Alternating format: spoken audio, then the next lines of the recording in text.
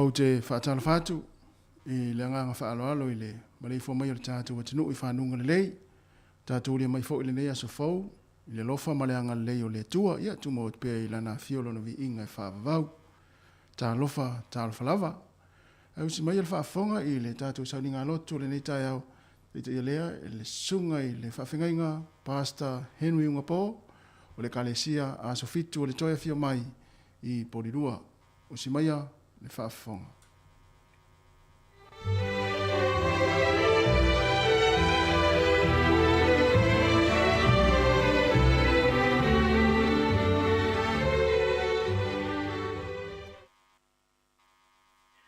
O te toe whātāwhātu i le whaia ma le mamalo se o tātou o tunu. Whātāwhātu i le ofenga luenga tofi le tua o lo whaafale le malu ma whaafale turu ia i o tamalaoa ia mese fo ia nuu ma awhioang. I tono se o tātou lau monei ia maso se vaen o Niusila. Whātāwhātu i le swafa manu malo o Yesu Keriso. Atalo whātu fōi ia nei o tātou ta māma tina mātua. Mai se fōi ia le paia o Samoa ia o loo whaafonga mai i lea i so se vaenga o tātou lalolangi. Ai o mea se o tātou tāpoi atu i o tātou tua. O i eoma o loo malosi ma loo tanita o ia. Na whātua tua loo loto ia teia. Ona o maua i lea o le fesoasoani. O lea e fia ai lo loto ma o vivi atu i a teia i la pese se o tātou tatalo. A lea tua ua mātou o mai i le neita e au fau ua e whaapopo lo lātou whaifua ma lo mātou wola. A mātou sauni e tatala i au awhionga mo mātou whaitau ma whasoa. Mātou tatalo ina ia mātou maua ai le manuia.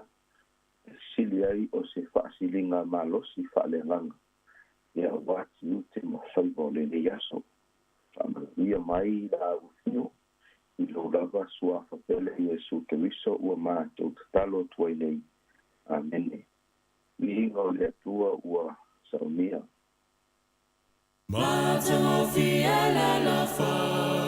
For my taya uma, for fetai la tama, fai la lo na mana, sua malie la la fa. For my taya uma, lo na ama fola, e lo lo tona wa, lo mo tangi talinga lo na lo famo.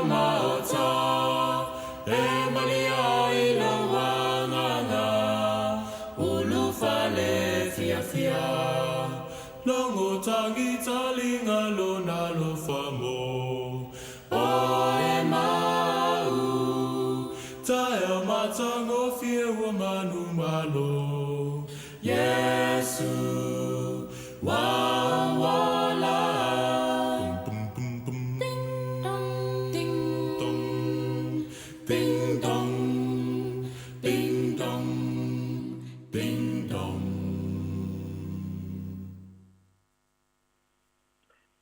O loo tuli lo pea ia le autu o le nei va yaso o Yesu le ala. Le aso ana nafi o le taia o ana nafi sa paso atuai o Yesu le ala mo le whaamangaloina o tātou a masala. Ta maitauina ai o le maliu o Yesu i lungo le sātauro. Ua mawhai ai o na maua e le tangata le avanoa. E maangalo ai a ngasala o loo saisaitia ai i le lalolangi ma le rolanga le nei. Mai maitauina fo'i i le nei fo'i fe au o le whaamangaloina o tātou a ngasala. Ua saonga le mua i tātou mai le tosa o le tua mo le a ngasala. Mai o se fianga lea mo so o si tangata a Kerisiano. E kai o le tai o nei. O te fia whaonga i nai le autu o Yesu le ala i le atua. O Yesu le ala i le atua. Te awhai e tātou te mana tunatu loloto i le nei autu. E tā ua te lea te tātou o no tātou wa ai. Mo sila tutoa i le esema o le atua ma le tangata. Awa pe ao o no tātou biloa le nei esema. O no tātou mautinoa ai lea. Ia le awala tātou te whaalaka-laka tuai i le atua. Ma le tunatu mo sila taimi pupuu i le esema o le atua ma le tangata. Le natura o le atua o loo whaailoa mai i le tuspaia. Tātou te maitauina ai, o le atua e le whaatua o ia lona mana, lona malosi. E le ese ne ngaka ai lona tomai, malana sila mamao. O lona paia, malona sili ese, e le mawhai o na whaatu salia. O le atua o ia o le atua foa o mea uma. O ia fo'i na te whaatu mauina mea uma. O le atua na te silafia mea uma o le olanga le nei. O le atua e whaavavau. O le atua e tō mau. A o le atua foi lea e le mawhai o na waaia e mata. E ui lava i le sisi ese ma le matautia o le atua. Eitai, ua whaatu muina le lalolangi ma le nei pāneta ma le univesa. I le paia ma le mamalu o le atua. Ma naia i o le mai moanga le perfecta le atua Yeremia. Le asa whailoa mai ai e le atua nisi o vaenga tā ua. Yeremia i lua se fulu ma le tolu. Foi upu e lua se fulu ma le tolu ma le foi upu e lua se fulu ma le wha. E mei whamatalanga le tuspaia. O au ea o le atua e la talata. Ai le o le atua e mamau. O lo ofetala e mai ai owa. Pe mawhai ea e se tangata o na lasi i me lilo. O te nei loa ai o ia. O lo ofetala e mai ai owa. E le o tumu ea le langi ma le lalolangi i a te au. O lo ofetala e mai ai owa. Le atua le nā. Lea o lo tātou iloa mo tātou tōtuli ai. Mo tātou tatalo ai. I le ao a toa malepo.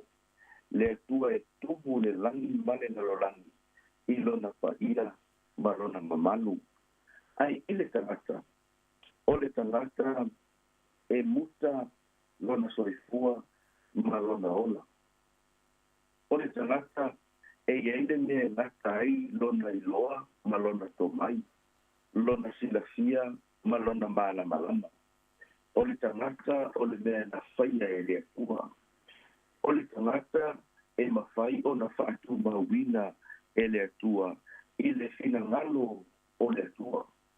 O le tangata e mawhai o na au mai e le atua ma whaamawia i le atua ma tali i ona manaonga. I le lauma le apostolo o lo sa whaia i atenai. o lo whaamauina i le ngaluenga mata o to se furu ma le fitu. A o lona fai upu e lua se furu ma le wha. Se o le fai upu e lua se furu ma le vanu. O lo ta ua i le apostolo Paulo upu nei. A fonga mai o te fia fai tauina mo i tātou i le tai o nei. O le ua na whaia le larolangi ma mea umalama o iai. Ona o le alii o ia o le langi ma le larolangi. E le a fio o ia i manu maru e whaia e lima. E le o lima o tangata e au na ia te ia. E se i ua mativa o ia i se metas. O lo foa i mai e ia le ola. Ma le maanava. Ma mea umalava i le vao mea atoa. Ua whaia fu e ia nu uma o tangata i le toto e tas. Ia no lofo i le fonga ele umalava. Ua na tuu fo i tausanga na tō fia na mua. Matua oi o mea la tō tene lofo ai. Ina ia la tō sa ili i le alii. Pe mawhai o na la tō tango ma la tō i loa o ia. Ai te itai. E le mama o ia mai tātou te ito tasi. A wā o ia o lo o la ai tātou. Ma ngā ioi ai. O lo o iai fo i tātou talu o ia. Ei o na whai mai fo e isi o tō pese. A wā o lana whanau i tātou. Ma ai o tō le au whaafonga. I le atua i lona e se senga. Ma le tangata soifua. O le atua na te whaatu mawina. O le atua na te whaamanuia. O le atua na te au maria leola.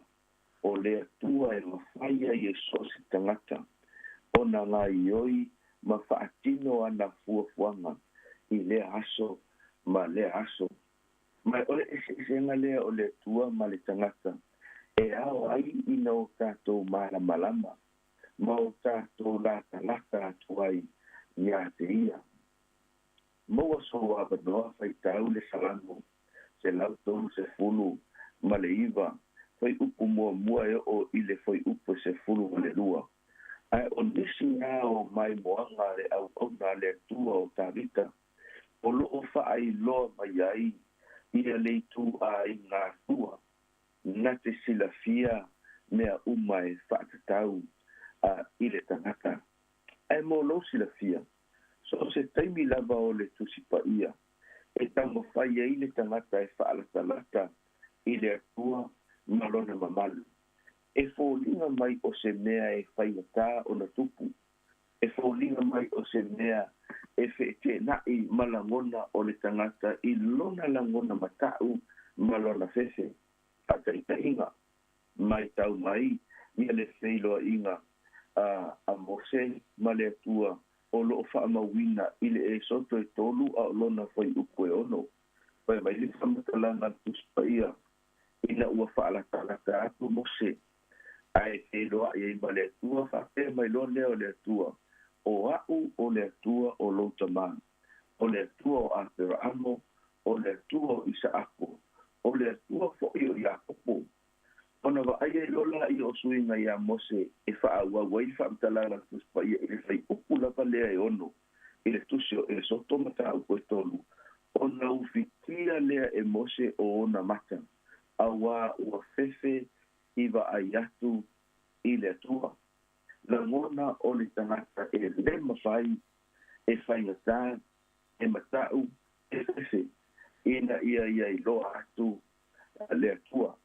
Ai ole taimina ia ile nu o le tua i le mungo Sinai. Na tupu e fo i le tu langa whapea.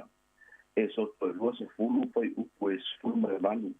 Se ia o i le fai upu e lua se fulu ma le tasi. Whafonga mai o te fie pai tawina. Ua i loa e le nu umalava le fai tili ma le wila. Ma le alili o le pū. Ma le maunga ua pusa. Ona fefefe lea o le nuu ua ngā tete lava i lātou. Ma tū ma mau atu. O lātou whapea mai fo i a mosi. Ia e tau tala mai oe i a te mātou. Mātou te whaalua i ai. Ai aua le whetalai mai le tua i a te mātou. ne I mātou woti, o tali atu mose le nu, au atou te fefe, a wā ua fio mai le atua, ina ia toke tofo ia te o tau, ina ia mata utia foi o ia ia te o tau, ina nei o tau ang sala. Ona tu mamau atu lea o le nu, a o mose, ua ia whaalata atu I le mea po misa, ua iai le atua, I oe la ua oe le kaya nei. O la ngona ia o le tangata, pe a o ia tau mawhai e whaalata atu maalu atu I le atua.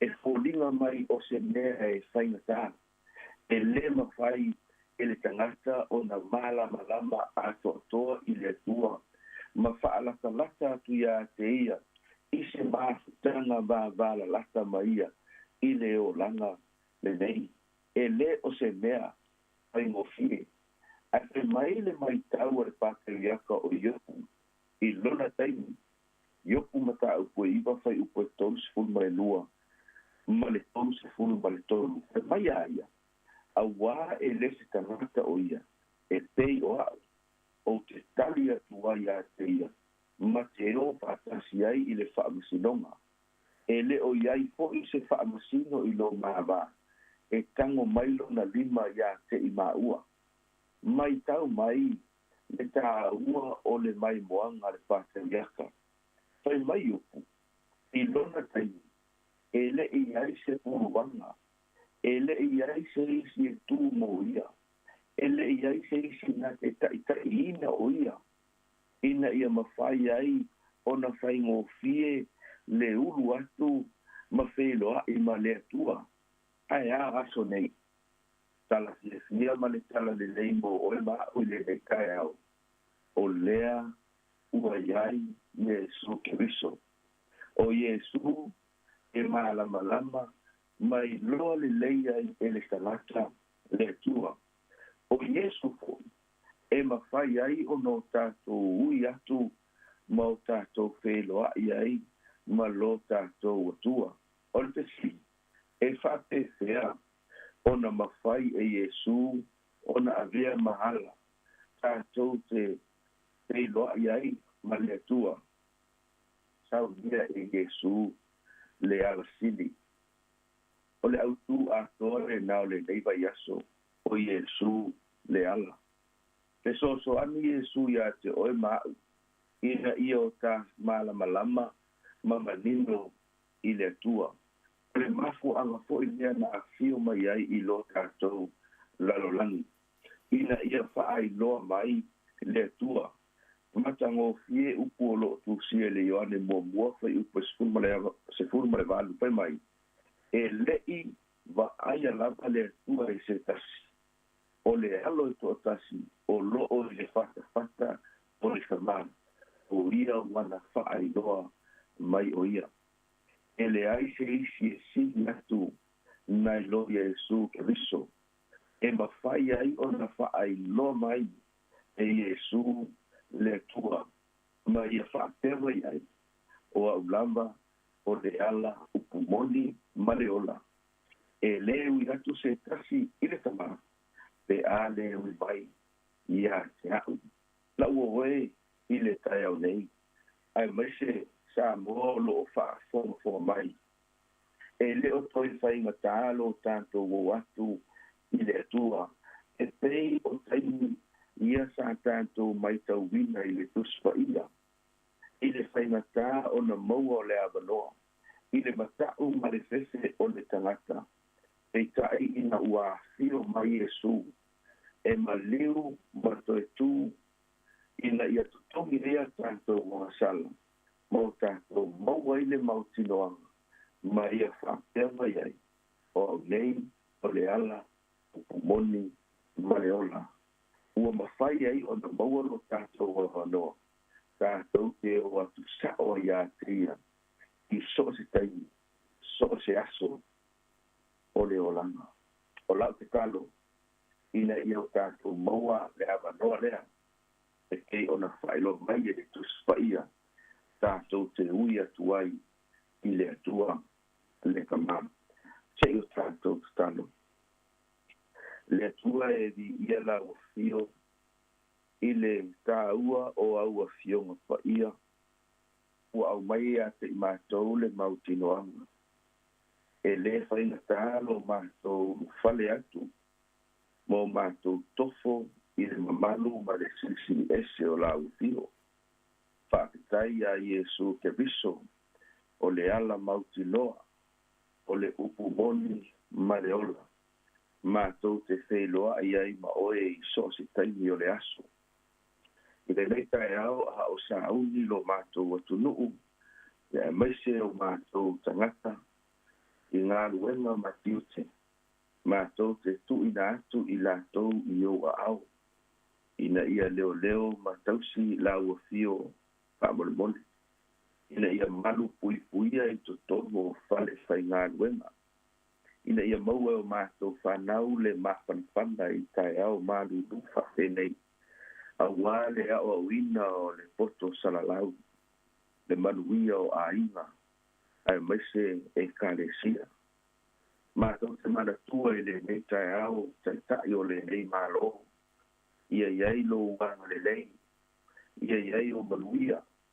A o lātou tau aveina.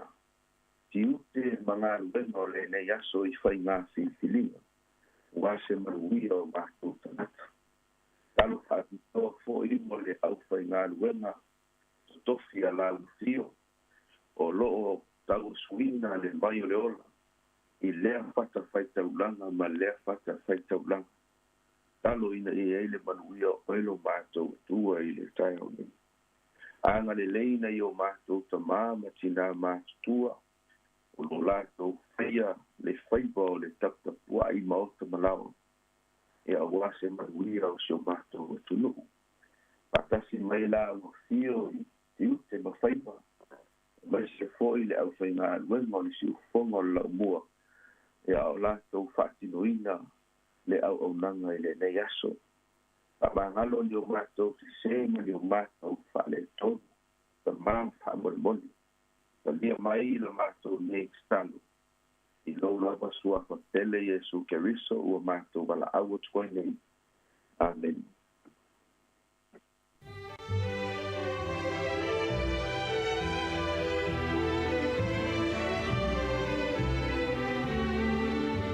Ua whaafonga le tātou atunu i le tātou sauninga lotu o le nei tai au. Na te ia lea le sunga i le whawhengainga Pastor Henry Ngapo o le kalesia a Sofito le toia fio mai i Porirua i Wellington. Ia mātou te mamole atuai le nganga whaaftai tere lava ia i lau sunga i le whawhengainga ia i tusai o le tātou sauninga lotu mai se foi o le upu fola le nei tai au. Ia tō matau ina i foi ia whiau mga ruenga le tātou atunu ia o le anga ia tuia i le nei aso whaaftai foi mo tāru sanga mo lia ia mai se le whaamanuia le tātou atunu ia mo le nei aso ia mania fo le nei aso i lausunga i le whawhingainga le whaletua ma le nofalo ia whapea fo le tāpua inga ale e kālesia whaaftai tere lava ua 2 minuti o te ai nei le fitu ia se watu le inga leo le atua o na whangasoloi leo le tātou polokalame.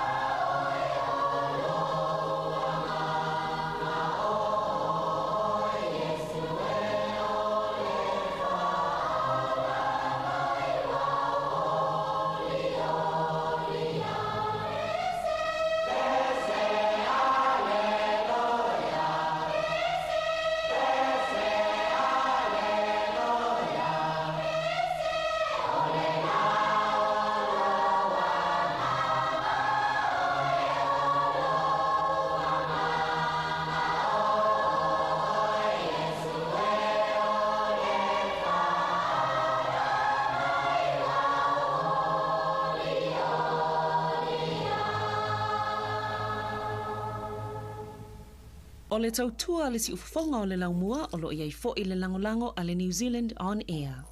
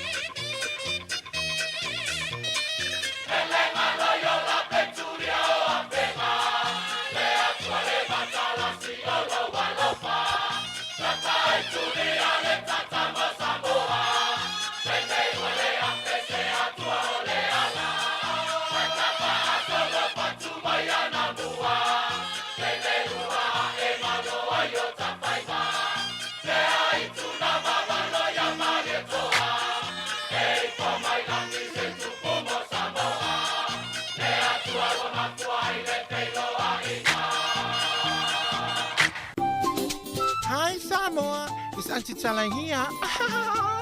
Instead of Fifi Falo, ile atau le tayao. Laugh of the morning. Amat sa may apple feet to the paveo, sufong lo mua, atau le tayao.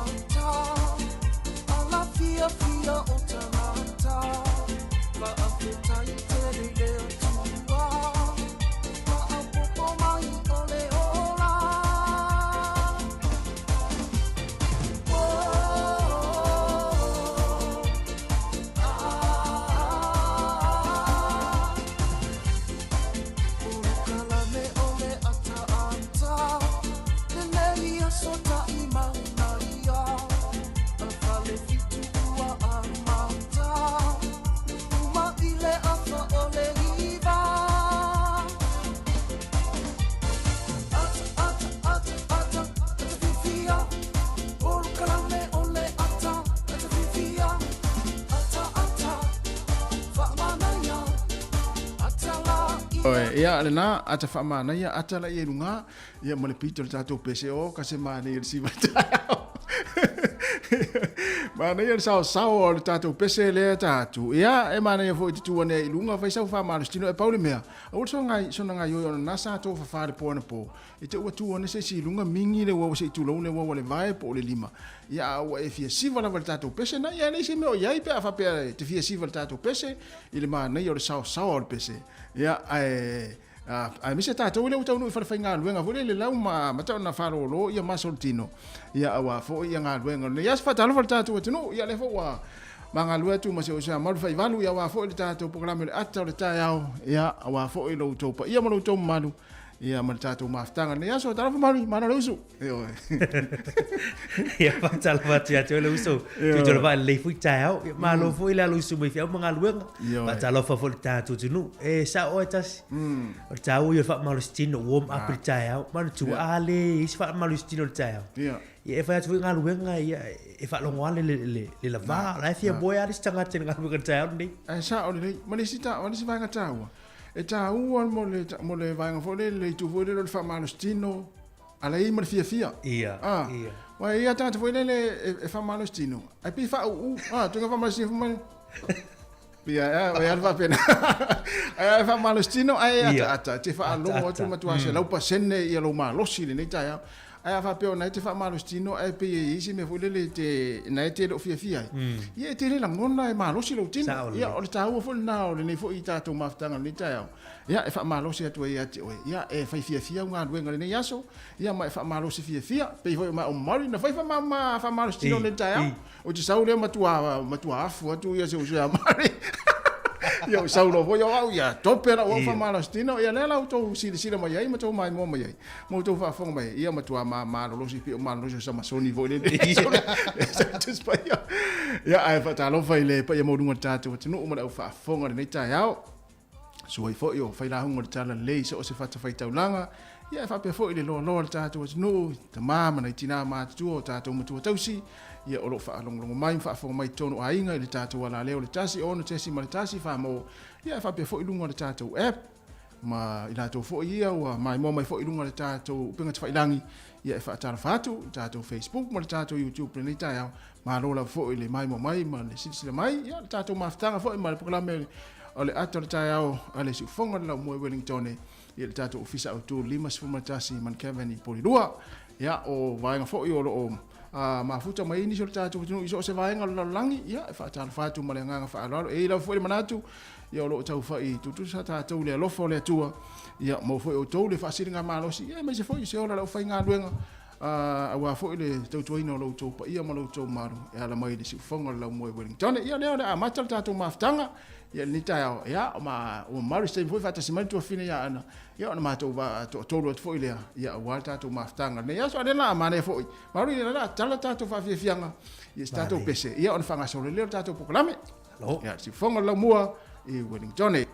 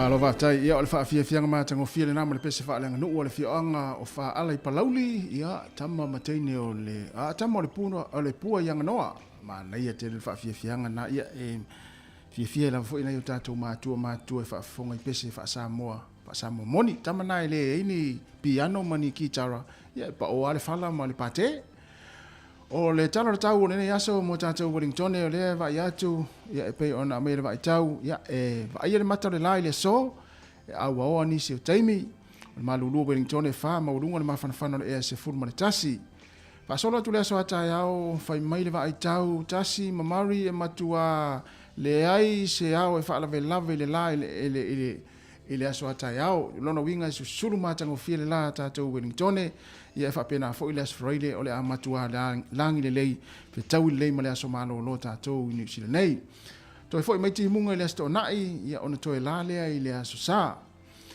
fa solo tu le motu isaute fa tal fa tu le motu isaute ia e fa lava si malo lu o to le mai tau atu le tulango iai ia le malo lu o to o le malo lu ia on le sone le o se furma le lua le mawarunga le mafana le ea kala istete to ese le lua o Queenstown to ese le ono lona winga e fai asi malu luo le tau nei le motu isaute taninen e lua o ina makakol e to ese le lua a le mafana o Queenstown le whamawina o le mafana ma le mawarunga le mafana le ea tolu ia fa solo mai le iva taninen se fulu ina makakol se fulu lua i Nelsone a iva kala istete pa solo tu pia le tatu tunu o le yaso ia awa lua se fulu lima le mafana o le vela le fama wina e lua se fulu ma le valu pa solo mai isu vai fiti ia malo lava ia sampura vinaka vakalevu ia mo tatu e fa mai fiti o le tau mo o tau ia le fa fiti te malo ma le tatu fa tala le tau le tau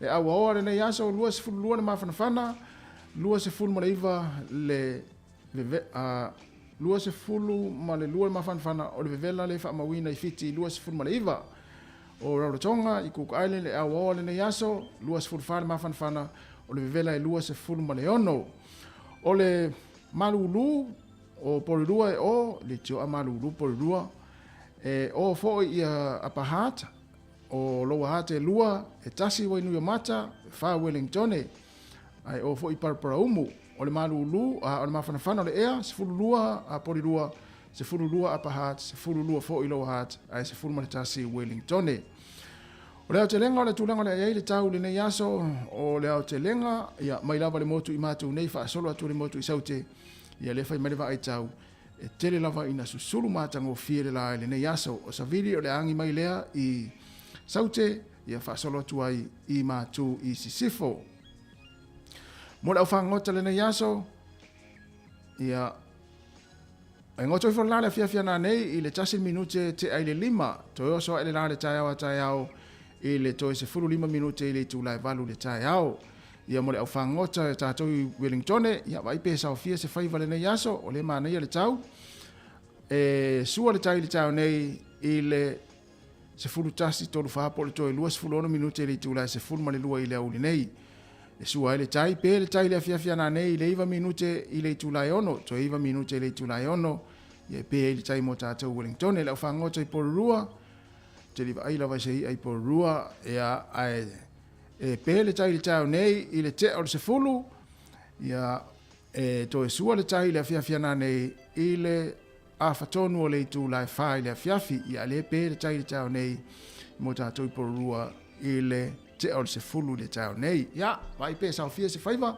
ma ia le mai tau atu ia le mana ia fo le tau mo tātou Wellington ia o le tau la fo o le lafo le tupe Samoa pe fa pe te le lafo sa tupe ia o le talo tātou tupe le nei tae au nei a solulu uni le nei fuitu sanga tasi le tala New Zealand I Samoa le so maua le tala ono tasi sene tupe New Zealand ia I le malotele o Amerika le nei aso tasi le tala New Zealand maua le ono lua sene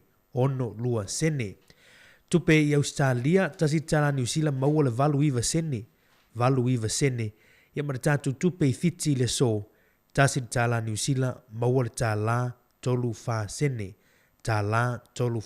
ia le tupe I Samoa tala ono tasi sene. Manuia la foina o tautupe maseleni Samoa i le nei aso.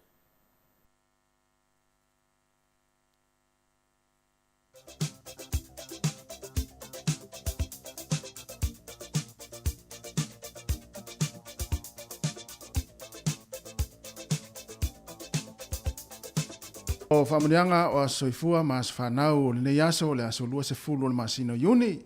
Ia e moto umalawa o soifua mai le aso po lo aso soifua le nei. Ia e whaamuni atu le tātou proklame. Whaamuni a tele lava le atua mo utou. Ia toi whaopopo nisi tau sanga stele mo utou. Ia mo utou mea lofa mo le aso. Ai o le tusi whaitau. Ia o mo mai lea le Yeremia o lona mta upo se fulu ma le fitu. A lona whai upo e fitu. Pe fia faitau iai, Yeremia e fitu, fai upo e sifuru fitu, mata upo e sifuru fitu, a lona fai upo e fitu. Ia a maura utusi, ia tātou faitau faatasi, ia amu ia le tangata, o le faatua tua ia Yehova, o le na faia e Yehova mona faatua tuanga. Yeremia sifuru fitu, fai upo e fitu, amu ia le tangata, o le faatua tua ia Yehova, o le na faia e Yehova, mona faatua tuanga. Manuia te lava ia o tō waso i fua le nei aso, ia o le pese le nei, ia o le foile a pese atuai le mato o fai pese, ia e whaamunia atuai o tō waso i fua. Manuia tō waso vana, manuia tō waso vana, manuia tō waso vana,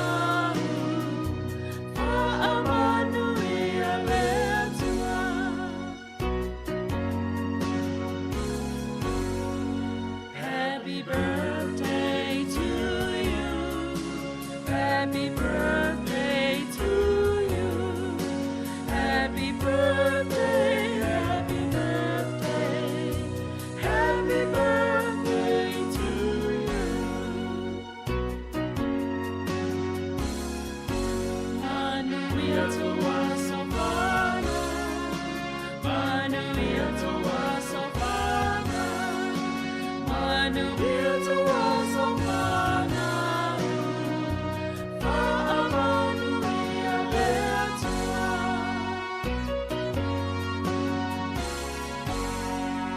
Mai le se ufofonga le laumua. Hip hip.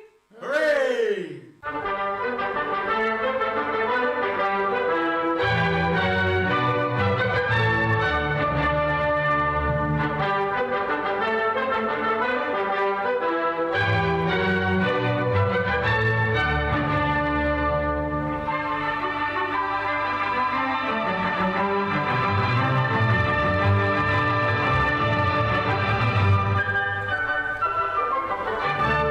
Tala fatu le tunu fa malo atu le taimi usmail fa fonga le vai foile le tala fa sol pito le langi ne yaso ina itala mena tupuai.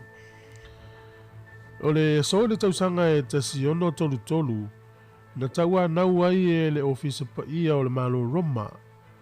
Ia le tangata nei o Galilei. Ina ia toe suilo na manatu ilona tali tonunga sa ia i mua. E fa pe mai. O le lalolangi e whaata a milo i le la. Ai e matua ave vela lava le la e o loo mawhatia i le lalolangi.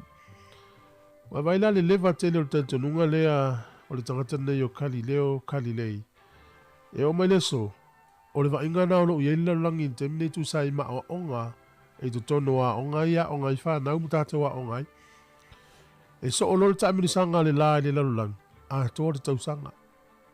Mai ta milo le la a ule i tu o le la le tu o le lalolangi i le la o na o le o le nai tu o le lalolangi a li liu ese le lalolangi mai le la o na po le nai tu o le lalolangi le lava lo o alua i le taimi nei ia ai na tau ana wina e le malo Roma i le taimi ne na le tausanga e ta siono tolu i le aso le nei e to e suilo na manatu.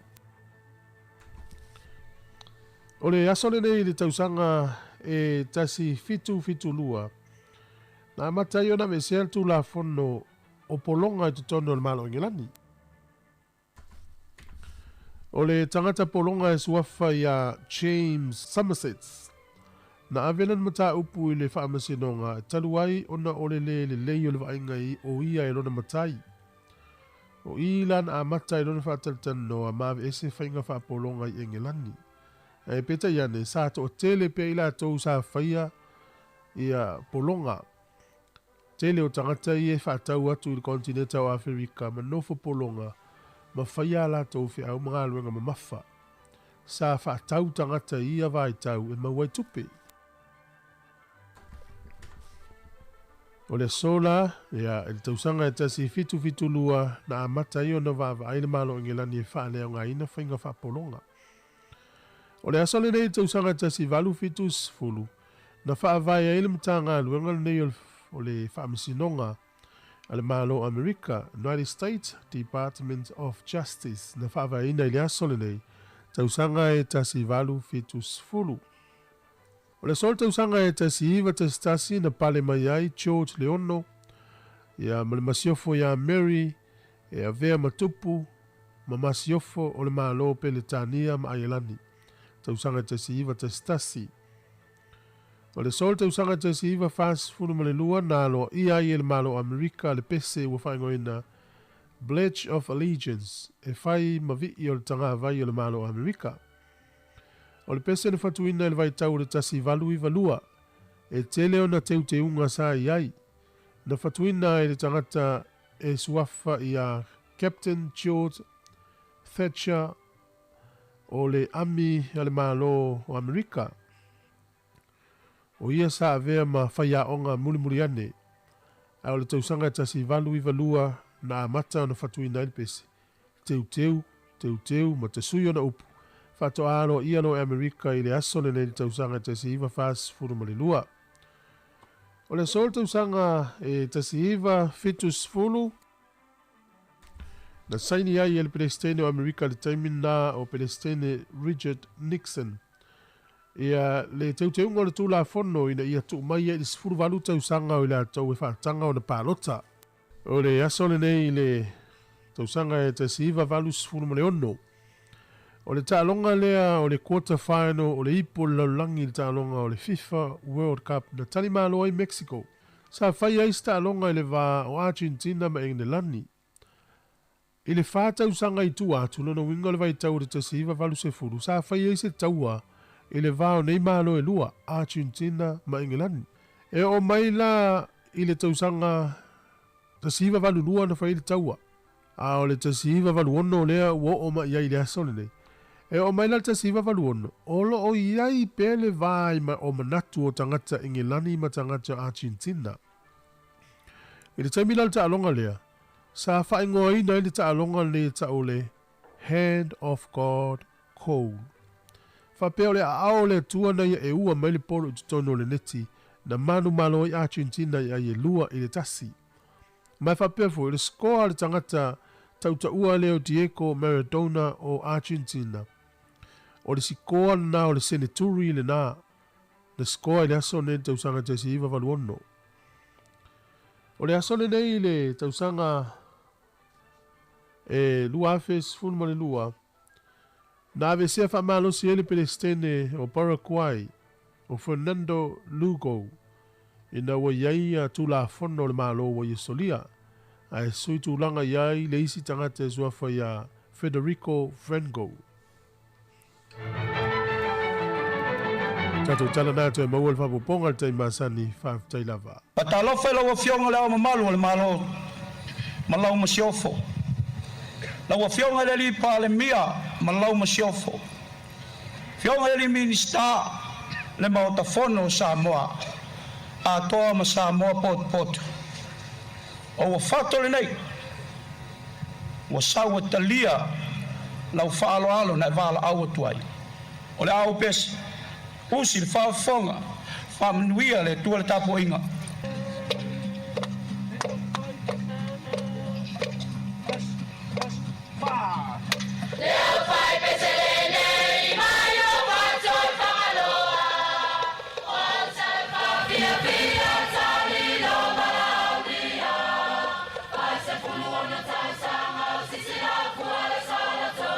Bueno.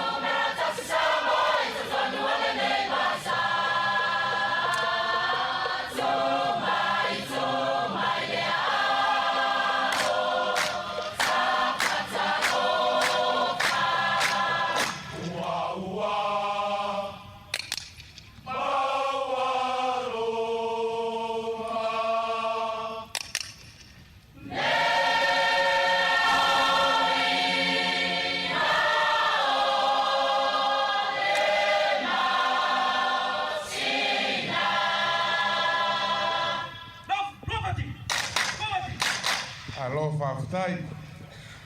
Se pai mai mau, fo mai.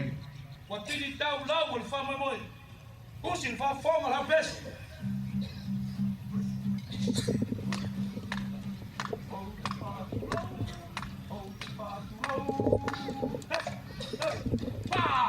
O te whātino, tino nā le paia. Ai se mua mea I matau te sa.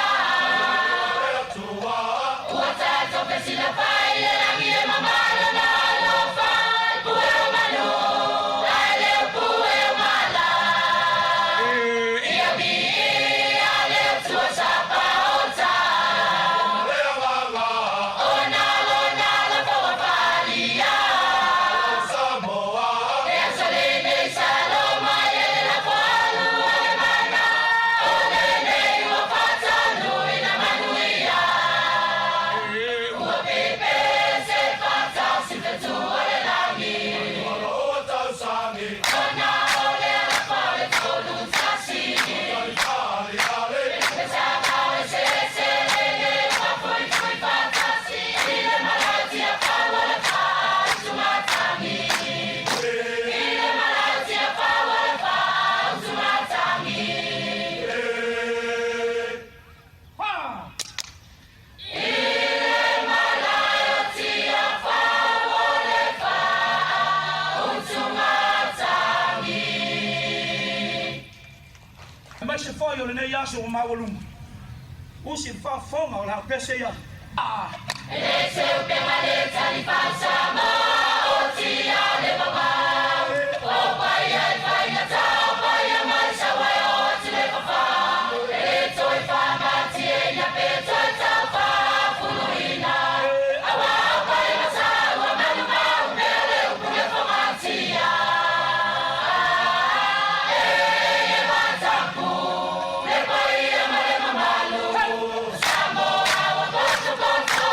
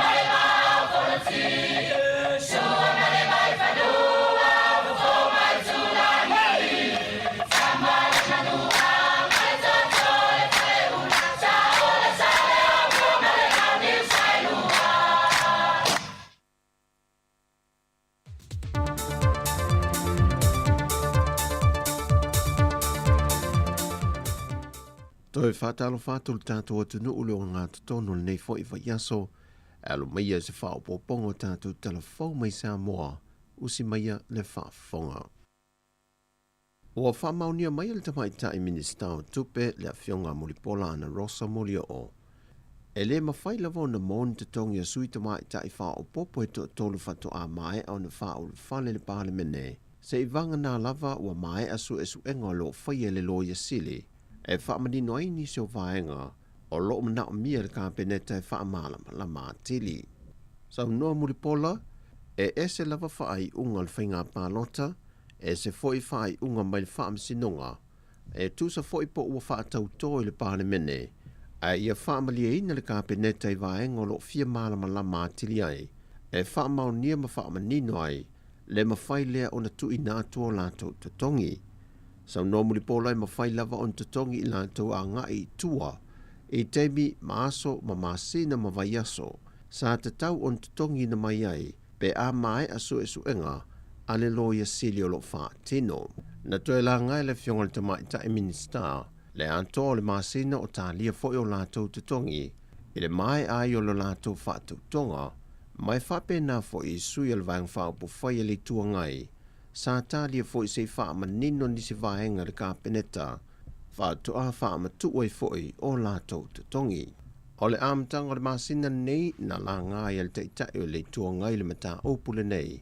Mo se whaamana la manga i se aso, o le āmawai te tongi a sui te mā itai whaopopo le mauta, pe itai watari le whionga le minista, o lo tau mawhaile te mā itai loia sili le mea sili nā te mawhaia, o na ua toa i titi foi lana au whainga wenga. O le sol fontanga le kāpeneta, whamoe moe le whionga le te mā itai minista, a tonu e tau nuu mai eise whaai ungo su e su enga te mai ta ilo i sili, ma whaia lo se whaai unga le kāpeneta, ele nei mata upo. Wa whaai lo mai e se sui wha moe moe ina o tātou telefou, mai le vaenga wha upo whai al wha tui le tua Samoa o tasi, o le fontanga le kāpeneta i le so, o le ailo ilo i le kāpeneta pe pāsia, le whaai unga o whaatala noanga mo i lātou sa apalai, e le awa noe a vea aima kom sino le mtanga luenga o leo leo. Ma ue telefou e iei nisi na apalai mei atunu i fafo pe o New Zealand ma Australia. Whata se ima sui kom sino lo tau a veina ngā luenga li temi nei. Pe o na sila fia o le tasi neo mtanga luenga o whaitau ma sina. E le iei lava se tasi o toe fili fili a vea masui o le sa iei mo mua. Le to fafu i awa ili e kin Kyle. Ai o lea whatoa a mata o na whaanga i oia le kāpeneta, le whiriwhilia i ai o se tasi e tau awei na ia tiute. O whaamaumonga la te mai an tanga luenga o soi fua malo loina mol COVID-19 fulwiva, na whaamauwina le vaiaso a ton te nei, mai i le aso ngafuaya o mai le aso sa o le whai ungo le vaiaso. O whaamauwina i le oantu le lua se lau fitu se fulmale 5 i lantou fau, na mawe wha maumonga wa a fie siama le COVID-19 fulwiva. O le toa lua se lau fitu se fulma le tolu o i lantou ia mai mamalu lau tele o le atunuu, ma le toa lua na wha mawina ia i lantou sa malanga mai atunuu i fafo.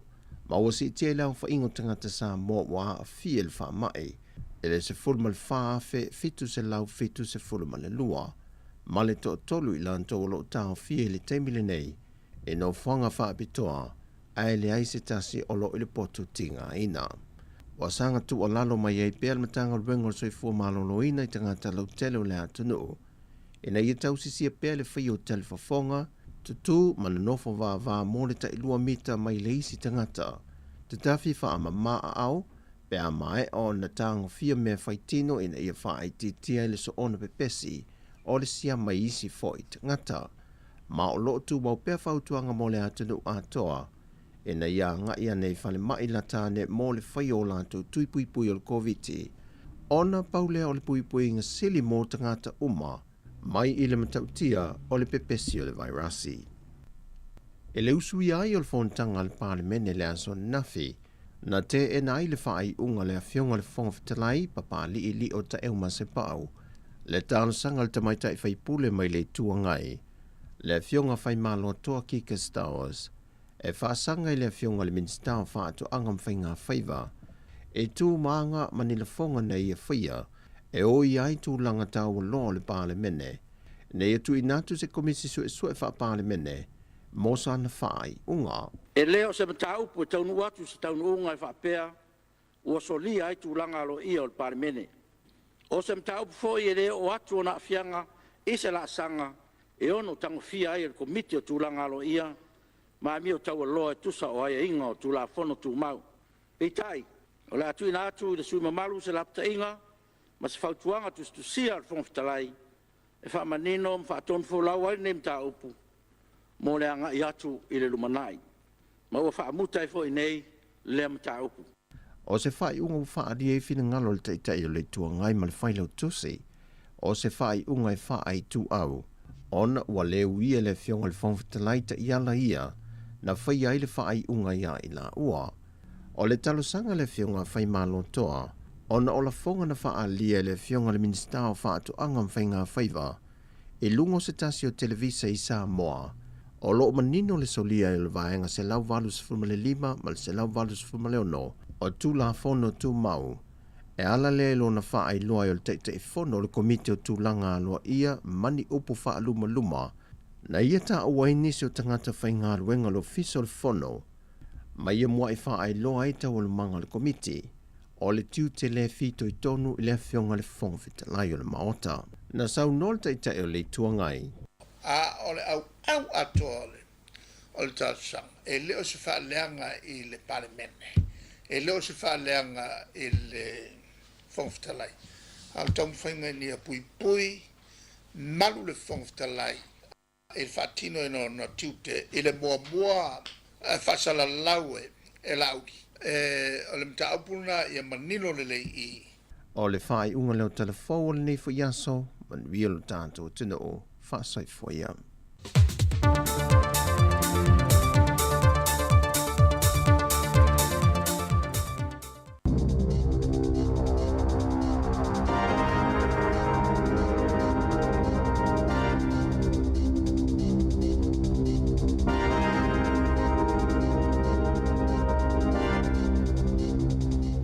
Talo flava o talafo mai le si ufonga le lang mua mo le nei tai ao o le asolua sefululua I o nei lua lua. O le poana fa atasi atuai le fionga le li pule af masanga te alo moresi le sunga le faatono pol kalame tufu e fiso ma le tamaita fa salalau ya ana fa solo e fai masuia le li te o le si ufonga le lau mua I se tufanga fa ilonga tawaloa le pule no o poridua Anita Baker. Safa amaniaina le tautua le si ufonga le lau mua po le Samoa Capital Radio e se whailonga tāwaloa e amana ia ilana tautua whaawaupea mai I le taimina amateo na pepesi le whaama I le COVID-19 I te tono New Zealand. Na te talaloa ia lea sauninga I le karakia Māori saunia le kaumātua taku parai o le suipule nuu Easy Ford na avea mafufonga o le pō e tolu ni vaenga tāua sa vai na ia le wha moe o Civic Awards po o whailonga wha ale mālo. Na whaamani ai nai le to se fulu malwhao tangata o Maui Porirua e au fiei Aro Hamash, Carolyn Williams, Colin Blakely, Danica Anderson, Eddie Ellison, Fiona Perenara, Carrie Mitchell, Karanga Metakini, Mark Pearson, Maria Klinek, Paul Latham, Rena McCarthy, Simon Strombaum, Masu Macmillan, o le totelo I lātou na mawaina ia whaelonga o ta mama tina mātutua lātou teo fuina fua o lātou taime tau tuai mole a ai o porirua e au fielo lātou ta alauina o la pisi I awala. Pe o fafua tu fo I o lātou taime a vea I mawhaia onga o ni au ta aloi nisi o a onga. O le vaenga luna lua na whaulfale ina ai po le induction I le pulenga anu o poridua le Hall of Fame. Le tamaita ai o Eleanor Chin na so o ai se malolonga puupuu a o whaafia tamaitia o ngā male fitireia Performing Arts. O Dave Maliroy Robati sa mawaina se tasi o whailonga o na o lala ngā luenga I o fofua atu sa awala atu lo la whaamamaina leo drains po o ala vai pe atitele lo longa mapoloka I le vai I awala I tutono porirua. O le vaenga muli o le whaamoemoe o le tofanga lea o whailonga tāwaloa o le Mayoral Awards po o whailonga le pule nu o porirua mo o tangata e mai se whaala patuputonga sa tuto malosi. E fisosani le mamalo le atuno I taimi sa whaanga solo I pol kalame o tuipui o le COVID-19 whaapea le tali mai le whaamai. E au fiei Caroline Mareko, Dr. Larry Jordan, Henrietta Hankin Tangaloa, John Hannon, Lise Macalio, Mike Seeds, Onate Lopa, Sevia Nua, Tiaki Porirua, Tracy Wellington, Vanessa Masoe, Whaapea ma le Samoa Capital Radio, le si ufafonga le laumua, masata wawina le fionga le li pule le teo. Sa whaafetaia mamana ia le li pule malana o whainga luenga, ona polkala me whaapopo, ai maise o le awai whaatasinga ma le maafutanga o tangata, ia whaamauti noa, o lo o maua tangata Pasifika, whautuanga umamaya I lātou oe wa yeito mai whaapitoa, I le soifua maloloina winga le COVID-19. I le lua tau sanga utuana I sao foina ato le si ufonga le lau moalo lātou taimi ma sa avea ma si ufonga wha atua tuaina ina ia mauti noa lava sila fia ma saunga le muta ngata I vaenga ta itasi umo le wha mai pe ona ta wai wha maumongo le wha ailonga na whai ultau maftanga ma ta penaina le pule nuu ma le pule ngā nuu a porirua. Wa fea le malo le mata koe whaatitau le whaafitau le o G-Boards pe ona ta wale wan neu sile asoana nafi. Sa whaiani whanutanga le Minister mo fale Megan Rhodes I naiva ia sautuana I atu a whaawa wai ona fea ngaile au whawfale. Ma whainga tai le sa ilinga o ia I tu ai ngō lau papa. Wa tō fiaina se vaenga I whaafia ngai ma awala. e tali atu ai lele lava o ia o loa. E whautua ina lea komiti, e la tau lo whiangai mawhainga tāle tau sa ilinga o ia o loa, ini awala la tau te mawai nisi plasterboards, masa ili ni fufo isi whaafi tāuli. Na tā wale TV tasi, se tusi whaana tina tele minsta na tu inatu le Fletcher Building. Leo lo a fia ile mata upo, e iwa wha pasenu fi whaatawa inga o ia itu a inga o loa, e ala tu i jipboard se umia lea ile Fletcher Building, o lo umia fo ila kampani le pule i whaailo nisi o ia o loa, portrait marks na whaailo i aile minsta. Ina ia tauwhia wawela la tau whaamatau, e ala ini sui le tō la whono i le whaaonganga o ia whaailo ilo. O le asong fuana wala o ile asosiala o whaisia ma le Simplicity New Zealand. Mole te whono le Fletcher, Bruce Hassel, ina ia whaamawhae ma ia whaia seilo ilonga e whaatitau i niso tūmanga ale kamupani. O sa wanga i tangata mātutua ua whaapopo ina lava le peo se tōlanga māsani, e tu sai ma whaamaunga nisi o whaalapatupatonga o lo ngā lilu e matangata mātutua, na whaalia le minsta mo tangata mātutua Asia Verrill, e to tasi malito se fulu tangata mātutua e whiangai masawanga i to tono New Zealand, na whaalia le age concern.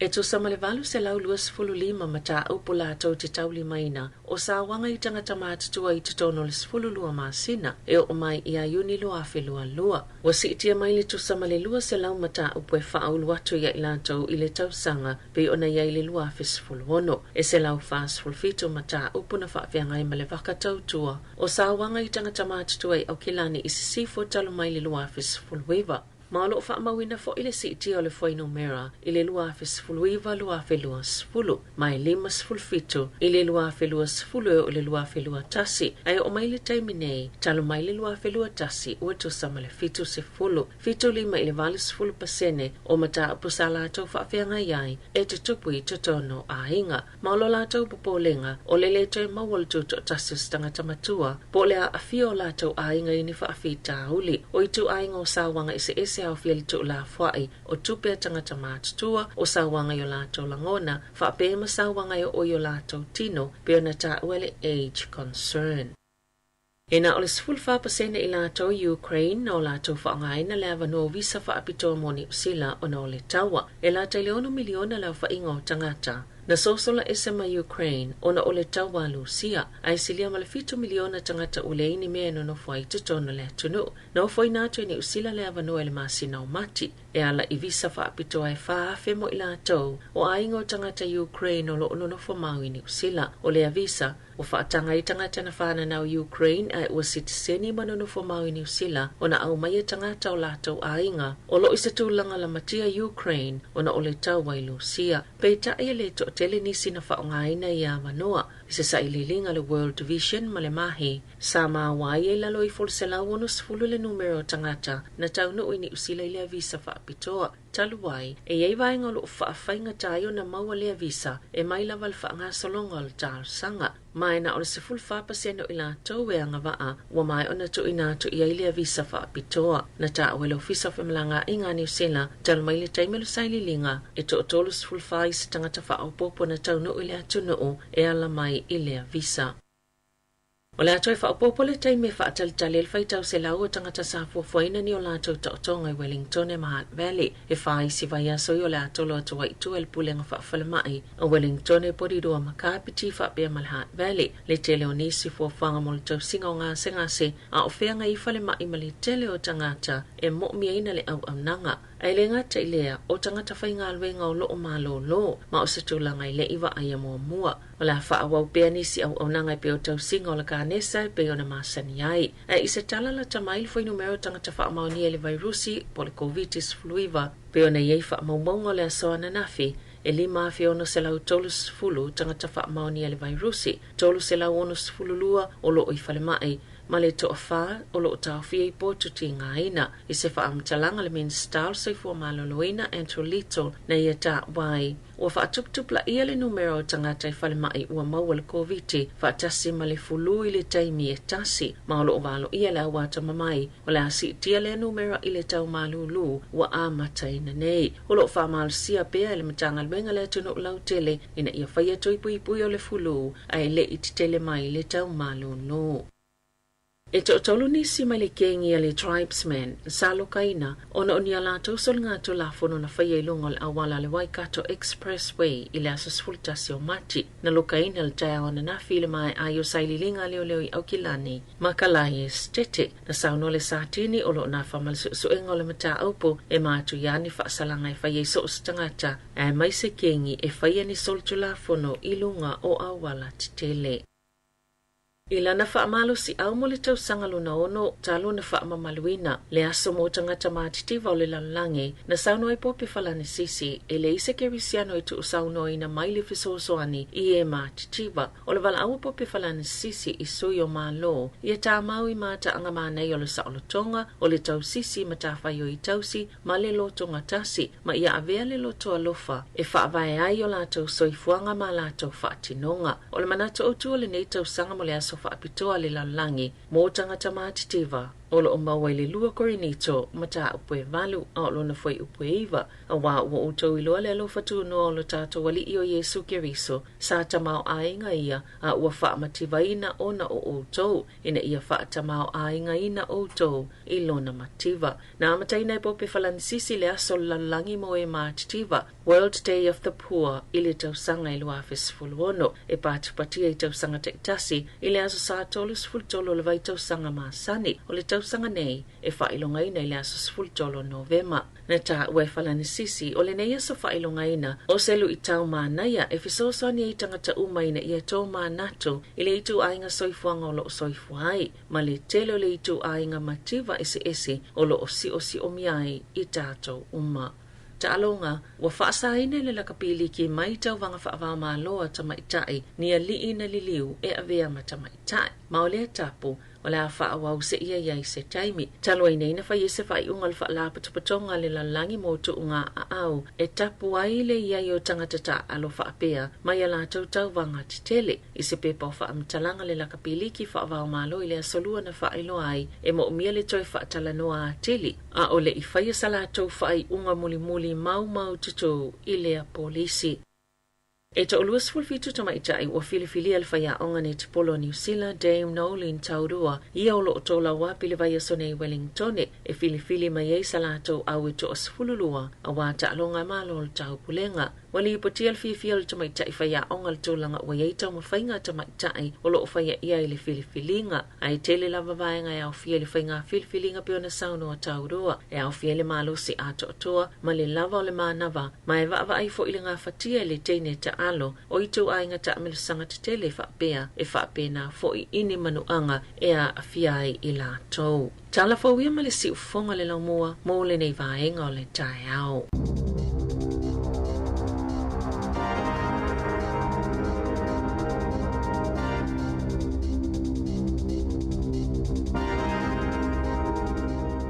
Lena ua whaafonga lea tinu i tātou tala mai Samoa, ia a mese fu tātou telefou na olo o nafama le tofina sa wilina kasiano, ia matala mai Samoa, ia le tautua, ia aleuso ia tā sesa lem. Sem tu whaafonga ia i le tula iwa i le tau nei, ua savalivali atu lam fuali tātou taimi, luas fulu minuta tia nei le tula i walu, pokala me le atal tai au, ia manuia la fo i tā penanga o la onga nei whanau wa leo tia le walu.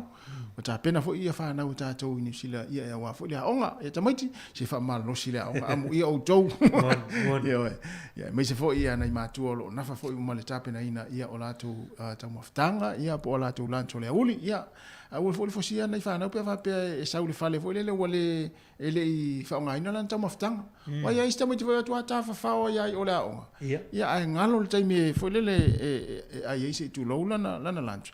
Ia saulu fo le fale ita fo le matua ia to ia il tamama tina na le mea wale ai tinga ina usulta o le malulu ia ua o fa pena fai le mu pena i fana wa ia ita mai tifo ia ele ano ai tau maftanga ia fa to ano al tai metu ia on melea manuia la va on ata to fa nau ia manuia fo ia nga luenga ila tolo nga luen fa longo mai tono nga luenga mai mo mai ai ia mai sai ia nai matua le fo wa mata fo ona po fo ia el fala ma ia ta po fo ia langa ia tu fa na nga luenga le ta ia o ma le ia tu tolo va le sa ma o ta tu telefon le ta ia ia se ta si fa ilonga ta lo fo ile sa ta au mai mo ta tu le tio il po sa o le mari Io e pe o le tala to muana le na mai tātou tala fau. Ia o tu whanga whailonga le pito nuu ni o porua. Por rua ma la to purenga nuu. Ia na ua. E to telefo ia alum whanau e le ngata i porua ia alum whanau o tātou atu nuu na e mau whailonga fo i tu whanga whailonga na sa whena pōna fwina na mawai le tātou whailonga. Ia o le, ma se i tui whailonga le tātou Pio tu va ai o tu spasi o le sa mo mana ia ia pe o le ale le tu langa na e il tato fai longa na mari ia pe ona hoi lo me savili tato telefo fai longa ta o lo le al pruno ia o le mayoral certificate of recognition al pulenga nu na le va ne ia porua ia le utau au mai ia wa fa malo mai fu tato li tio si fongo lomo ia ona tato sa mar tato ngaluenga ile lua tau sa ta wai ona fa mai fai taimi fa mai covid sumali ia sa taimi fo le ia e watu tato fa sa longa i ala fo i lista to sui le e fe wa isolo isi va en o fa o pulenga fa fa mai mano fuanga vo isa fa i tui ia o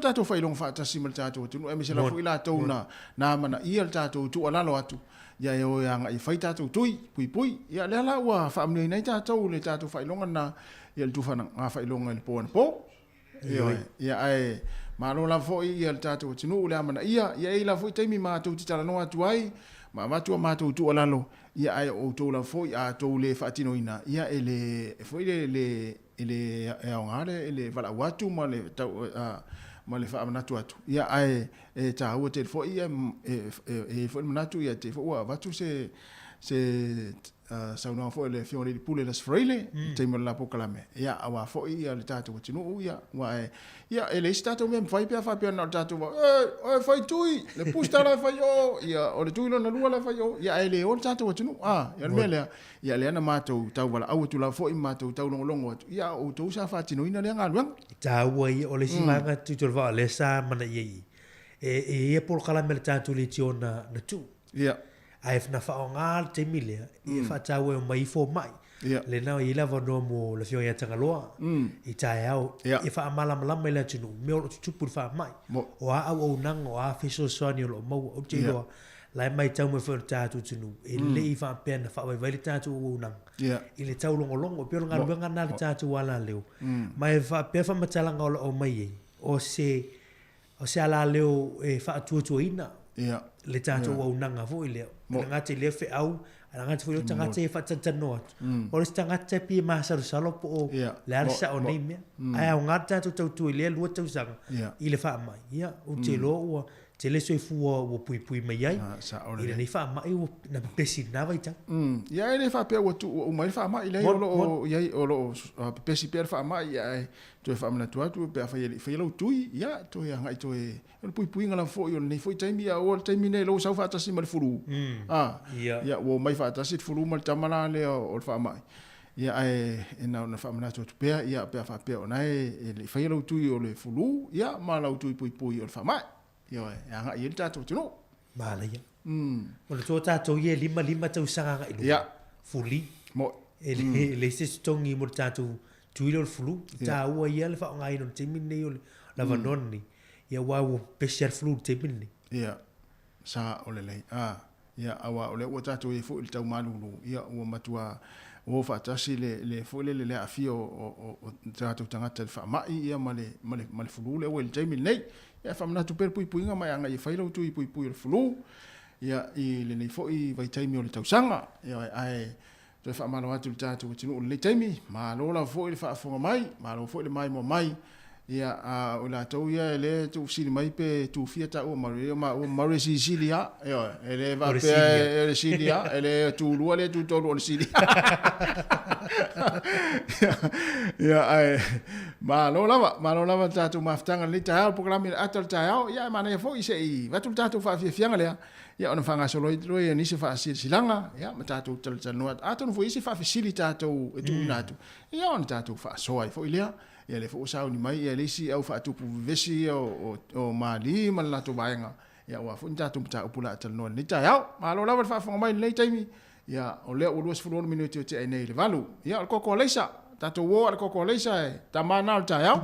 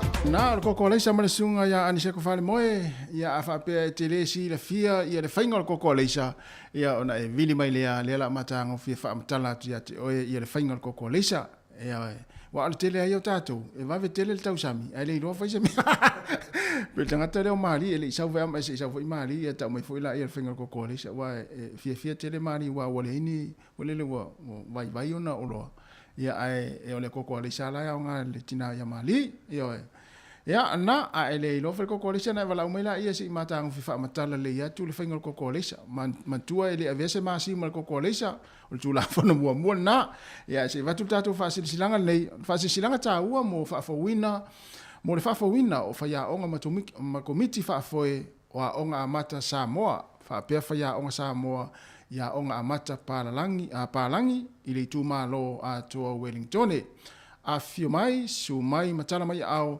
ina ia tātou au waifa tasi i lea o onga whaafawina ia po le Professional Learning and Development ia o le awhaia lea e sui o le saasia mai au kilani langolangoina e sui o le ofisa o a onga. O le autui o le whaasoa o whainga whaawai pito sili o na lelei mo iloilonga ma le whaalelei a tiri o unanga mo a onga amata Quality Framework for Evaluation and Improvement in Center-Based Early Childhood Service.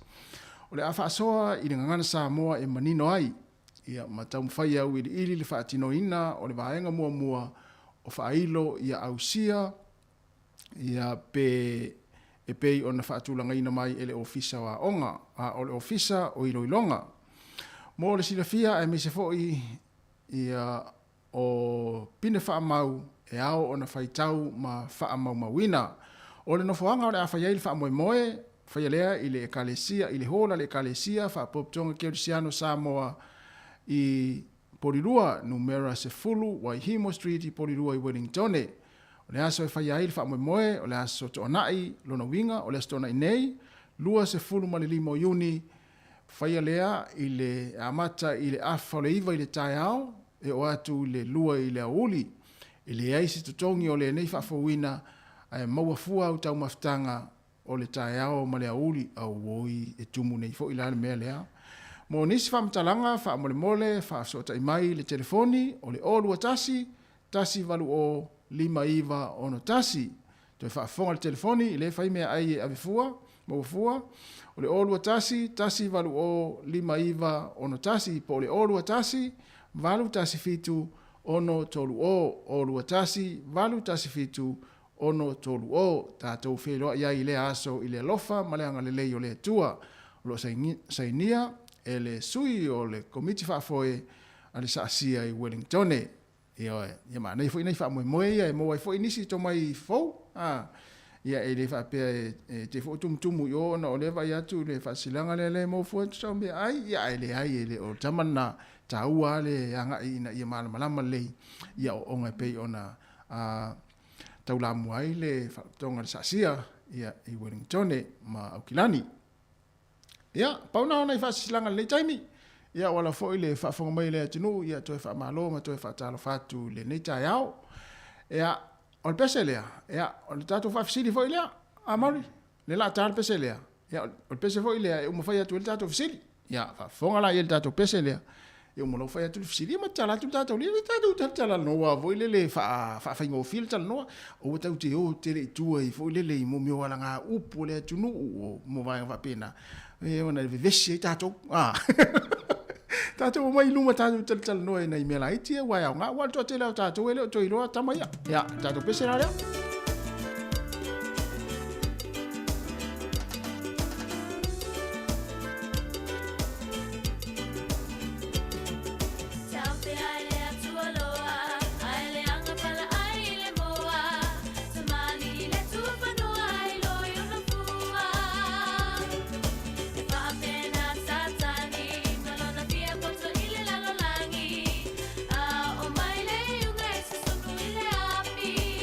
Tell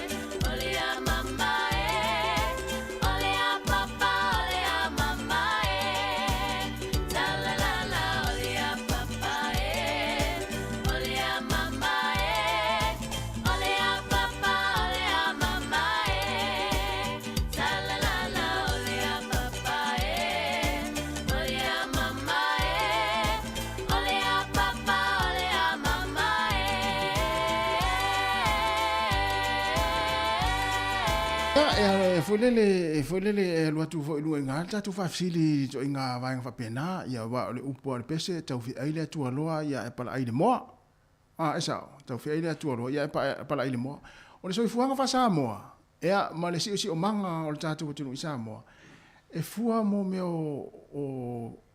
fa inga o muanga ngana ia i mo me o nga luenga fai ia o si o manga tatu tu kai te pela o le olanga o le afoi o le mo male atu alo se pe fe ai fe le atu alo ai solo lo tava le atu alo voi ai tongi lo le mo ia mena vai le fainga upo le tunu mo muanga ngana e fe ai le atu alo ia ai pala ai le mo ia o le fata fa fisi di foi na ai si muanga ngana foi le mana tu le o le si vai ngale tau foi ona mana tu ma si le fie le tunu e se le muanga ngana e se le ala nga upu pi ora nga upu pe mo mai tala tu o le tunu a muanga ngana e mo mai si o manga fo ile o le soifuanga fa Samoa ya o tatu fa fisi fo na se o mai ala sau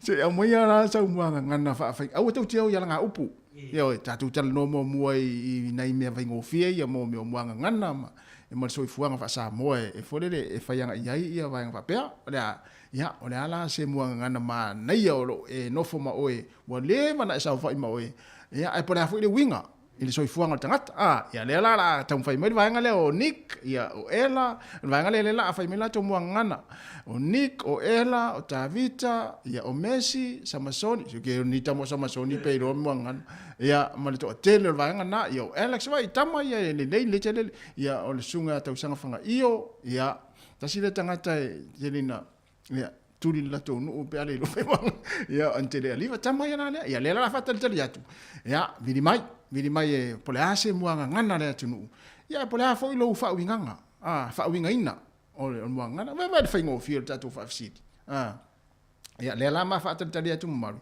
ia e se i ma fa longo tu la tu langa se ma na yo se se muanga na la e volele tilan tatu telefoni le ya o le la tata tu pese ya mama fa so tu ai man sa mari ma fa tali tu sa wala mai le ase muanga ngana ya ma se fa winga ina ya e te si la fia le ya tatu we vai wa ya istangata na fa le na fa mai muanga ngana ai matua de lo ale winga ya nga fo i statu so ya Mario le sa ole nei ya ai mana ya fo e te wa lu te malo Mario fa sanga la un si me ya fa ngata la nga fe aile atu aloa e pala aile mo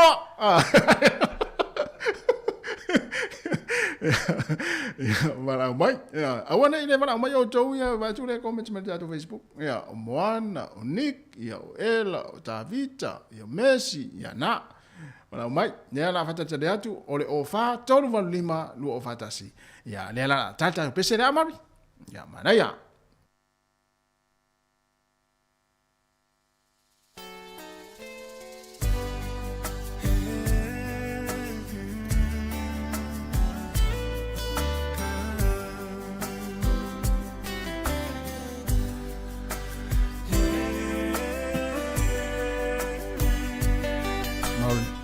vai la se le mia le te numero tasi e tato o fa fonga e no na watu al fesiri salutari e le wai lunga le stato wala au mo ta no fa wala au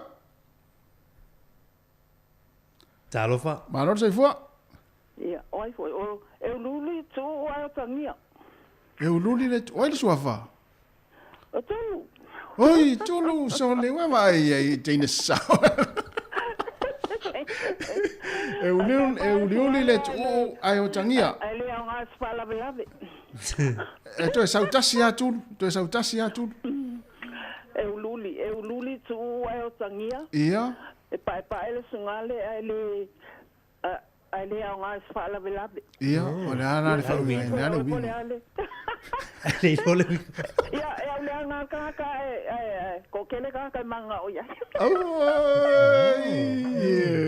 Ai peke pa kele fia ma makaka aka. Ia. Ia ile kai o nga oi.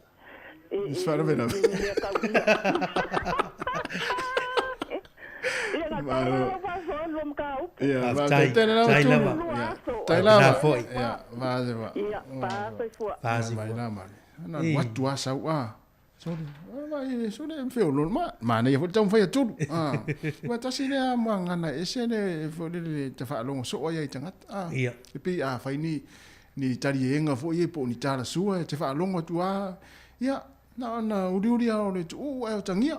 Ah. Ia. Ia, pa el sungale le ngas fa velave. Ah. Ia, le la fa winga mai tu ia sa le ia. Ia. Stanga te fo le pe fa le mana ia. Ia. Ah. Ia a ole au nga ia. Ah, ole au nga ia le ainga. Ia al janga te fo le la amene le wala fa pe ia o ga vole le tino. Ia matu ale au nga se fe. Vale, mai mo ngana.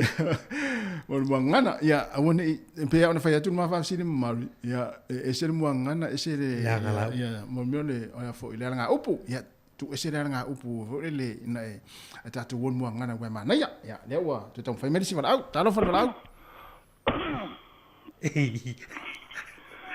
Talo fa Henry.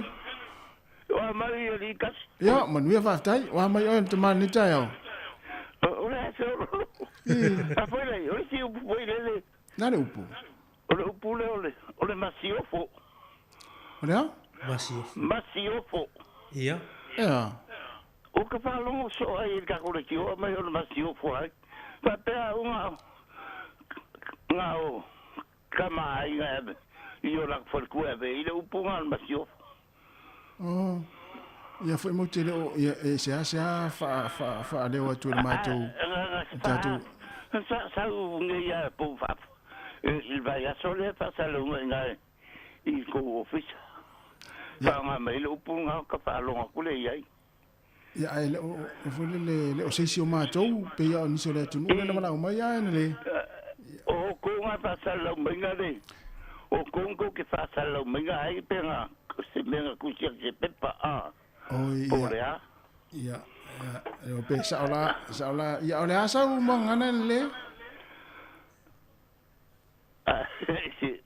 Ka ile ya ile mo se. O ile mo sa so fa yupu. Ia ba le foi le. Olha. Ma le ufia te fel papa. Oh, isole. Iya. Ma ile se no voi da le tele na te sa fa iman na fo imang ana ma tele ri ana ma na ia. Ona ana le fa winga ina. Si Mga lufia fel papa. No, le ufia fel papa. Ia le se me se ka ko mai kia. Ia. Ka ke fia lu ka fel kama. Oh. Ia, ma ia. Ah, no le ufia fel papa. Lu ka fel wa saulo ia pu fo spa. Ia. Oh, tu sala te fia lu e te te fefe. Pe me sa masangi ka sia so ia. Ata ko lo ka fa wa. Nga e mo al mori ko mo ku al vai pola lo malai mana ya mana wa vai na te sa fa imana mo ngana tele ne mana ya nei fa me we to li go pola ya ai malo fa tai ina mo wi na lo la sori ya tai la van le ya fa je vai na le ufi FF ya no le ufi FF papa ya fa me le le tanga mai te la fia te fa FF to ina te usa o le fa ina po ya ai ro spa ya e wedi svala ta ro fa ya malo se fo kasi malo se fo la ko fa ka malo se fo ya oi spa fa ya fia ke malo ya oi se malo malo se fo ya la ke mai la sunga para fa ka tai fa ro ko ngole mo le ama kaile io pa ku ai po ile pa nga po isa mo le mo ala vai la kala lo kuai vai tasil nang ngana tasil ya sa ole le ya ka ko fora fa ku ya ka po le la ta kuai na i makua ya pe ke lang pa ma ku ya ma ya ke le lo la po ko sa o ne kai wow o me le o le mo ala kala lo kuai ya mo ko le uno Por favor,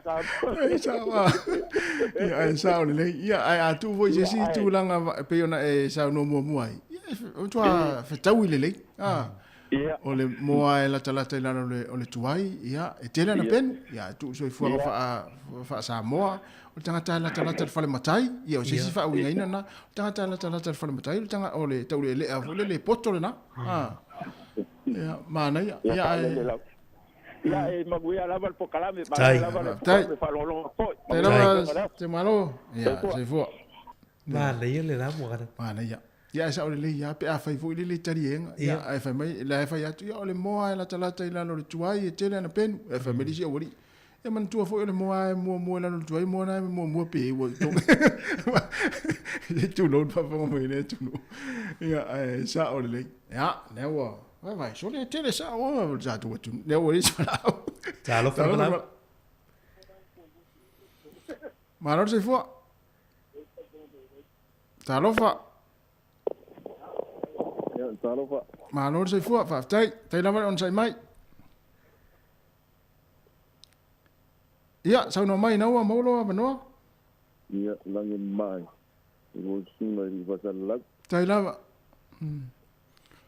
fele te va mai ai ia o le va agua ku i van komi tai malo ia pina te va mai tu fa ta vale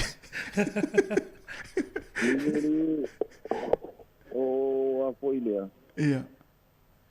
E ki fa so ile upu lea. Fa tau alofa. Fa tau alofa. Mana ia. Ia, se mai ia le. Sa mai le atu pona pona.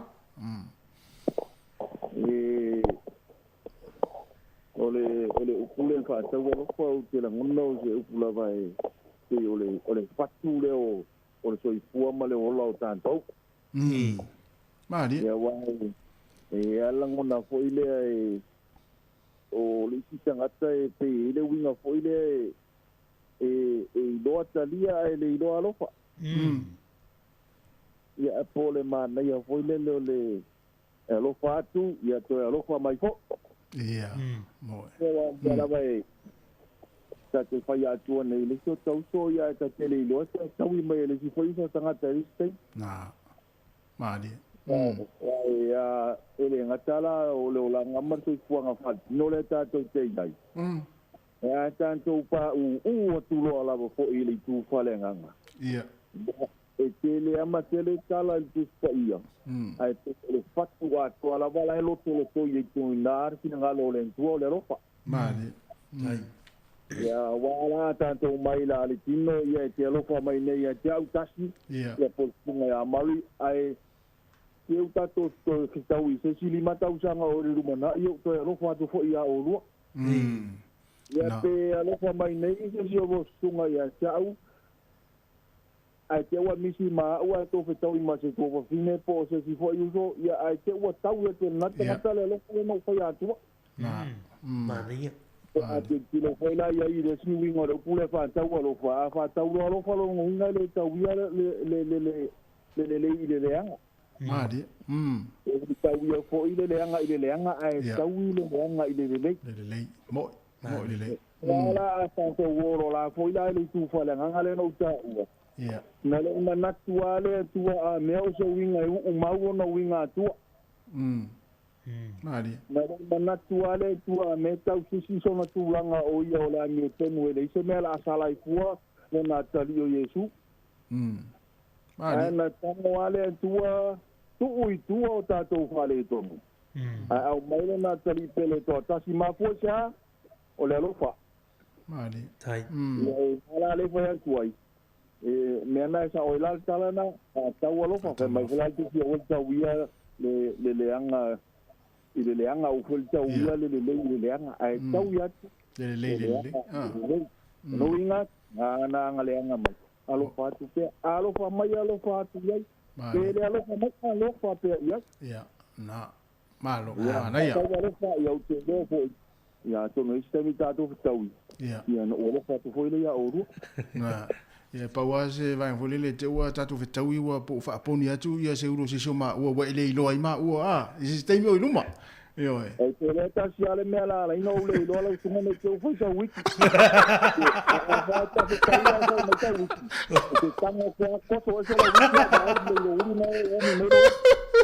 Malo va tai.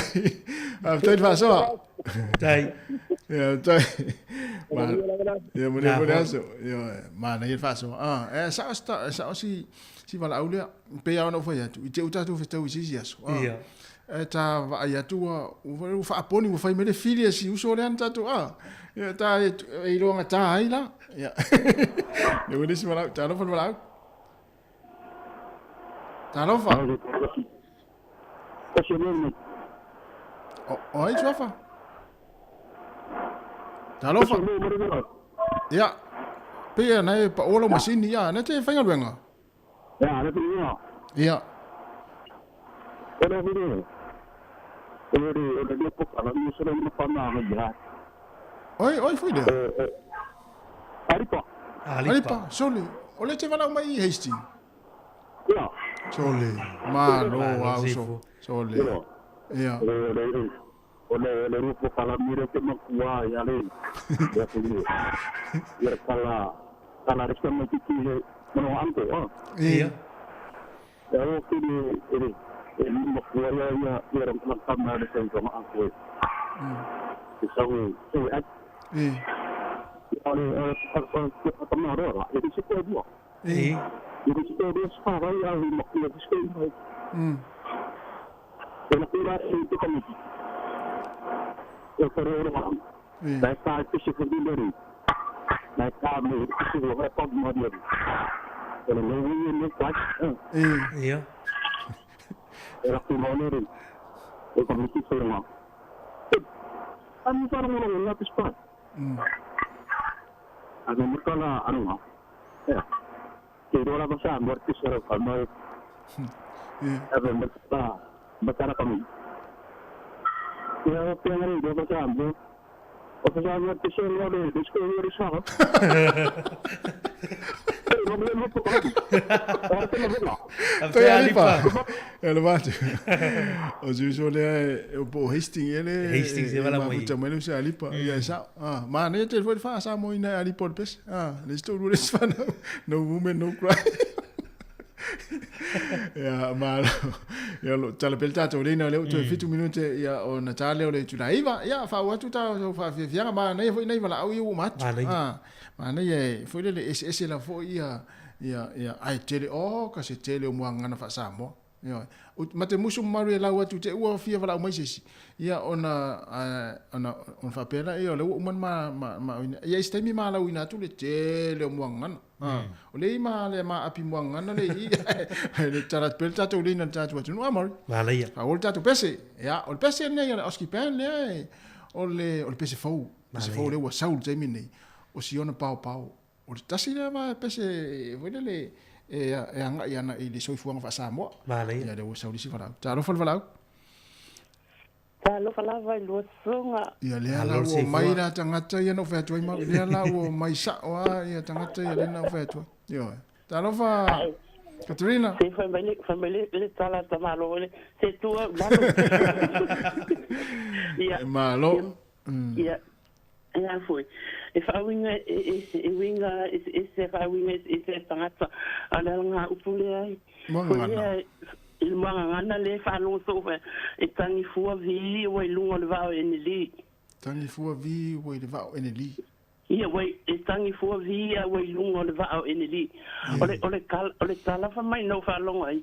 Fa mai ole wo le al tamo vi mai en li. Ia ai fiu ai wo so le lungo te no vi wo le va. I wo mama le va.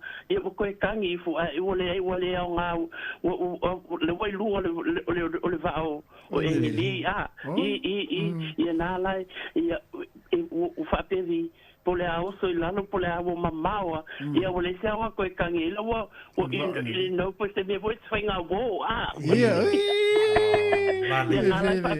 ia e to tangi fu via wo lungo le va engeli la le winga lo fa winga ina va nga na o le whaawi nganga la ia ua ia e hafi na ngaloni o le mamalu le tu a ia ua ia e le ane o koe kangi e ua le se hao ngā la wailunga o le vaa o le kamaleo engeli o sa lua alu le fola a ua koe kangi ia peo le whape ngā o le e koe kangi fua vi wailunga le vaa o engeli ia pe atu fo sisi vahenga fo le lata ma ia malama le ia e te toi tangi fua o laua o so tu la fon ia le sa fa tu tasina mai ese fa winga ia te yo le meanga fo ia le me ko kangi e le sa nga me to tangi no wa fa pui wa lo ka wa tasina fa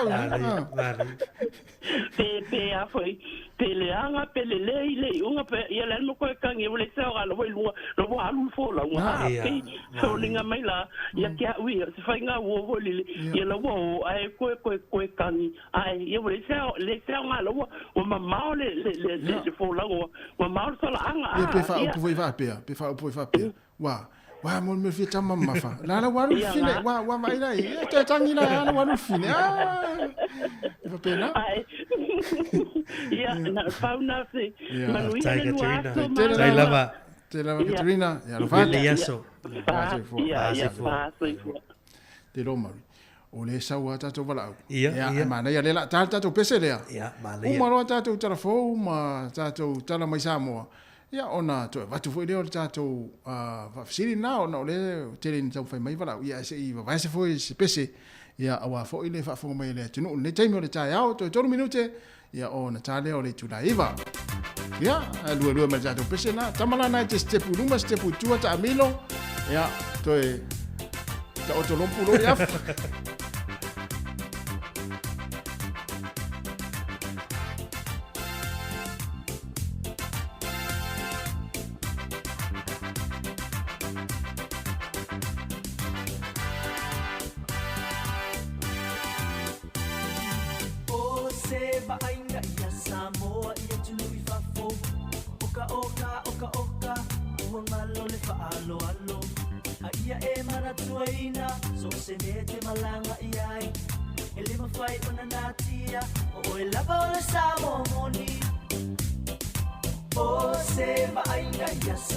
Samoa e tunu I fafo oka uangalo le faalo alo ia e mana tuaina so se mete malanga iai ele mafai ona natia o e lava o le Samoa tamata nu Samoa e tautua na maoe na tatu e whaamua I lo toe Lo mo fi oe ole Samoa le sabali tu no foi lalo ai o ne ngalo lauanga malau tu fa alo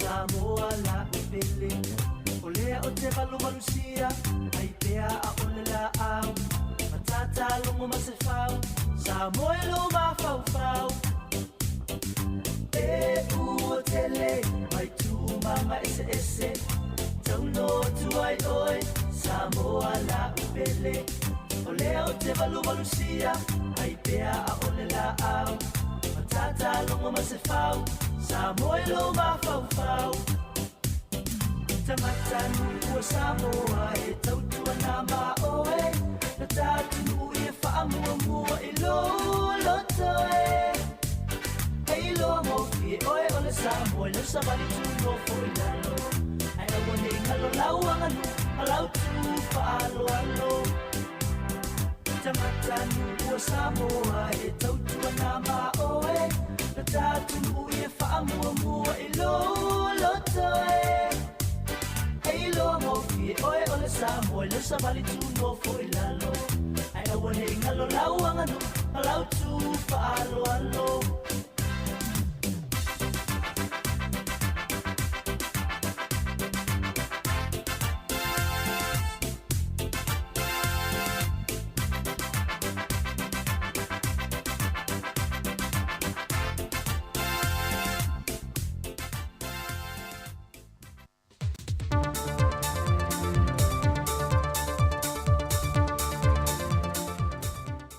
Toi whātalo whātulu tātou atunu ule o ngā tonu nei fo I whaiaso, alo meia se whao pōpongo tātou telefou mai Samoa, usi meia le whaafonga. Ua whamaunia mai le tamai tai minista o tupe le awhionga mulipola ana Rosa Mulia o. E le mawhai lavo na mon te tongi a sui tamai tai whao popo e tolu whatu a mae au na whao le whale le pāle mene. Se I vanga nā lava ua mae asu e su enga lo whaia le loia sili. E whaamanino ai ni seo vaenga o lo mana o mia le kāpeneta e whaamalama la mātili. Sau noa mulipola, e ese lava whaai unga le whainga pālota, e se foi whaai unga mai le whaamsinonga, e tusa foi po ua whaatau toi le pāle mene, a ia whaamalia ina le kāpeneta I vaenga o lo fia malama la mātili ai, e whaamau nia ma whaamanino ai, le mawhai lea o na tui nā tua lātou te tongi.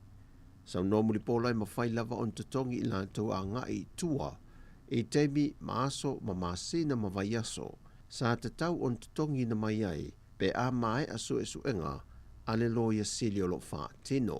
Na toe la ngai le fionga le tamai ta e minista, le anto le masina o tā lia foi o lātou te tongi, I le mai ai o lo lātou wha tonga, mai whape nā foi I sui al vang wha upo whai le tua ngai, sa talia foi se wha manino ni se vaenga le kāpeneta, wha toa wha matuoi foi o lātou te tongi. O le amtanga le masina nei na la ngai al te itai o le tua ngai le mata opule nei, mo se wha malama la manga I se aso, o le amawai te tongi a sui ta mai itai wha o popo le mota, pe itai watali le fionga le minista, o lo tau mawhai le ta mai itai loia sili le mea sili nā te mawhaia, ona ua toa I titi foi lana au whainga wenga. O le sol fontanga le kāpeneta, wha moe le fionga le tamaita I minista, a tonu e tau nuu mai eise whaai ungo su e su enga le tamaita I loia sili, ma whaia lo se whaai unga le kāpeneta, ele nei mata upo. Ua whaai lo mai e se sui wha moe ina o tātou telefou, mai le vaenga wha upo whai al wha tui le tua Samoa o tasi, o le fontanga le kāpeneta I le sol, o le ailoi le kāpeneta pe pāsia, le whaai ungo whaatala noanga mo I lātou sa apalai, e le awa noe a vea aima kom sino le mtanga luenga o leo leo. Ma ue telefou e iei nisi na apalai mei atunu I fafo pe o New Zealand ma Australia, whata se masui kom sino lo tau a veina ngā luenga li temi nei. Pe o na sila fia o le tasi neo mtanga luenga o whaitau māsina, e le iai lava se tasi wa toe fili a vea masui o le sa iai mō mua, le tō whafu ia vaili ili e kin kail, ai o lea whatoa a mata o na whaanga I oia le kāpeneta, le filifilia iai o se tasi, e tau a veina ia tiute. O whaamaumonga la ta mai am tanga luenga o soi fua malo loina mol COVID-19 fulwiva, na whaamawina le vaiaso a ton te nei, mai ile asonga fuaia o mai le aso sa o le whai ungo le vaiaso. Wa whaamawina ai le o atu le lua se lau fitu se fulmale lima I lātou fau, na maue whaamaumonga wa a fia siama o le COVID-19 fulwiva. O le toa lua se lau fitu se fulmale tolu o I lātou ia mai mamalu lau tele o le atunuu, ma le toa lua na whaamawina ia I lātou sa malanga mai atunuu I fafo.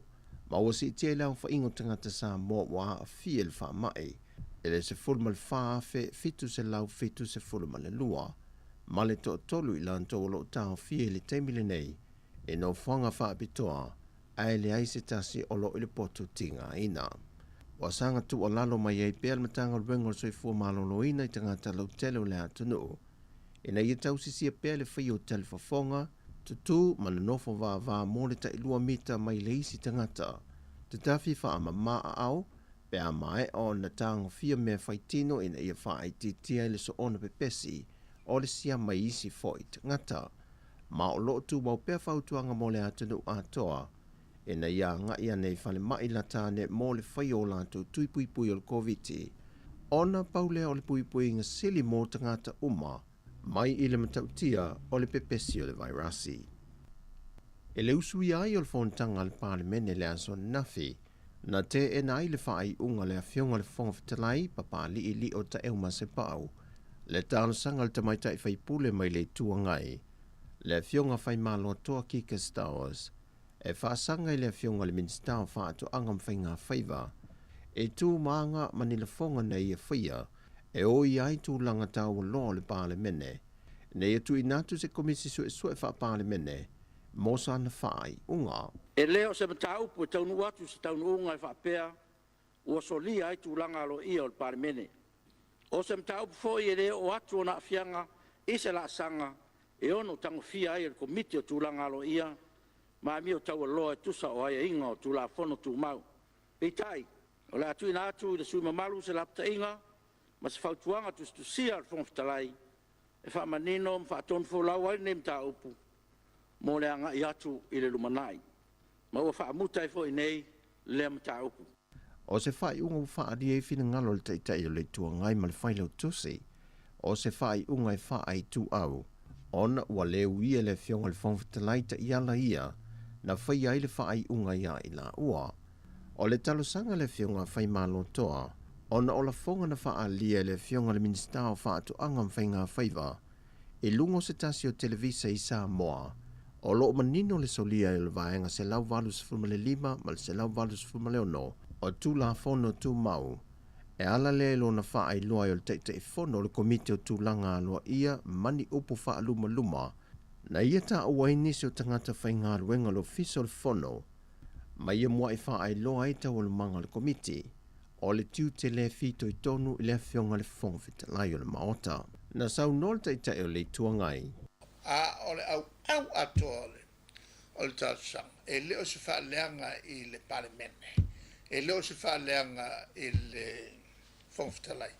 Al tamu whainga ni a pui pui, malu le fongfitalai.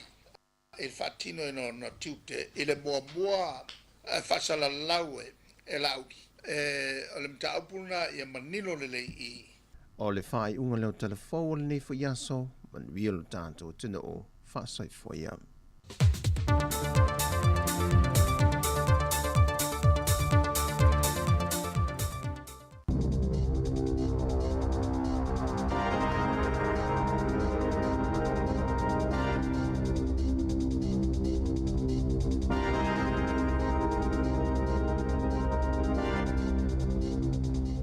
Talo flava o talafo mai le si ufonga le lang mua mo le nei tai ao o le asolua sifululua i o nei lua fe lua. O le poana wha atasi atua i le fionga le li pule af masanga te alo moresi le sunga le whaatono pol kalame tufu e fiso ma le tamaita e whasalalau ia ana whaasolo e whai masuia le li te o le si ufonga le lau mua i se tufanga whailonga tāwaloa le pule nuu a porirua Anita Baker.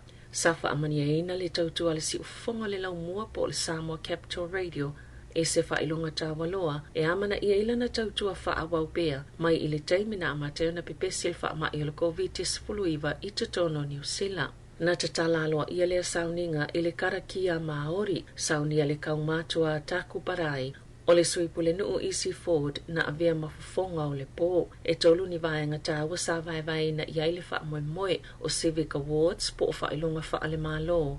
Na whaamani ei nai le to se fulu malwhao tangata o Maui Porirua e au fiei Aro Hamash, Carolyn Williams, Colin Blakely, Danica Anderson, Eddie Ellison, Fiona Perenara, Carrie Mitchell, Karanga Metakini, Mark Pearson, Maria Klinek, Paul Latham, Rena McCarthy, Simon Strombaum, Masu Macmillan, o le totelo i lātou na mawaina ia whailonga o ta mama tina mātutua lātou teo fuina fua o lātou taime tau tuai mole a ai o porirua e au fielo lātou ta alawina o la pisi i awala. Pe o fafua atu fo i o lātou taime a viei mawhaia onga o ni au ta aloi nisi o a onga.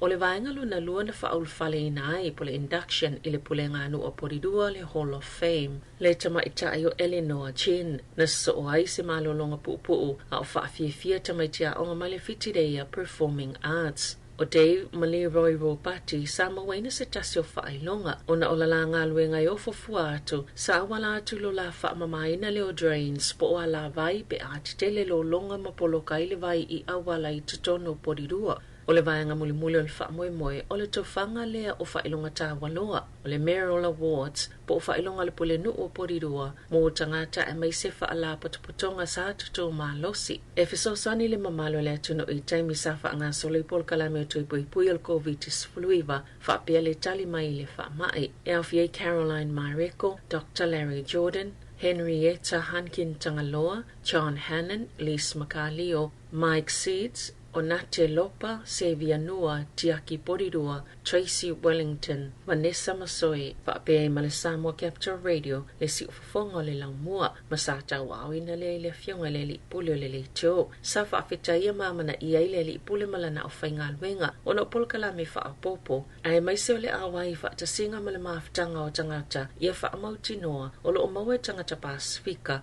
whautuanga umamaya ilatou o e wa yeito mai whaapitoa, ile soifua maloloina winga le COVID-19. Ile lua tau sanga utuana e sao foi na ato le si ufongo le lau moalo la tau taimi, masa avea ma si ufonga wha atua tuaina, ina ia mauti noa e lava sila fia ma saunga le muta ngata, i vaenga ta itasi umo le wha mai, pe ona ta wai wha maumongo le wha ailonga, na wha i ultau maftanga ma mata, pena ina le pule nuu, ma le pule ngā nuu apori rua. Wa fea le malo le mata upe whaatitau le whaafitau le o G-Boards pe ona ta ua le waneu si le asoana nafi. Sa whaiani whanutanga le Minister mo fale Megan Rhodes inaiba ia sautuana i atu a whaawa wai ona fea ngaile au whawhale. Ma whainga tai le sa ilinga o ia i tu ai ngā lau papa. Wa tō fiaina se vaenga i whaafea ngai ma awala. E talia tuai le lava o ia o loa. E whautua ina i lea komiti. E la tau lo whea ngai mawhainga tāle tau sa ilinga o ia o loa. Ini awala la tau te mawai nisi plasterboards masa ili ni fufo isi whaafita hauli. Na ta wale TV tasi, se tu si whaana tina tele Minister na tu inatu le Fletcher Building. Leo lo a fia ile mata upo. E iwa wha pasenu fi whaatawa inga o ia i tu a inga o loa. E ala tu i G-Boards se umia lea ile Fletcher Building. O lo umia fo ila company le pule i whaailo nisi o ia o loa. Portrait marks na whaailo i aia le Minister. Ina ia tawhia wawela la tau whaamatau, e ala ini sui le tō la whono i le whaaonganga o ia whaailoilo. O le asong fuana wala o ile asosiala o whaisia ma le Simplicity New Zealand. Mo le te whono le Fletcher, Bruce Hassel, ina ia whaamawhae ma ia whaiaseilo ilonga e whaatitau i niso tūmanga ale kamupani. O sa wanga i tangata mātutua ua whaapopo ina lava le peo se tūlanga māsani, e tu sai ma whaamaunga ni se wha la patupatonga o lo ngā lilu e matangata mātutua. Na whaalia le Minister mo tangata mātutua Asia Verrill, e to tasi malito se fulu tangata mātutua e whiangai masawanga i totono New Zealand. Na whaalia le age concern. E tu samalevalu se lau luas fulu lima mata upu la tau te tauli maina o sa wanga i tangata mātutua i tutono le fulu lua māsina e o mai i a uni lua afe lua lua. Wa si itia mai le tu samale lua se lau mata upu e whaau atu ia i la tau i le tau sanga pe ona ia i le lua afe sfulu ono. E se lau fast fulfito mata upu na whaafeangai ma le waka tau tua. O sa wanga i tangata mātutua i au kilani i sifo talu mai le lua afe sfulu weva. Malo fa mawina fo ile siti o le foino mera ile lua fe sfulu iwa lua fe lua sfulu mai lima sfulu fito ile lua fe lua sfulu o le lua fe lua tasi ai o mai le taimine talo mai le lua fe lua tasi o to samale fito se fito lima ile vale sfulu pasene o mata posala to fa fe ngai e te tupu i tono a inga malo la to popolenga o le to mawal to tasi stanga tamatua po le a fio la to a inga ini fa afita uli o itu a inga o sawanga ise au fiali tu la fwai o tupe tangata mātutua o sawanga yo lato langona whape ma sawanga yo yo lato tino pe ona ta uele age concern. Ena o le 15% i lato Ukraine o lato whaangaina lewa no visa whaapito moni usila o na o le tawa e la tailiona miliona la whaingo tangata. Na sosola esema Ukraine ona ole tawa Lucia ai silia malafito miliona tangata uleini meno no foi tutono le tunu no foi nato ni usila le avano ele masina o mati e ala ivisa fa apito ai fa femo ila to o aingo tangata Ukraine lo ono no fo mawi ni usila o le avisa o fa tanga i tangata na fana na Ukraine ai o citizeni mano no fo mawi ni usila ona au mai tangata o lato ainga o lo isatulanga la matia Ukraine ona ole tawa i Lucia peita ele to tele nisi na whaongaina i a manoa. Se sa ililinga le World Vision ma le mahi. Sa mawai e lalo i folsela wonus fulu le numero tangata na taunu ini usila i lea visa whaapitoa. Taluai, e iei vaenga lo whaafainga tayo na maua lea visa e mai laval whaanga solonga o tal sanga. Mai na o le se fulu whaapaseno i la tau e anga waa wa mai ona tu ina tu i lea visa whaapitoa. Na ta o le ofisa whamalanga i ngā New Zealand tal mai le taimelo sa ililinga e to otolus fulu whaise tangata whaopopo na taunu i lea tunu e ala mai i lea visa. O le ato e whaopopo le taime whaatalitale le whaitau se lau o tangata sa fuafuaina ni o la ato taotonga i Wellington e Mahat Valley. E whai si vai aso i o le atolo atu waitu e le pulenga whaafalamai. O Wellington e porirua makapiti whaapea Mahat Valley. Le tele o nisi fuafuanga mo le tau singa o ngase ngase a o whenga i whale mai ma le tele o tangata e mo miaina le au nanga. Ai le ngata i lea o tangata whainga alwenga o loo malo lo ma o se tūlanga i le iwa ai mua mua. O la wha awau pea nisi au nanga i peo tau singa o la kānesa i peo na masani ai. I se tala la tamail fwai numero tangata wha amaoni e le vairusi po le covitis fluiva peo na iei wha amaumaunga le asoa na nafi. E lima awhiona se lau tolu sifulu tangata wha amaoni e le vairusi. Tolu se lau ono sifulu lua o loo i whale mai. Ma le toa wha o loo tawhia i pōtuti ngā ina. I se wha amtalanga le min style soifua maloloina Andrew Little na ia tā wai. Ua wha atuptupla ia le numero o tangata i whale mai ua maua le COVID wha atasi ma le fulu i le taimi e tasi. Ma o loo walo ia le awata mamai. O le asi tia le numero i le tau malulu ua amata ina nei. O loo wha malsia pea le matanga luenga le tunu lau tele ina ia whaia tuipui o le fulu ai le iti tele mai le tau malulu. E tolu nisi mai le kengi a le tribesmen, salo kaina, ona oni ala tausol ngā to la fono na whaia ilunga le awala le Waikato Expressway i le asas fultasi o mati, na lokaina le tae ona na file mai a yo saili linga leo leo i aukilani, makalai e stete, na sauno le satini o lo na whamal suenga o le mata aupo e mātu yani whaasalanga e whaia i so stangata, e mai se kengi e whaia ni soltu la fono ilunga o awala titele.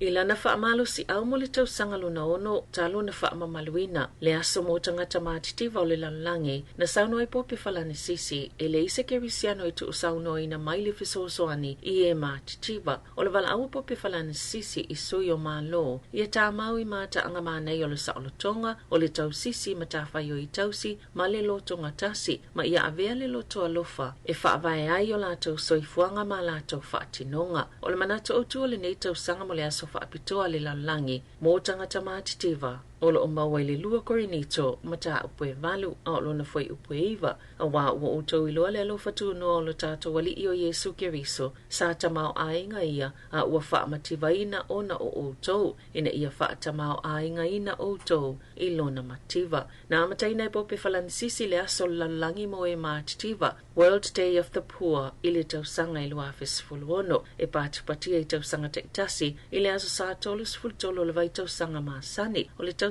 nei e whailongaina i le aso sfultolo Novema. Na tā ue whalanisisi o le nei aso whailongaina o selu i tau mānaia e fisosoni i tangata umaina i e tō mānato i le itu ainga soifuanga o lo soifuai ma le tele o le itu ainga mativa ese o lo o miai i tātou uma.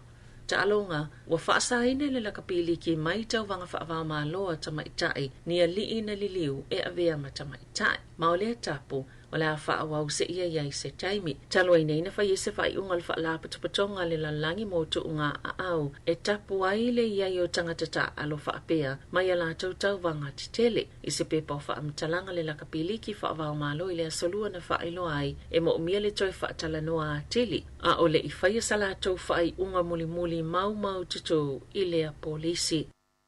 E to uluas fulfitu tamaitai ua filifili al whaia onga ne tipolo New Zealand Dame Nolin taurua ia o loo tōla wapi le vai asone i Wellington e filifili mai ei salato au e to asfululua a wata alonga malo tau pulenga. Wali ipoti al fifial tamaitai whaia onga le tōlanga ua ei tau mawhainga tamaitai o loo whaia ia i le filifilinga. Ai tele lava vaenga e au fia le whainga filifilinga peona sauno a taurua e au fia le malo si ato atoa ma le lava o le manava ma e vaava ai fo ili ngā fatia le teine ta alo o itu ainga ta amilusanga te tele whaapea e whaapena fo i ini manuanga e a afiai i la tau. Tala fawia ma le si ufonga le laumua mo le nei vaenga o le tae au.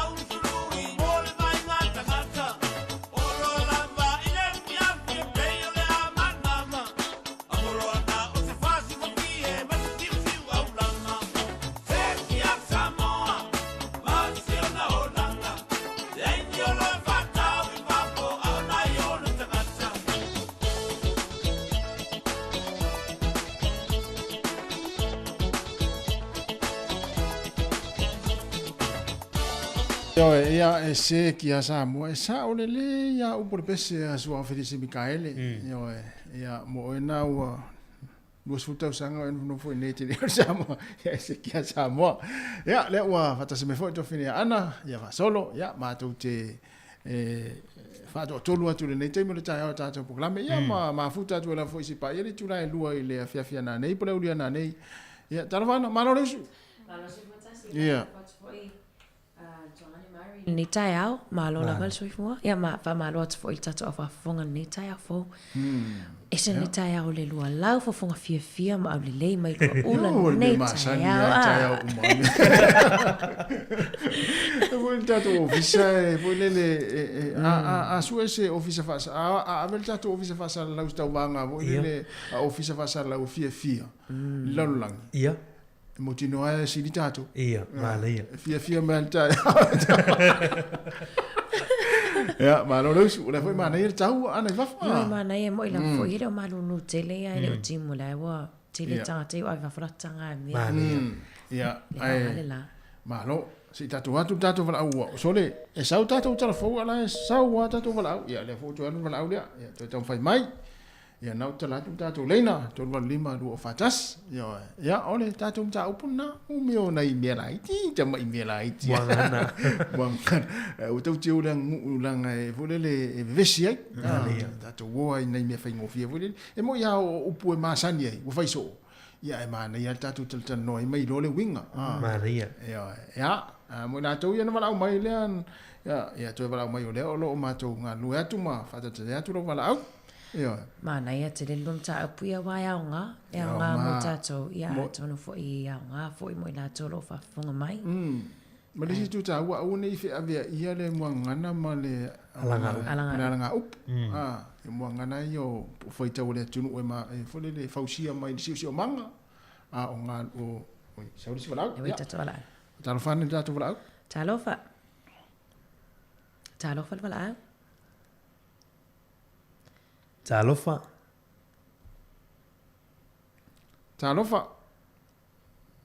Oh, sorry.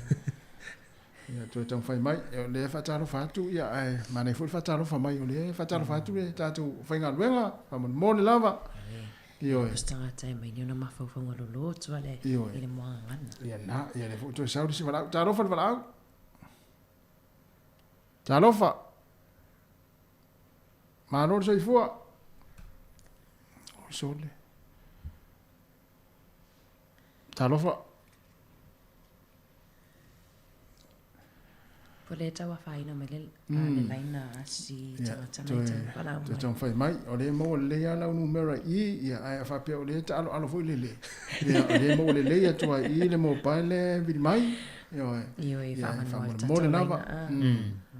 Fa no pel ta to le no le va la mo ta to no yo te ita foi. Tiri tu ya no i vai tai mi fo yo ta fusu tai tai yo fa no lo mai a pen ina mo ni lua tu langa na po ya po ta tu ya mo yo tu langa fo le le nta ta no ai tai mi le na sa ta tu ta fo tu langa fo le mo lai sene lo na lua fa ngai no lai sene lo na lua ta wo yo ta pu le wa ta tu o mane fu ta no ya si so ta tu wala yo ta tu wala ya mane fu fa ta fa ne yai ta la fa ma no sai fu ta lo fa ma no sai fu le la ngona tu no si fonga ta lo fa on sorry tu fa mna tu luas fu do fu su anga le si fe ya a fa pe a uti fa longo la le tio fa mo le lava fa pe na ti fa longo la le tio ya a ma tu fa ta lo fa fo ya na fa ta lo fa mai le ya tu fa ta lo fa ne ta tu la ta lo fa ma lo sei fu ne mo lo no ngol laina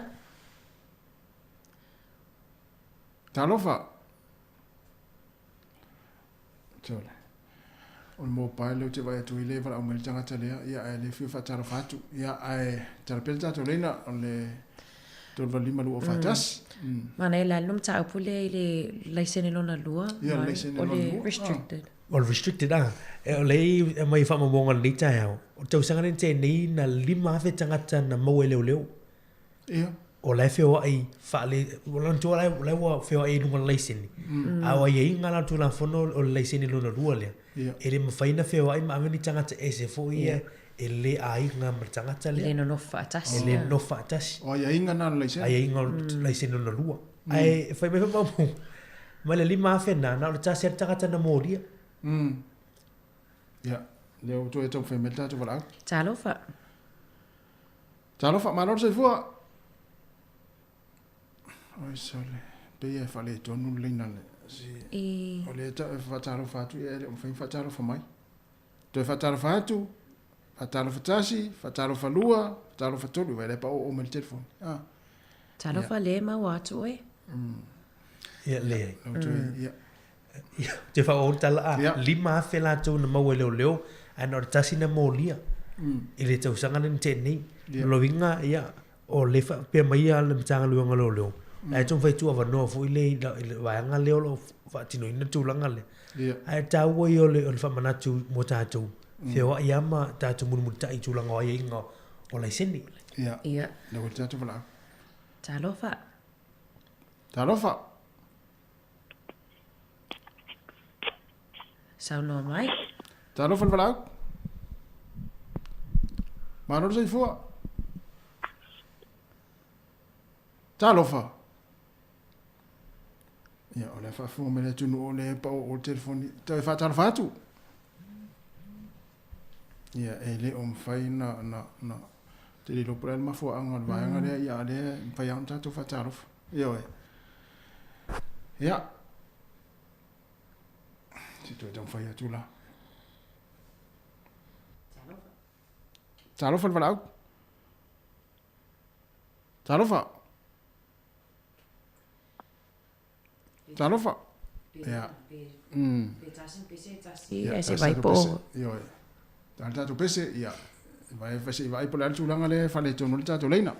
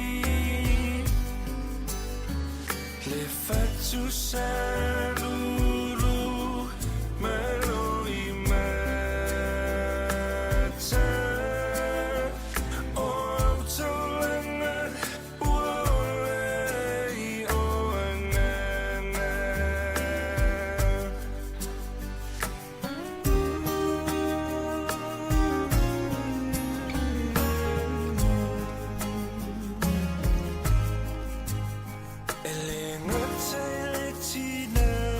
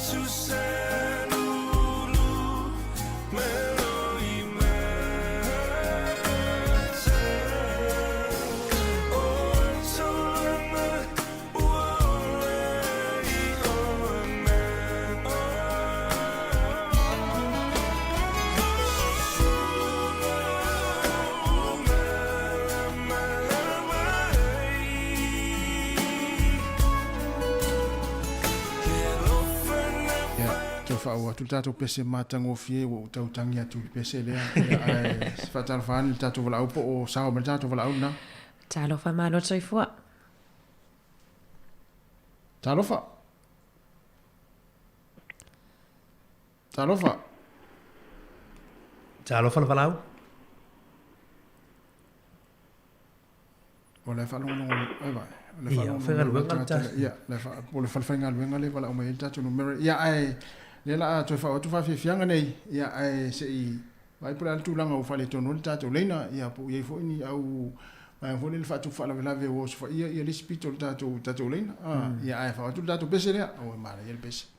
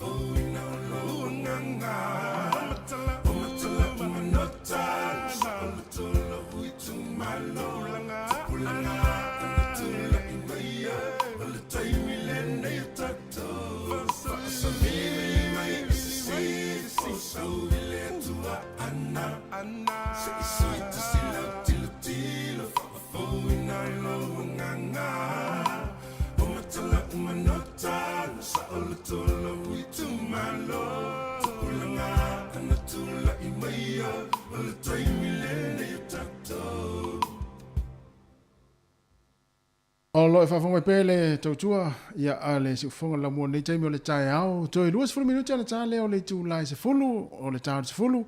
Ia le whaua saan mai le whionga la wano atilawa ia wa fo ia le tata programe o le atu e whiwa i lia i tale se fulu ma le tasi o le programe o le mori o le ava. Le sunga ia whapele taitu ave. Ia por sunga le whawhenga inga ia o ia le nao le ana whamal tata programe o le mori o le ava i le tūlai se fulu ma le tasi tale se fulu lua. O telefon ma tala mai Samoa musika o le uli ia se pa ila fo ia se taimi o le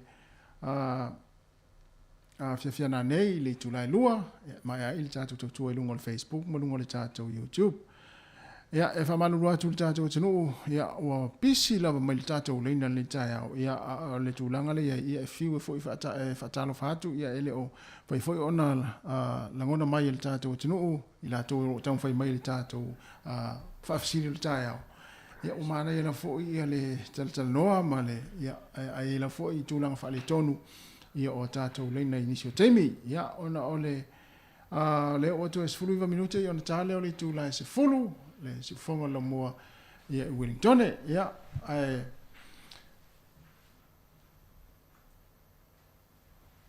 taia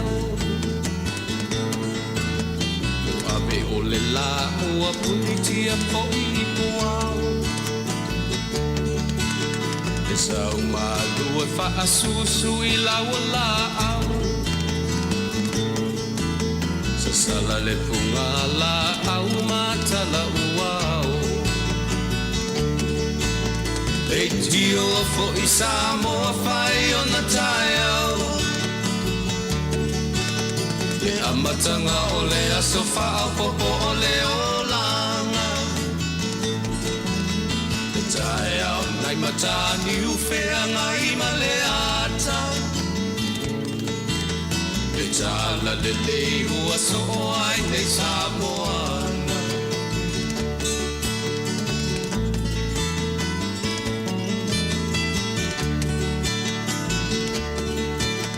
iso ti tau pao le sua malie o le vine ula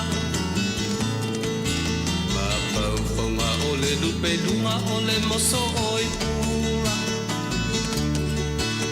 le langa ali ua pua ina mai lo na manongi le aso ua foa ina ile Samoa moni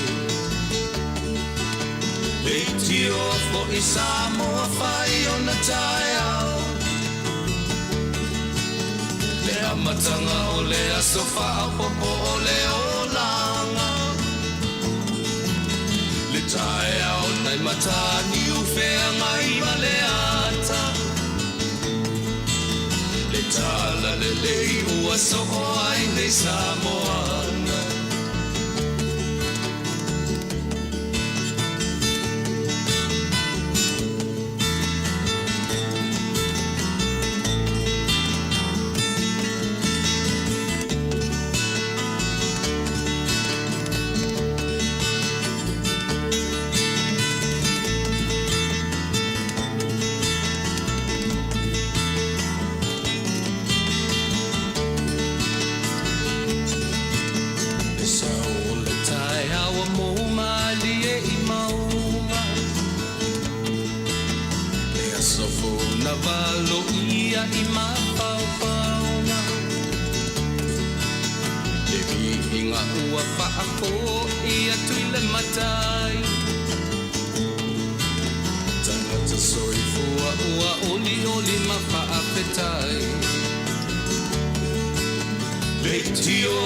Samoa fai ona taia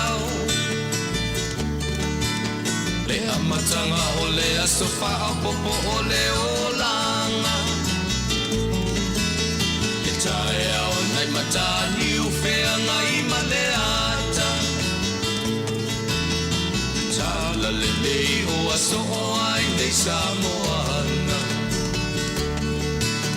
le tio fo i Samoa fai ona taia le amatanga o le asofa a popo o le olanga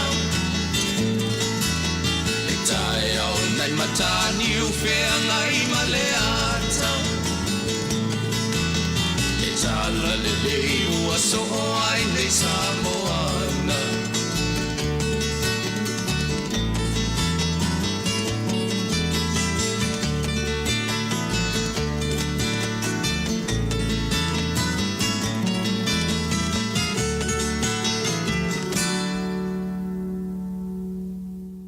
Ea ua toe se fulu 5 minuti ana tā leo le se fulu ia o le tātou e pēle pukalame o le atu whewa ia e leo toe mau fo istemi ia o na mai e leo le tātou pukalame o le atu le tāiao ia toe whamalo atu le atunu ia e whamalulu atu fo ia ua matua pisi mea le tātou leina ia ai ona o le tūlanga e leo mai loa po le ala tūlanga lo e tātou telefoni ia ai whamalulu atu e la tō lo taun whai mai ia e tu sai o le fale tonu le tātou telefoni le foi fiu e foi le talno atu ia ele o langona mai le tātou tunu ia le tātou fatal fatua ana io e tasi tarsi ele io so fa ia foi tamaleanga foi io e ia o te ro tele foi na o to foi le sa foi telefoni le si vai time tātou tasi e tangata foi nei masai na vili nei tangata matutua pe takera tangata matutua o le umiala na e rinunga telefoni e te fiu e te hello ma e fatalofa o le umi foi ngala o tama ilimo tama na e pe hackla telefoni ia tarusiele o me se me fa pena o tele lava wala e ia na e fa mana tu foi il tatu tunu e me se foi nei matu o no fale te me vala o tuai wa sa o le ia o le tele o vaenga o lo fai e tangata tau wha se sei mal tau wha wale mal au ngā oia se whaene le whafunga le tinu e vili a inga ia e fiula le tangata le whale halo mai ia e fole e le tali atu ia al taimina o lai pu al taimina o lai pu e le tangata ne ia numera ma telefoni a inga ia ona afia ile este muli muli ane ia e whamuna totu pea ia wha pea tele ma sani le numera na au te talifo ia ona e popoto tele tangata e vai taimina e ia wala vole le ngau ia ia tupe ma mea tō tino isi tangata ia ai malo lava ia ele o whapea o leo o whale tōna tuai mal tātou le tio le nei tō te vai mai ia le au te fole le mate au le lea tua ma ana ale ia se si e nua tā ua tu si e tā ia mana ia tasi ma li fo io o talava vai atoi fo i whale ainga i whale enge tono New Zealand o lo lato talasanga ina pe talawhia ona si i tia i lunga tau o lato mea ai ona wa tangata soi fuanga ia o te lo talawhia ngai fo ia ona fo il taimi fo i lele na loka ina i lato no le fo i sa tele ia whale enga sa tapuni ono puipuinga mai COVID ia o te iloa pe talawhia ngai fo ia pe asi i tia i lunga tau o lato mea ai sa olele ia ai ele tua ia fo ia fo le ni taimi le tangata ia oloa ia ona ua fulelo o la fo tau fai ia pisinisi e moni la to profiti ia le tulang e fai o le tangata la o fulelo oloa ia uina mai fafa ia o mai lola ia fa tu se la to ni la to tau fulele tau ni le mo na la to profiti ia ele fa ina ita to ia o i fa tau tau fa tau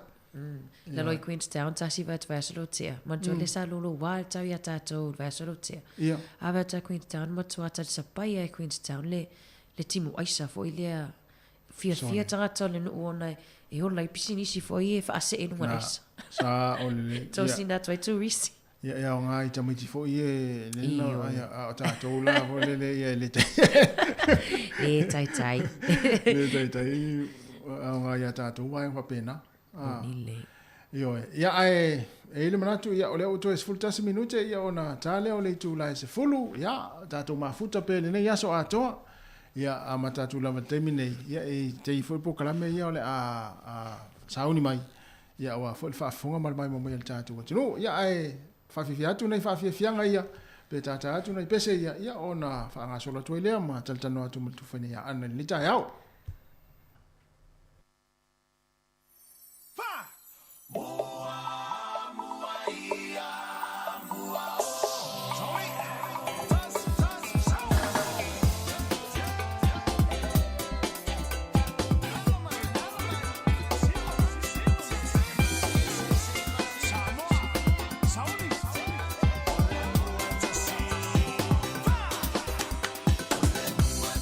Malemu alu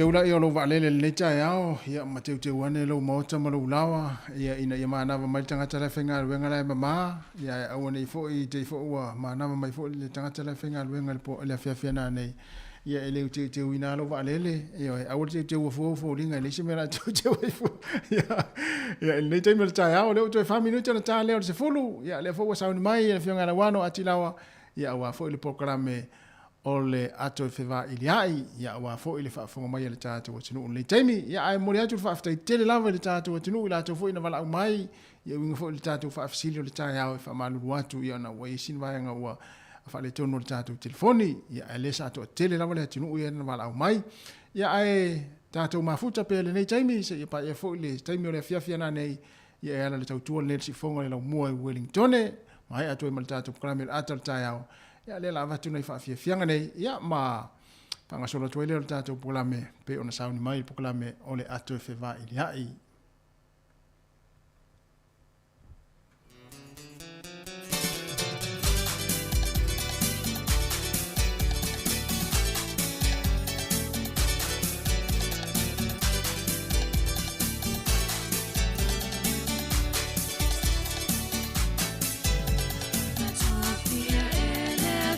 Samoa,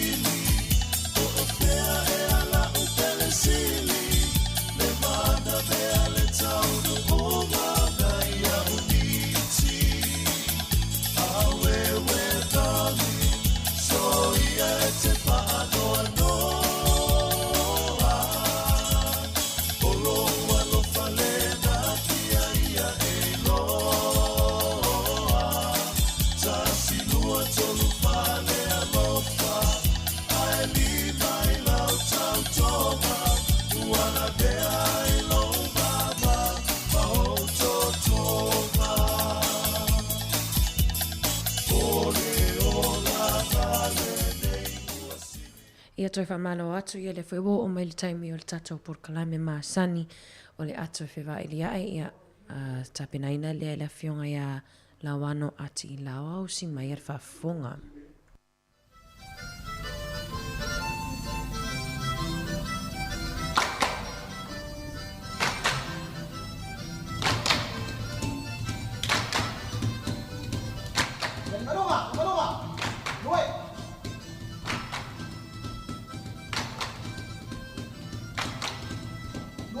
Hãy subscribe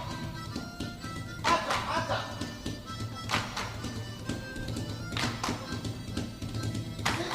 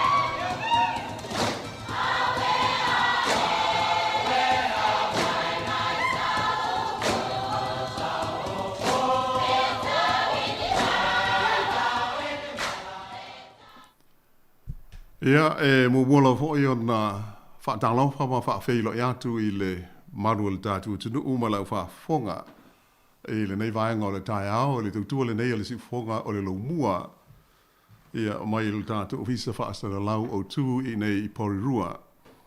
Tā lofa lava ma lole so i fua manuia. Whaamaru atu i le tāpua inga Samoa o le a le mawhai o na te tala le tātu leina pei ona masani ai le nei whaawaponga o le ato e whewa i diai. Ia ona oni wha le tonu le maalofia fu i wahali li mai le tātou leina o telefoni. Ia o a tātou wheso ta inga. O lo ngā luela au insinia le teimi nei e tau mwhai, i e tonga fiti fo i mato e wha le leia i e tālusia. Wawe ona to e wha le leia le tūlanga e wha malia tuai le maru fo i masani ona wha soa mai i tātou polkalame le nei. O le ngā ia o le ato e whewa i diai. Ia o le te tala atu le leina, ia wāwhina ngalo wha alia o le malu o lau wha whonga. Ia peitai ua le au walai le so, ia ona i whitana e pei ona whengai nei fo i mali tātou ofisa wha sana lau. Ia e le ngata i le tātou polkalame le nei o le ato e whewa i diai. Ia hua pe fo i ona wha ina atu ai, ia ma le polkalame o le moli o le hawa e so o mo ia i le sefultasi. Ia pei ona whengai ma le au whainga luenga i vai aso te tasi. O le ale mwhai ona whaonga ina le leina. Ia alo e si fuafuanga i se polkalame o uma ona whaafonga i ai. O le ato e whaafonga i ai pe au lia le tu las fultasi e pei ona i swinga nā o le tātou whaasere launga. Ia e pe ona whaailo atu. Ile nei whaapoponga o le ato e whewa i ai. O te whiwhia fo i e wha sisilatu i le marora whaafonga o lea. So san mai ia le tua fina ia ana wha solo. Ia oa le tātou polkalame i le nei fo i tai ao. Me lea ia wha talo whātu ana ma lo lava le so i fuamuria ma lo fo i le tau antai. Talo whalawa fionga la wano ia toi wha malo atu fo i tātou au whafonga. Ia i le nei fo i tai ao fo ma nei le sun ma nei o lai whawhatu le tātou potu whasa lau. Ia ma lo i oe o tūlanga mātango fia nā ua i nā i swinga fo i o le tau e pei o na moli mawina i le nei tai ao. I Porirua nei o lea ua mai tau atu i le mātango fia le suro le la. E ui o lo o ia marulu o winga masani lava o le tau o le marulu. Ia a oso ne ale la ia pei a ua whio rolo me uma ua ngalo atu ia le tūlanga o le marulu o le tau. Ai ua manatu i le nei wha au pōponga e a fo e le lei ona tātou tal noa nai ma tā upu nei. Masalo lea ua a tō le leia le lua vai asa o le whaato a o toi o mai ili tātou o visa whaasara lau. E ona o pui ngā lava o le wha mai pei ona tātou whia ngai ai. E mai o te whia talanoa o i le vaenga mua lea ana. Vai ane le whaafonga mai le tātou tunu. E ona o au sāla vea i le wha mai. I oe. Mana tua hoi tātou pusa la iti hoi nei o rat tests. E tasi le pusa. Ai lima ia... Ta mai testu tonu. Io, e lima ia pusa la iti na e mawhai o na whai ai a lau suenga e oe lava i lo maota ma lo whale. Ia mea la o tupu. Ia o le test mua. I masal po le lua vai asa talu ai. Ia na positive e lua laina. Ia ona whapea lola leo na ia whaanofo e sea hoi tūlanga e maasani ai ala pata inga mai le soifua māloina li poti hoi o mai whautuanga ma tūlanga whapea. Ia na whapea nā leo na whai moa so fitu. Ia e olona lua o aso talu o na umale le suenga mua. Ia ona toi whai leo le isi. Ia e whaonga ia ime e lima i le tonu. Ai vai atu, wale ai. Wa negative. Pela o msalore pe se ele it is more. Ia pe se fo ilo na lua. Ia tali la se yo ile aso lo na fa be lima. Ona te fai le o le sa i linga. Ia ole tulanga na ia ile te lo na tolu. Ia pa pe a ho ona tasi le laina pe negative. Ia se yo ia ina uma le lei. Ia me ia lima. Ele ai lama. E ona wa pele se le ya holi tala no i fo mai po le sa ya mo ya fa tuanga la to o le me sili ona le lei o uma ona fai e su ai si mai pe ai ni tu langa sui fo ile le la fa lo ya pe la o le tala fi mo a lo vai ele ai ni fa lo ngona ese pe o tu langa pa sani lama ole o winga hoi pe ole e maua i le fulu ia ma tūlanga whapea ai e tu sa po le fale whanofo e sea whautua ina le whai o le mask pe ole whautuanga le ia pe la o te fia whaasoa atu ai mo le whaafonga mai ia au ia pe e tāua ia te au o le ua umana o maua ua o loai e leise mea tātou te whaafefefe ia pe popole i ai i le maua o tātou i le COVID. Ia e moise ia tātou ia o umau na whai tui te toru e pui ai. O la wala mori mau. O le onu sai. Whai pia ia pui nga ia i le fitu aso le ia ma whai au alawa ne i misi ia umo le lei testi ia na whai e sanga wha mau ni ai o mama ia pele o iaise sa au whai atu fo i le mātou fo mai le lopo le fulu le ai le o le COVID ia lae pe whautua mai e moni le leia o le teimi nei ma le tūlanga o le ngase o le flu i te tonu o New Zealand. Mai se fwoi tātou i Wellington e ua whai asi sao. E o sili atu o na to tele la tau ua awha aina ma awha tia i le flu pe awha atusa i le COVID. I le awha i o whainu mela ia au tō wa atu i whalemai ia ma GPs mo sifsoani. Ia ona le teimi maru lule nei u tātou whenga iai. Moni lele. Ia peila o tūlanga na lo o mai pele whautuanga.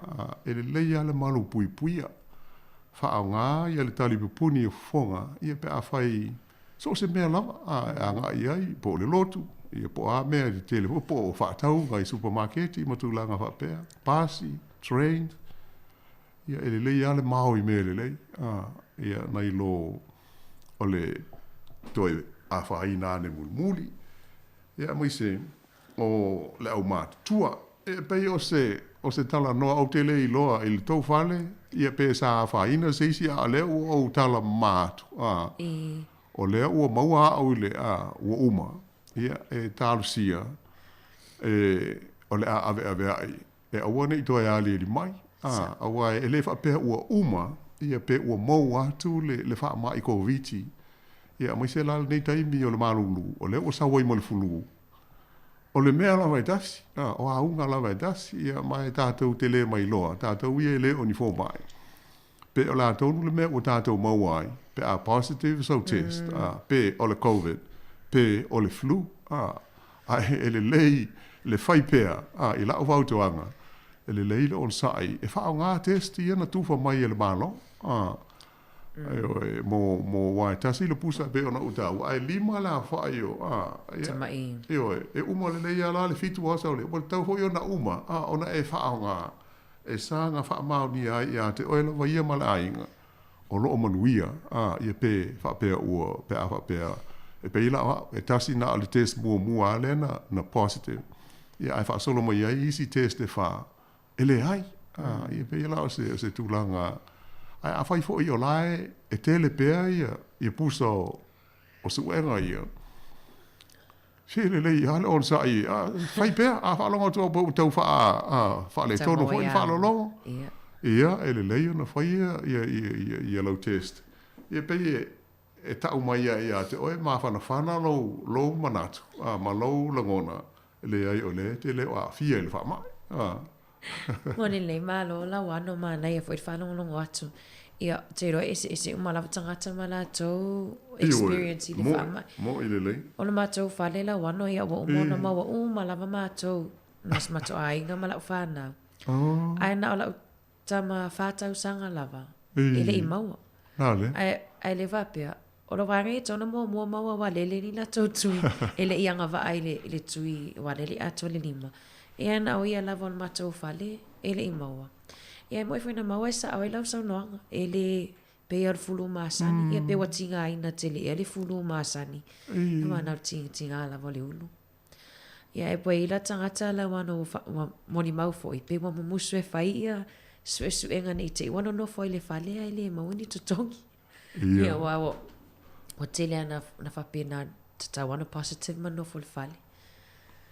E mo ele lei lava pe o le mai mau pe ana pe o le ele lei tātou telefoni ho isi fa so mai ia le mamalo se tātou tenu ia ai o nai fa le tonu na o ia il tātou ngā luenga ele nei tula ia ona o le fai talatu le tātou leina ai tā sia ia o dia tā o ia se swinga o mon li poti tu fo ile au insidia ia fa fi tauli ia ai pe o le mafuanga le o tala no atua i le tūlanga o le whaamai, e le ngata i le COVID, ia ai o le whaamai o le flu, ia pe o na tātou whengai nei, o le fo e whangu mai lava le mtanga ruenga e awala i a tātou fo mai po o tātou GPs, i tui ia pui o le ngase o le flu, ia manatua o tātou Pasifika, so sisi a ua 5 tau sanga o soifua a ngā i lunga, ia ele aise tongi pe ele aise tau o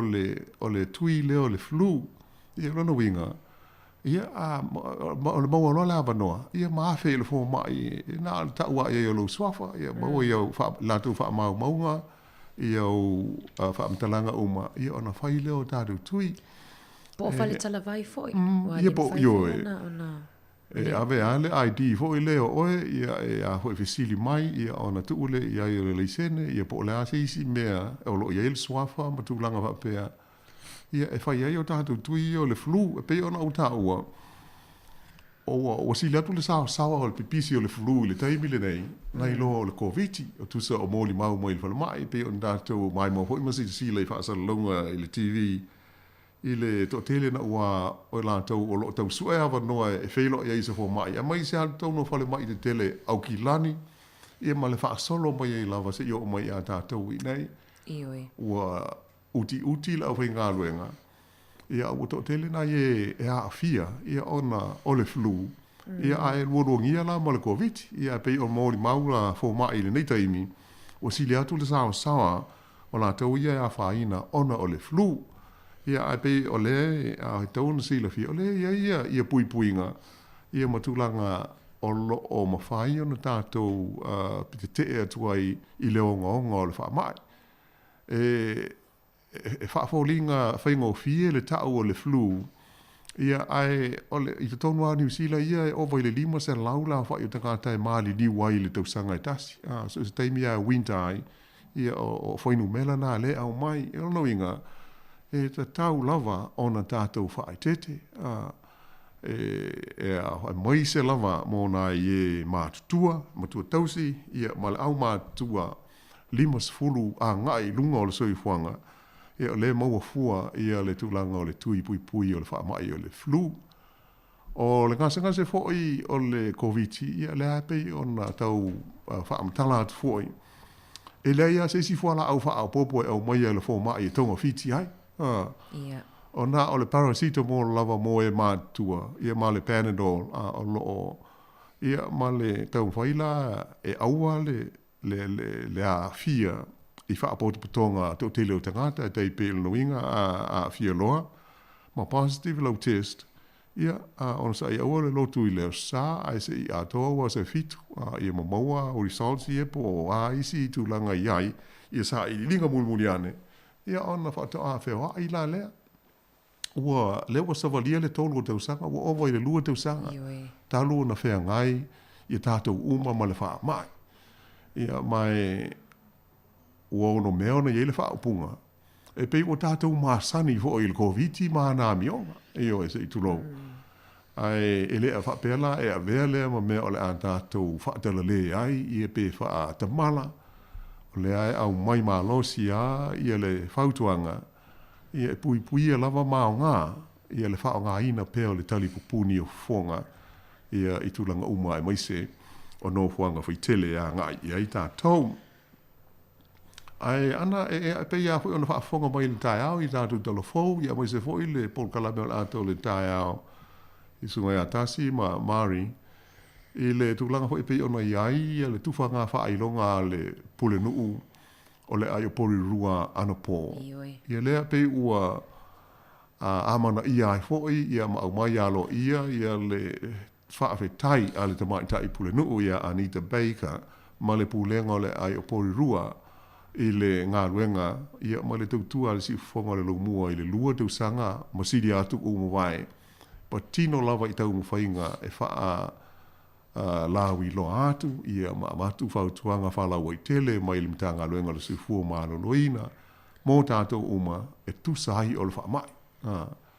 Ia mai aton hui o steimi o na whaafonga mai le, i le fionga le li pule a whamsanga, i le tūlanga ai, o taro na o umona sila ia i le tātou tuspasi, ia po o le Certificate of Recognition, o le Mayoral Certificate of Recognition, ia po o le tuspasi le nei alo ia mai i le pule nuu e amana ia i le tautua le si fonga le lomua ia ona o le wha mai COVID le lua tausanga ma le sili atu ua mawai e mai atonu o se tūlanga e tātau na tātou mita umai i ni whapea na o le fionga ia ahmsanga ma le au whai ngā lue ngā le si fonga le lomua ia ai o tātou uma lava e ona ia le sifonga le lomua po o le nei ala leo i Wellington ia o mai tele ho ia le saol maluma po ia le tunu i le tātou ngā luenga nei ia ai pe o le tūlanga na e langona ai le nganga whaftai ho i le li ia ma le sosani mai i le au whai ngā luenga ma le tātou tunu i le tau whainga le tātou ala leo le nei i le tātou lava ngana e whapeona wha lautele atuai, wha lau i lo atu i tūlanga whaasara lau i lunga o peau o le ea, ia whesota inga tele wawawe, ia le whe au tāua whaautuanga e winga, i mea le tauana tātou whaia, ia i le tau whainga e fō ia le koviti, ia ma puia le soifua, ia o le mamalu o le tātou. Tino, ia pei o le tūlanga mātango fiel nā, pe a maho fau tu ia mai ai le luatu sanga te luai e le tau tu e wha amatala i nātu ua sila ma mai moa e le ngata iata i lunga o ala o fiso te inga te le wawawe ia a o lunga o le tātou ala leo le nei ia i porkala me uma lava ia ma le ngā luenga sa whenga iai ma tātou uma tāluan a mata mai le COVID se i o mai a ile nei taimi ia ai se i wawai foi, ia ona toi whao o toi leo le tātou tala i le nei tai au.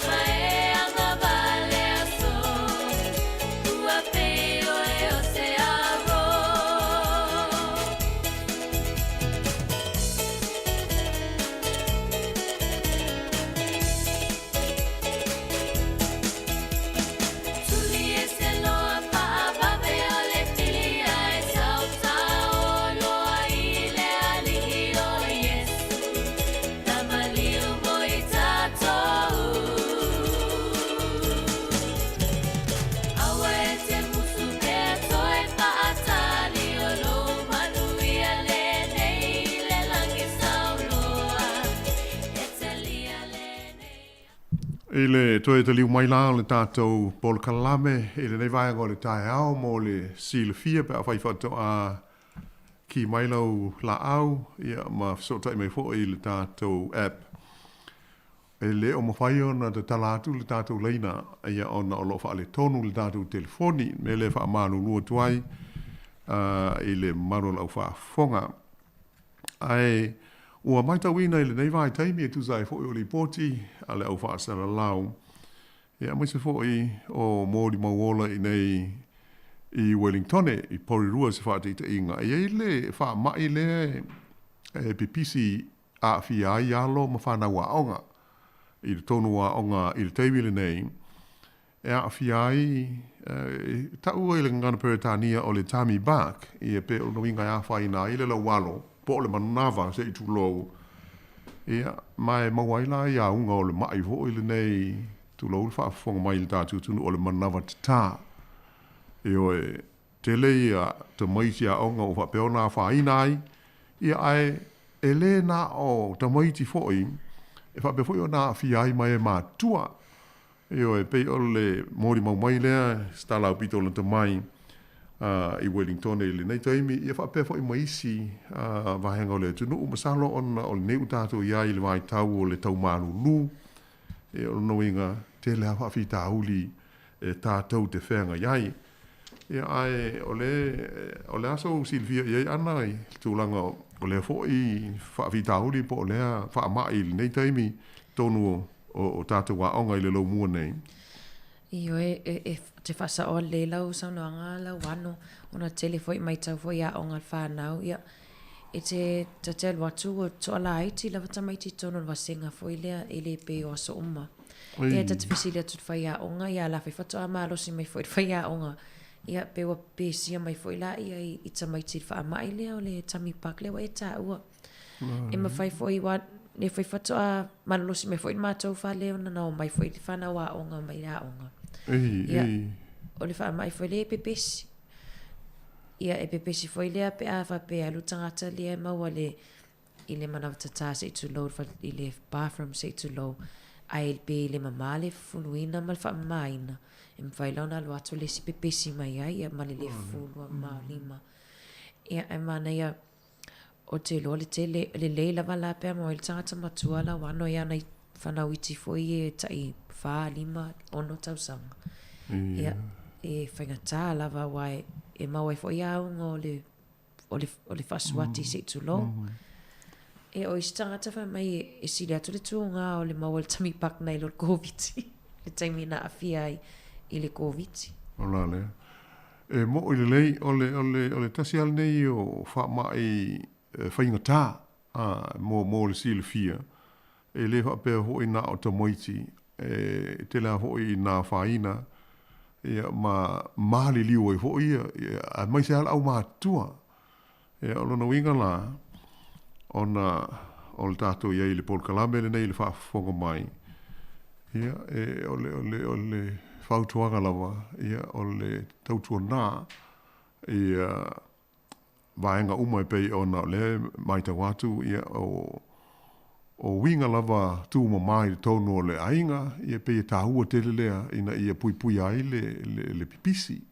ia lea a whai o tonu a onga le tele ina a fiai ina i tamaiti ia o winga tau ana wa ai le leile whanau le leile le tonga fiti mua ia a o le i toi o foi i le onga ia ma tūlanga e ma sani ai ia o le tūma ma lava o le wha mao me uma ai na o se fau tuanga mai le tātou po kalame mo le nei vai ngol tai au ia le tātou te iai le tau marulu ia mai masani au na ali mai ai ia wi nga fa pe nei ia ona e tele ho ina fa tele le iai ia ma pe mau o fa pai pai ia ma le fa ma mai nai ia tulanga i te tau ona iai ia ai pe pui nga masani lava ma tulanga i te tau ia ona tātou whataua māmana ia i le aso ma le aso lo tō suifua ma le tātou iai i nei atunu umarulu ni ai tātou tālu sia. O le tasi ama tā upu le saha pe tātou te whetu wha iai pe ana mawhai ona talai le tātou leina I le so ana o le polkalame. Yeah. O le meo le aia te tau ho ile nei e pā lota ai. O te tonu o te tasi ana nei o ta upu. To tele ina to tele ia pe ese fo ile tele o fina ngalo le tatu o tunu whaalia iai. O tātou i New Zealand nei. Le o tātou no fo mau. To tele hoi ua siti seni o le nei e tunu. Ia mai o le tula fono a New Zealand. O le taimi lava e te mauai le tūlanga le ta o le nofo mau po le permanent residence o New Zealand. Ia ona maualoa le oe o le aia te tau po le right. Pa lota ai, right to vote.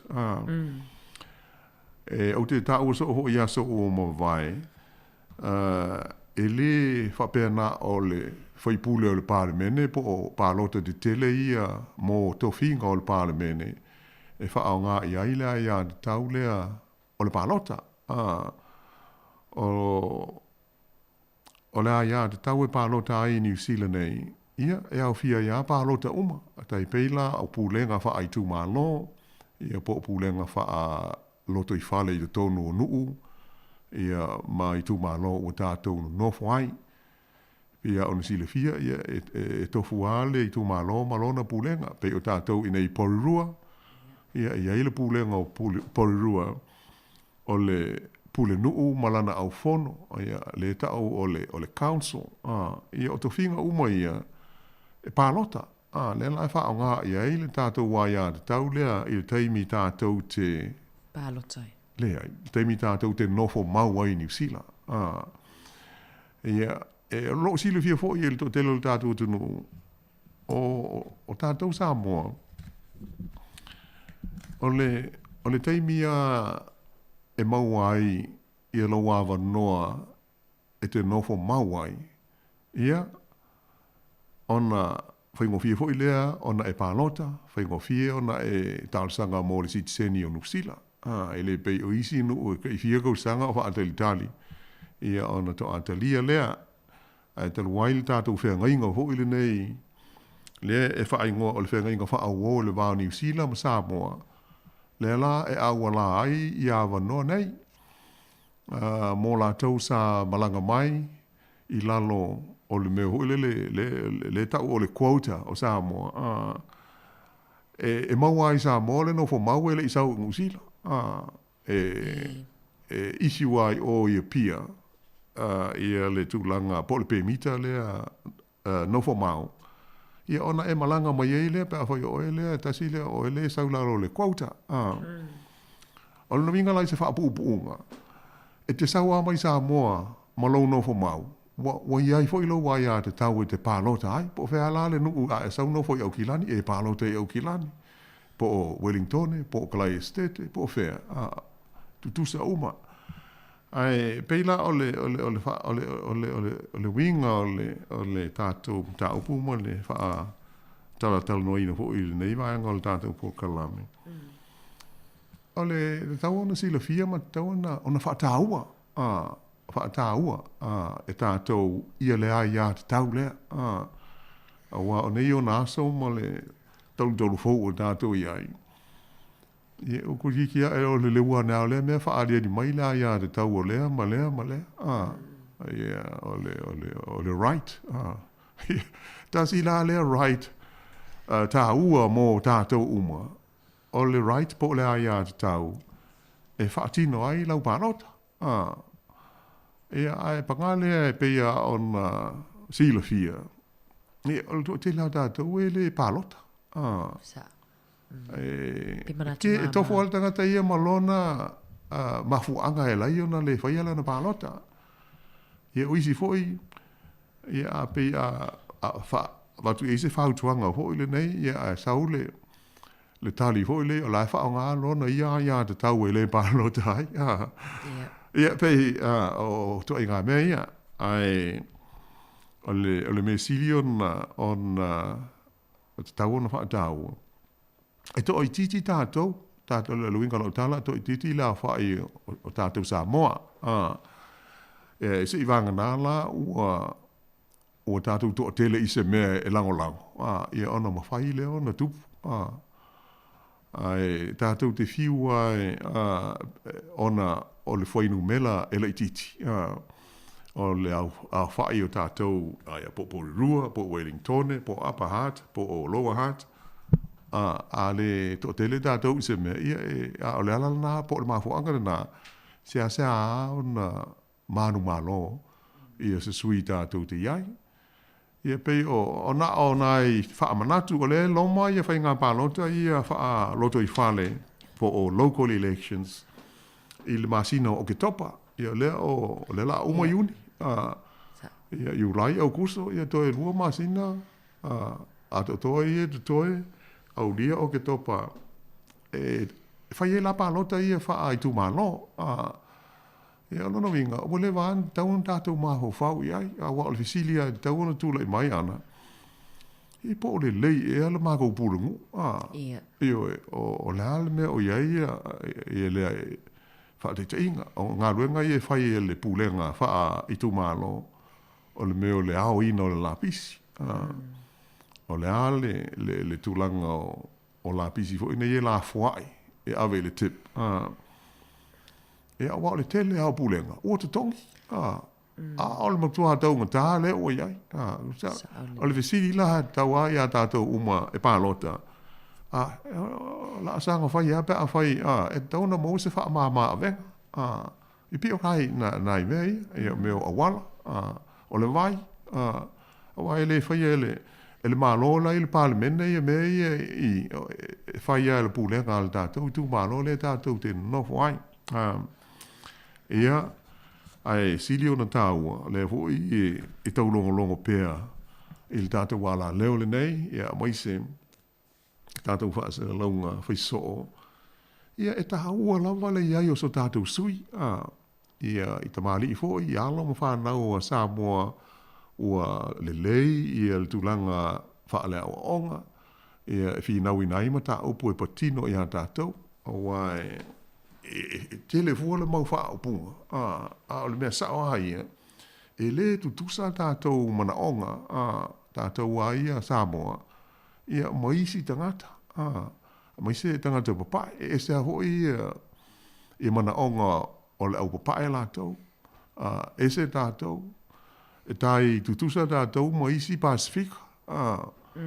Ia pe o tangata maoli foi. O le tele lava, ese uma. Pe o le mela le tā uai. A whai e sauwha ngā, ia seisi o le tātou tunu i te tonu o pūlenga nei, tō tasi, tō rua, ia pe tō whia. Ia, o le pei o le vai inga na o le langona, e te tau ona iaisi na suinga. Wai te tau ona o atu te tonu, ma le anganga, e ngā lue, ia ma tau mwhaini, Paul Kalame, e mau aise, lawe hai, se feso soani, ia mō tātou lava tangata, wai e moni o tūlanga lo tele, ia e mai i le pūlenga. Ai, mō mō specific needs, e le maal malama ia isi tangata lai te tonu le council. Ia po le pūlenga, i o tātou a mana onga ia e whaapitoa mō tātou. Pei o le vaenga le tāu ai le whaataua, o lo tātou a ia te tau, e tātou te pālota ai. Ia o ke topa e pei ona o tāua. Ia pālota la ia whaaloto i whale. Ai o le tausanga fōu. Ia lele i whaeloa mai la so o le pālota tele a le pālemene.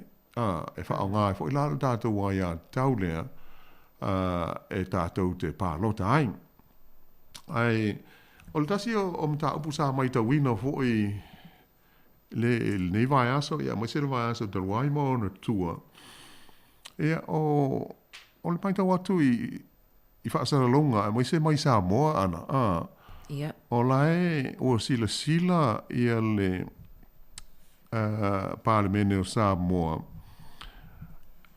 i le awala le whaavaina o se komisi ai el komisi la ua whengai ma le sa i linga o lātou whainga hoi mō lātou whainga pālota. E pei o le tasi au vesili tā ua e au ngā mō tātou i New Zealand ei, ma isi atunu i whafo. O lai e vesili ngia el komisi le nei, I fina ngalo le tunu. E pe te tau ona au maila ia te tau e pā lota ai. Ia tangata Samoa ia e alalam papa au I whafo. E au fia ai la tātou. Ia maisi atunu uma o loo iai ma manu le tātou hutunu. Ia mai au te talitono o stasi nei ma tā upu tā ua tele mō tele o le tātou hutunu. Tātou fo I nei le lo mua o te langona. Fo il tasi lea ma tā upu ia ai pangale o le mwhai o na tātou talatala noa iai whalau I tele o na o le isi tātou telefoni le so. Ia atonu iai se taimi. Ia o na maua leo lawa noa. Ia pe o le hase e fina ngalo fo I o to tele o tātou tenu o papa au I lo mua I lea fo I vahenga. Ia pe tauon tātou pālo tātou I nei. Pele ai. Wa pe o le si ele se mea fo. Faisi lewa o tātou whaalongo pēr iai, ia ma whewhaaliari fo iai fina ngalo, ma maru o Samoa.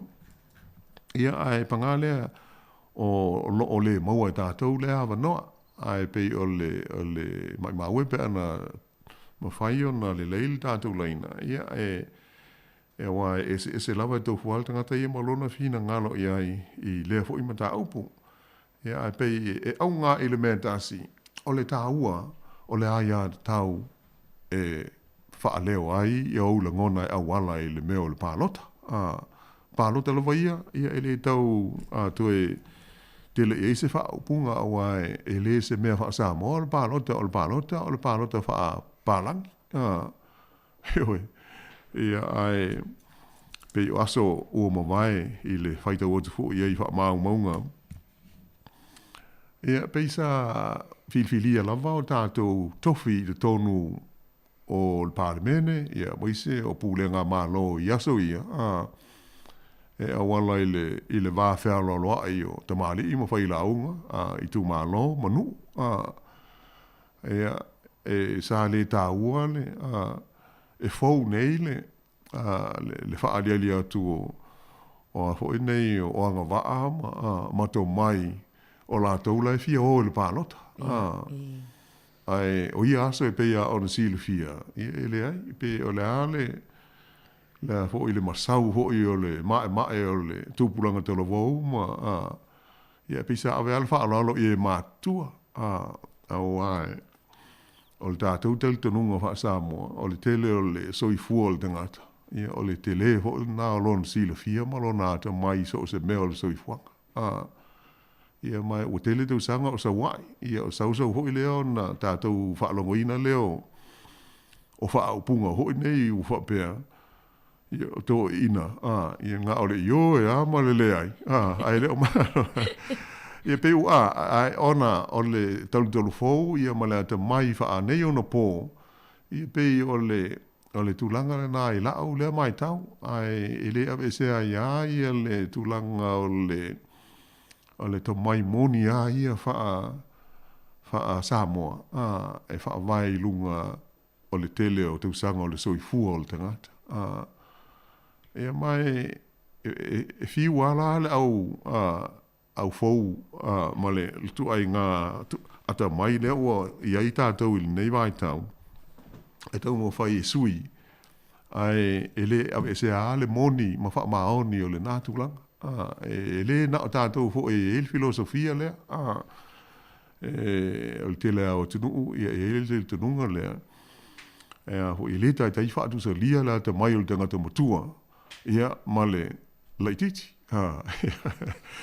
Ai pei o le mea tā ua ia I le anganga o le tātou pol kalame. Ia male tal no fo I le nei tai au. I le nei whaapoponga o le ato e whewha I ai. O le whaata ua ia tātou o le ai a tau. Ia e tātou te pālota ai, o le whai ngā filfilinga, alona winga, e awala to ai le tātou leo, pēla I titi, ia pēle suia I hoi se mea, ai, o le tā ua le whaatino, alai e te langona lama, pēle manuia, ia le sui sa e lango I ai, alai ma lia le lei a lau whaalangona, ai le ai sa whai a si o ua ia tau, ele I wha malo si a au, e aua pe o te pālota I ai, ele ai. O la ua whilwhili. Moni le tanoanga lauano e tāua fo I tāua le ia te tau e pālota ai. Awai taimi foi e mai foi pepa mai pan mene. Fai le referendum foi lea e te saini atu pe te ioe pe te lea. Ai le wa umana avelo leo i lau sui le wa pe watu lai mai pe le ai. Ai le au ngā foi le pa lota ai toi to muni muni whapea. Sa te tawana tu ia pai po la fai. Ia ai mene tau ai lo whatau o lau pa lota pe on mana. Ia whamanatu whainga pa lota i tu malo le lo manea au kuso. E moni le leila, ta ua tasi lei tu ai ngā pānota e tauan tātou mana tua mei o e whisiri ngia ai e le mālo e awale se whisiri i e whina ngalo le au pānota le tau il whapelitania o le referendum i e pe o se whisiri whaatu ia e whaari ia ia le langona ia ma whina ngalo o le au pānota. Salolo mana tua ele au maa tua a o le i tūto tasi Samoa. Samoa mua na whaia le pālota lea. Pālota lea ta o le referendum. Ia sa lisi ngoa sa whae ngoai o le meo le plebiscite. Sa whesiringi ai la ia tai o Samoa. Iso lātou whina ngalo.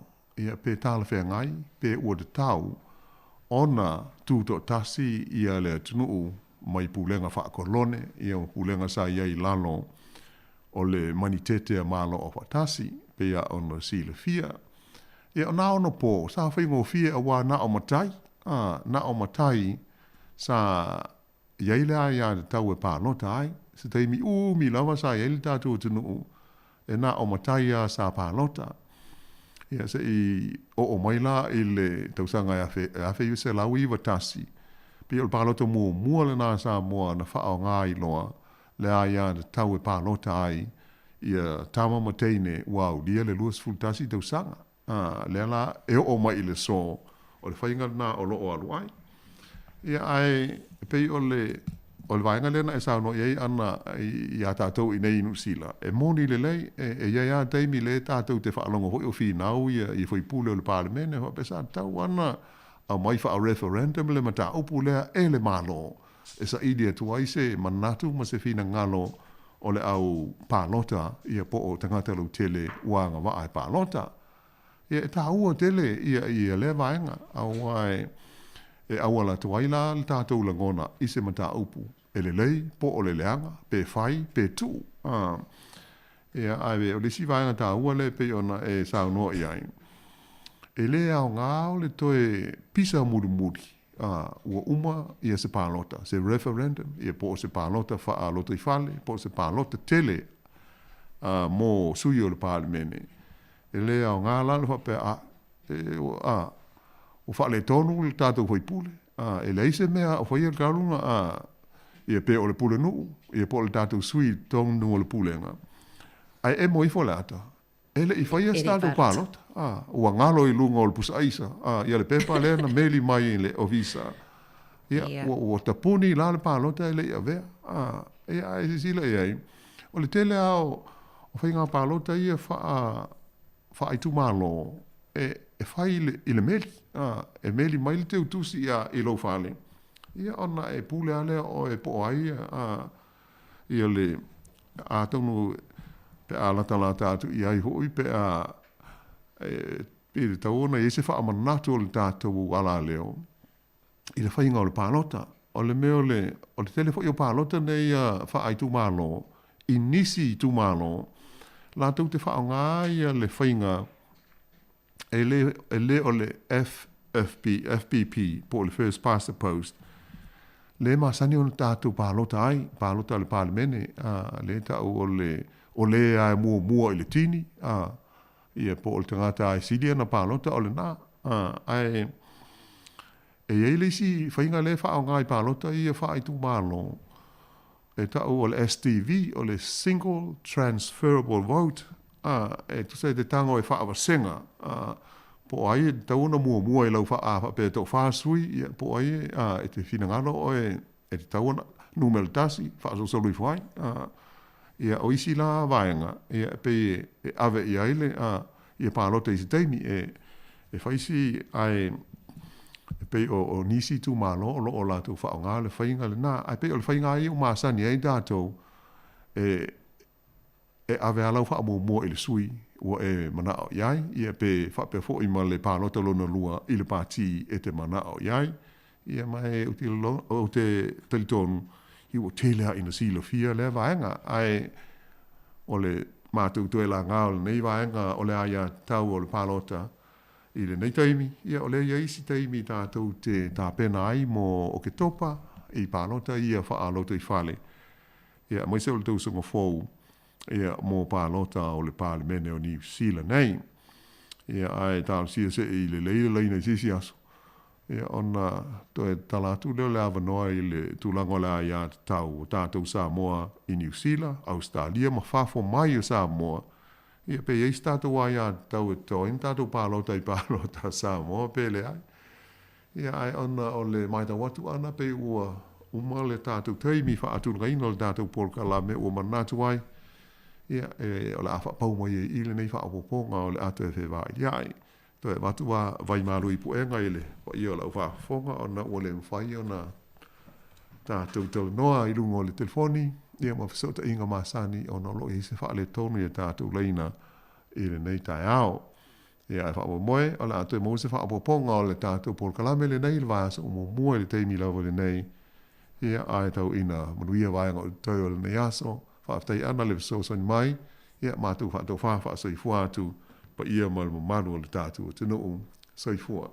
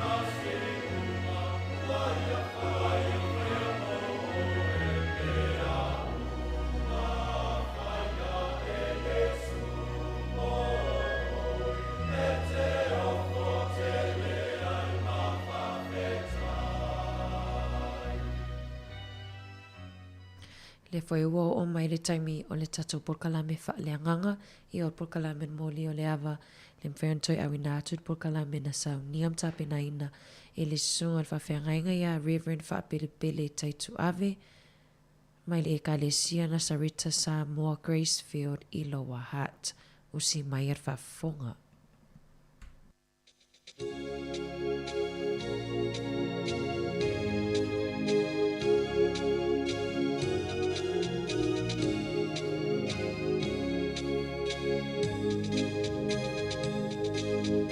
Oh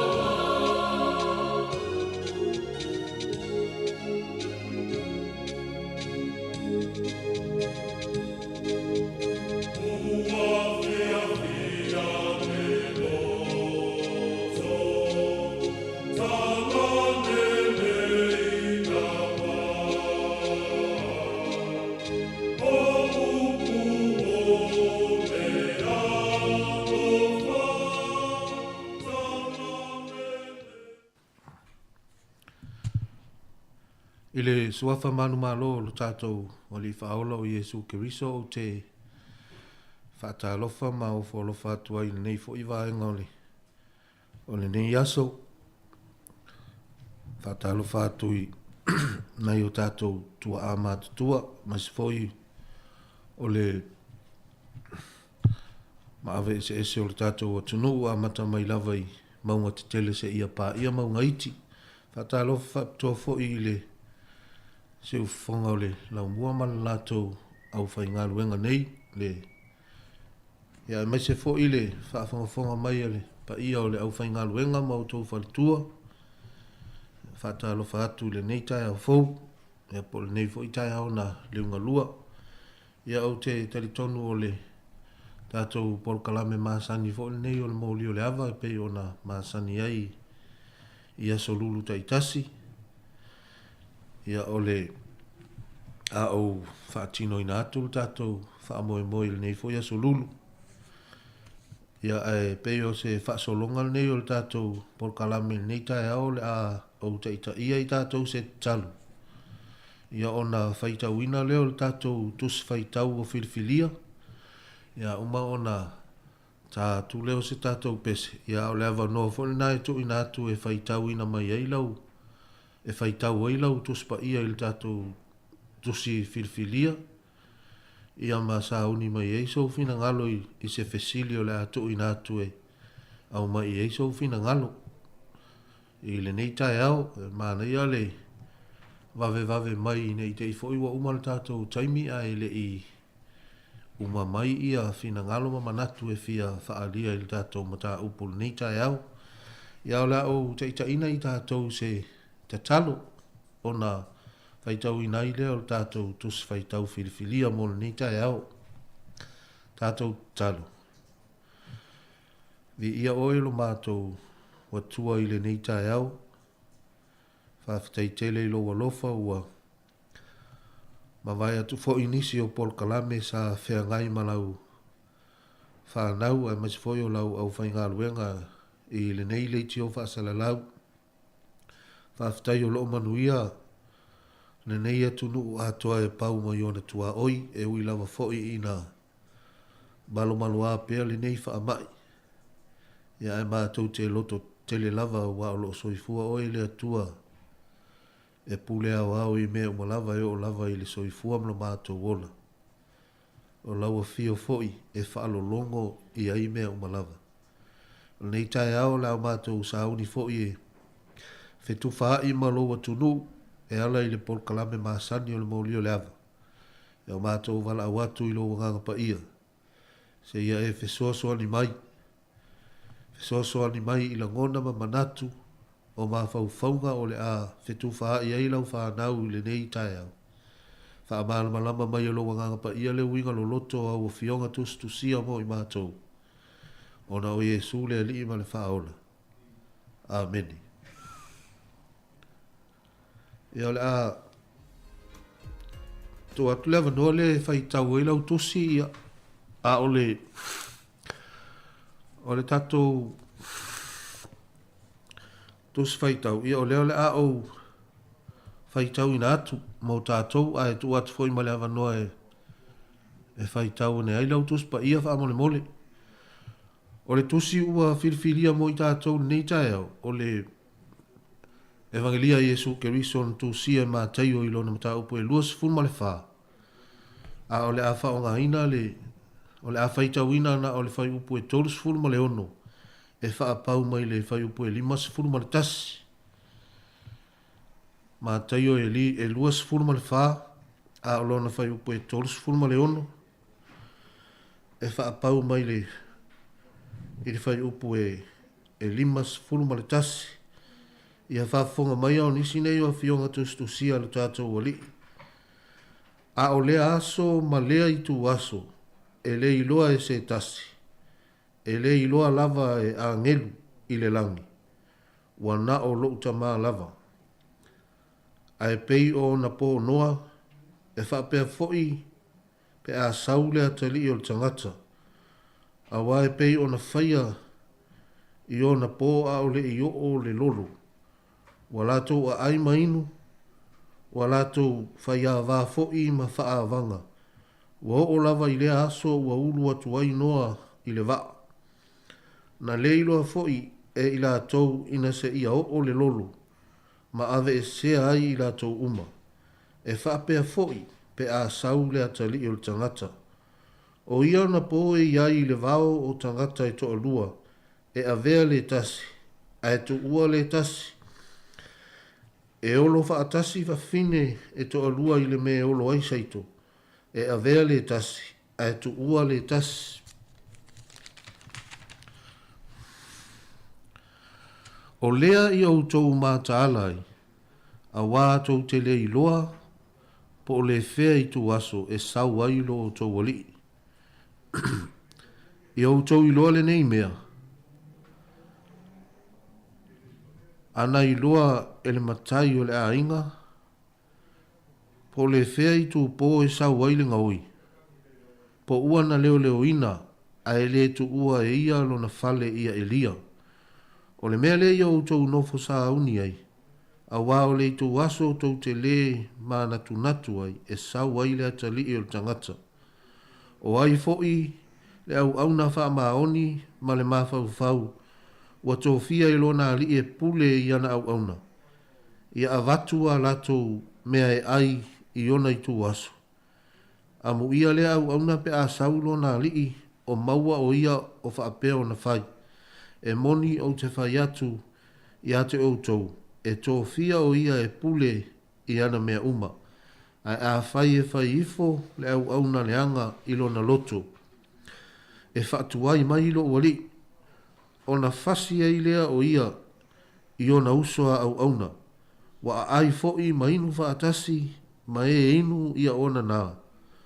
E sau lava le li o lea au na i le aso e whaataritali atu ai o ia. E le whaataritali atu ai o ia. O le tu aso fo'i e le iloa ai e ia. O na matua whaasala lea ia te ia. Ma avatu ia te ia lo na tofi whaatasi ma tangata pepelo. E iai le tau whaitangi au e ma le lili vau o nifo.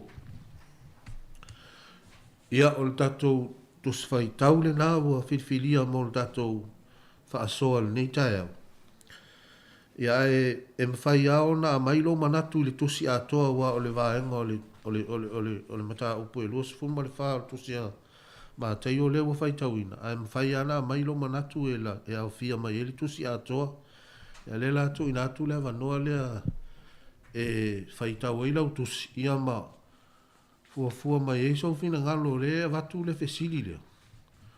O le fesili lea e whaapea. A wa ia po leo le a mataina atu lo le tatou se whaamatalanga e whaatau le tatou tusi ia ma a watu ai loa ma le tatou fesili e a mai e ia so fina ngalo. O le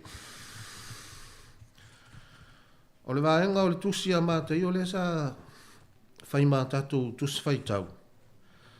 Le fo uwha o ngā tatou te whaasoa ai nei fo i mo lio le ava. O loo whaauru tala ina whaapea i le ngangana whaaperitania. The day and hour unknown. Ia o le aso ma le itu la. E le iloa. Lona winga e lilo. O le aso ma le itu la e lilo. E le iloa. E le iloa e seisi. E le iloa lava e stangata. O le mea mua. O Iesu e ana ia saunoanga ia sa tatou whaitauina. Ia e mai se fo i o le mata upu atoa ana al tusi a mātaio. E lua se fulma le wha. O Iesu e ana saunoanga ia. Mai le wha mau ngā mātaio. O le mata upu e lua se fulma le wha ma le mata upu e lua se fulma le lima. O le tusi lea mātaio. E pei e feso o tai le lei ia o la winga. Ma mea o loo tau mawhai Iesu e tau wha matala mai. O le aso ma le itu la. E le iloa lava i se tasi. O le fesili o le ale aso. O le tali. O le aso o le toia fio mai o Iesu. I le amatanga lava o le mata upuna i lua sifuma le wha, whai mai mātai o. Wa ulu whale Iesu, malu ese male malu malu. Ai tau mawhai e tualo na au so o e toe whaasino Iesu. I le mea o lai ofo i o latou mata ma le latou vaai. O lai matua ofo le vaai e le au so o, i le mata utia o le whei lafi. Ma le whelanu lanu ai o maa lai ma manu o i le manu manu i tu a inga maa ese ua whei lafi wha asolo a toa i le tino mai o le manu manu o lai matua ofo ia le wa ai le au so ai le o te i le sila Iesu ma le tangata i Iesu whai mai ia le saunoanga Iesu i lona au so ua utou i loa ea nei mea uma e moni o te whai atu i a te outou. E le to i eise maa i runga o le tasi maa, ai uma o na soloia i lalo. Usa o lai whaapea ale au so o ia. E tu mau ale le fe i lafi ma le fe lanu lanu wa i man na ia o i tu a inga maa ese ia e sa ma manu ai le tino le manu manu. A leo sau no Iesu, e o mai le taimi, o le amatua ma lepe ai, ma solo ia i lalo, ma ta ape. Na toi fesili a fo ile au so o ia Iesu, ina ua nao ila tau i lunga le maunga o olive. Ia e feta lai ma ia i mātou, pe o a fea ia mea, pe se a fo ile wha ilonga o lou maliu mai, malenga ta anga o le lalo langi. O le mafua anga lale na o le tala noa lo Iesu i wha ilonga ma mea o le atutupu e feso o tai i le mea lea ua fesili ai lona au soo.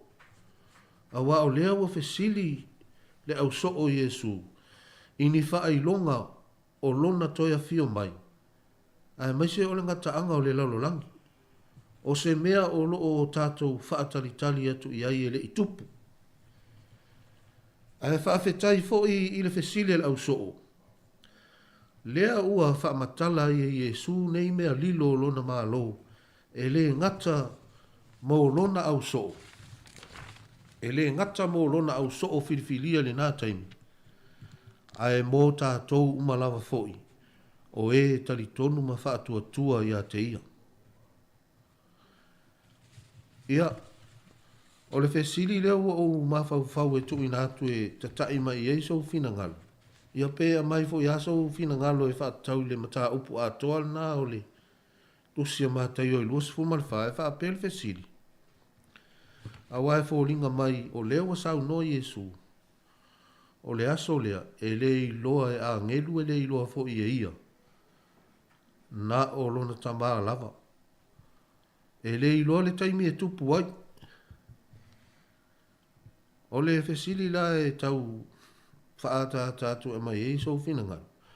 O ani tu e tā ua ai i a i tātou o tangata whaatua tua matari tonu i le atua. Le wha i loa ina mai o le aso ma le taimi tonu, ma le tau sanga ma le maasina. E toi a fio mai ai Iesu. O ani tu e tā ua ai a i tātou tangata whaatua tua matari tonu i le atua. Le nā mea o le whaai loa ina mai. O le aso tonu ma le tau sanga tonu po le maasina tonu fo. Ia po le taimi tonua e toi a fio mai a Iesu. Ia kei loa le laa tui nātu le. Tua fine tātātu stato pesi ia e. Mai e so fina ngalo tātou mta upu tala toi mal tātou laina wha amol mori.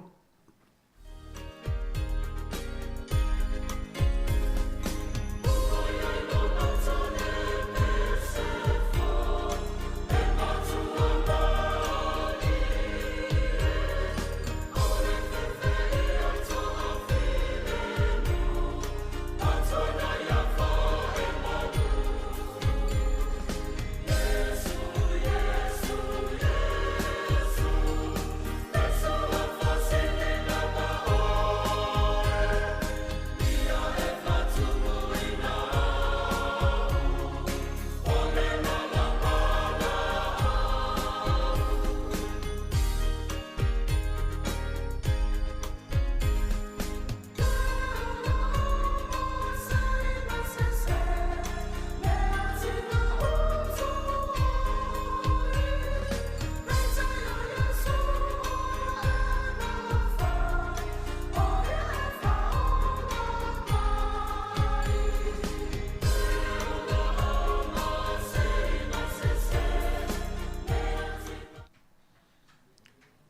Ia, whaatalo whātu le tātou wala au lewa I lunga o leina, mālora soifua manuia.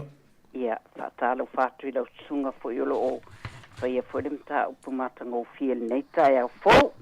Ai, whainoa mai lo suafa wha mole mole lava. Ia, o ilinga noa lea tau tala, alo wama lava ma lau whaalo alo. Ia.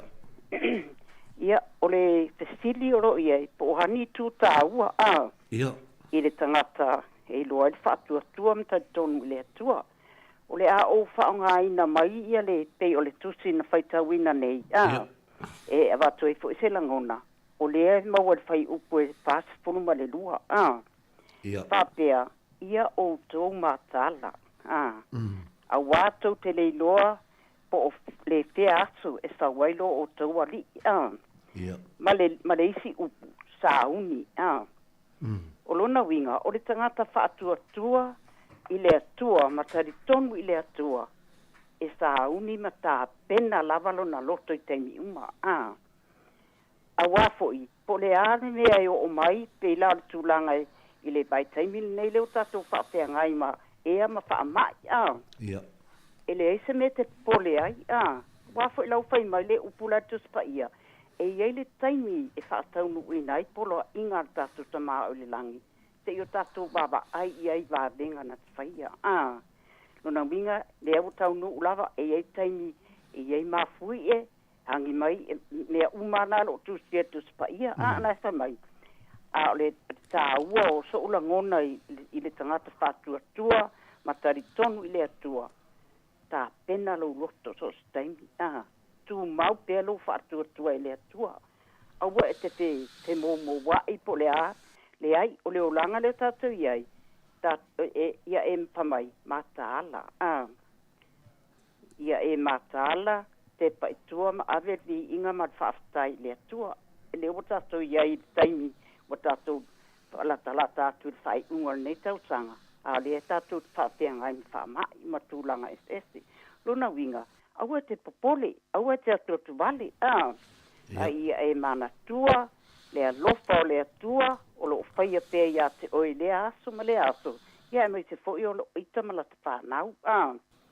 Ta te tala noa, whai po le ale te mea te vai e tuai wha le tonu, ia e wha malama atu iai, tu maulo ta tonu, ma wha tua le atua, wai le aia seise te tapa iai. I le aia seise e maua mai ai, so peilal mele tau te whaia, wha manatu mai, ia tu e taun tātou whaia e o whaatasi le te talo I le atua ma le ngā ioinga le tātou te usu stai ai pui mai ai tātou I mele tātou te iei le o langa nei lona winga la tātou mātāla ma sauni o wai le ilo le taimi o le taimi tonu a lea tātou te pape o le taimi lea e a fio mai ai lo tātou tama e whai le whaamasinonga I le tūlanga nea whanale le saungiuni iai, a whaiala o e sa e taritonu ma tu mauro whaatua I le atua, ia ma e pipei pe ia ia te ia, whai mai, e iei le taimi, e wala au mai iei le atua o umana e sauni, uru whale mai ala ia le fia lo wali. Tātou uma le sauni ma mātāla mtūlanga uma, tātou te ngā lulue lalangi, a iei tātou whaatuanga le tātou te whaamoe iai, o le ola e whaavau o umana saunia mo tātou o lana whanau. Ia o si o pātoa atu lea nei tū la ma le awa lava ma le whaaloalo. Ia e tū sai fo I mana mata upu atu ina mai whaasoa atu ale nei tū la. Ia manuia lava whaatai mo le awa noa. Ia manuia lo walo atu mo mata upu nei tū la. Ma le awa lava ma le whaaloalo whaatai mo le awa noa. Ia, mahalo, whaatai lava, ia te ortina, ilinga noa, whaatai mo lo fina ngalo matango fia nei tai au, ia, tau fo ina sosoani atu le atuai, wha moenga ma tau lo manga nei aso lo toi.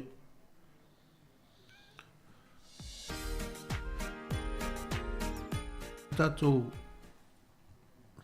laina, ma o so fina ngalo.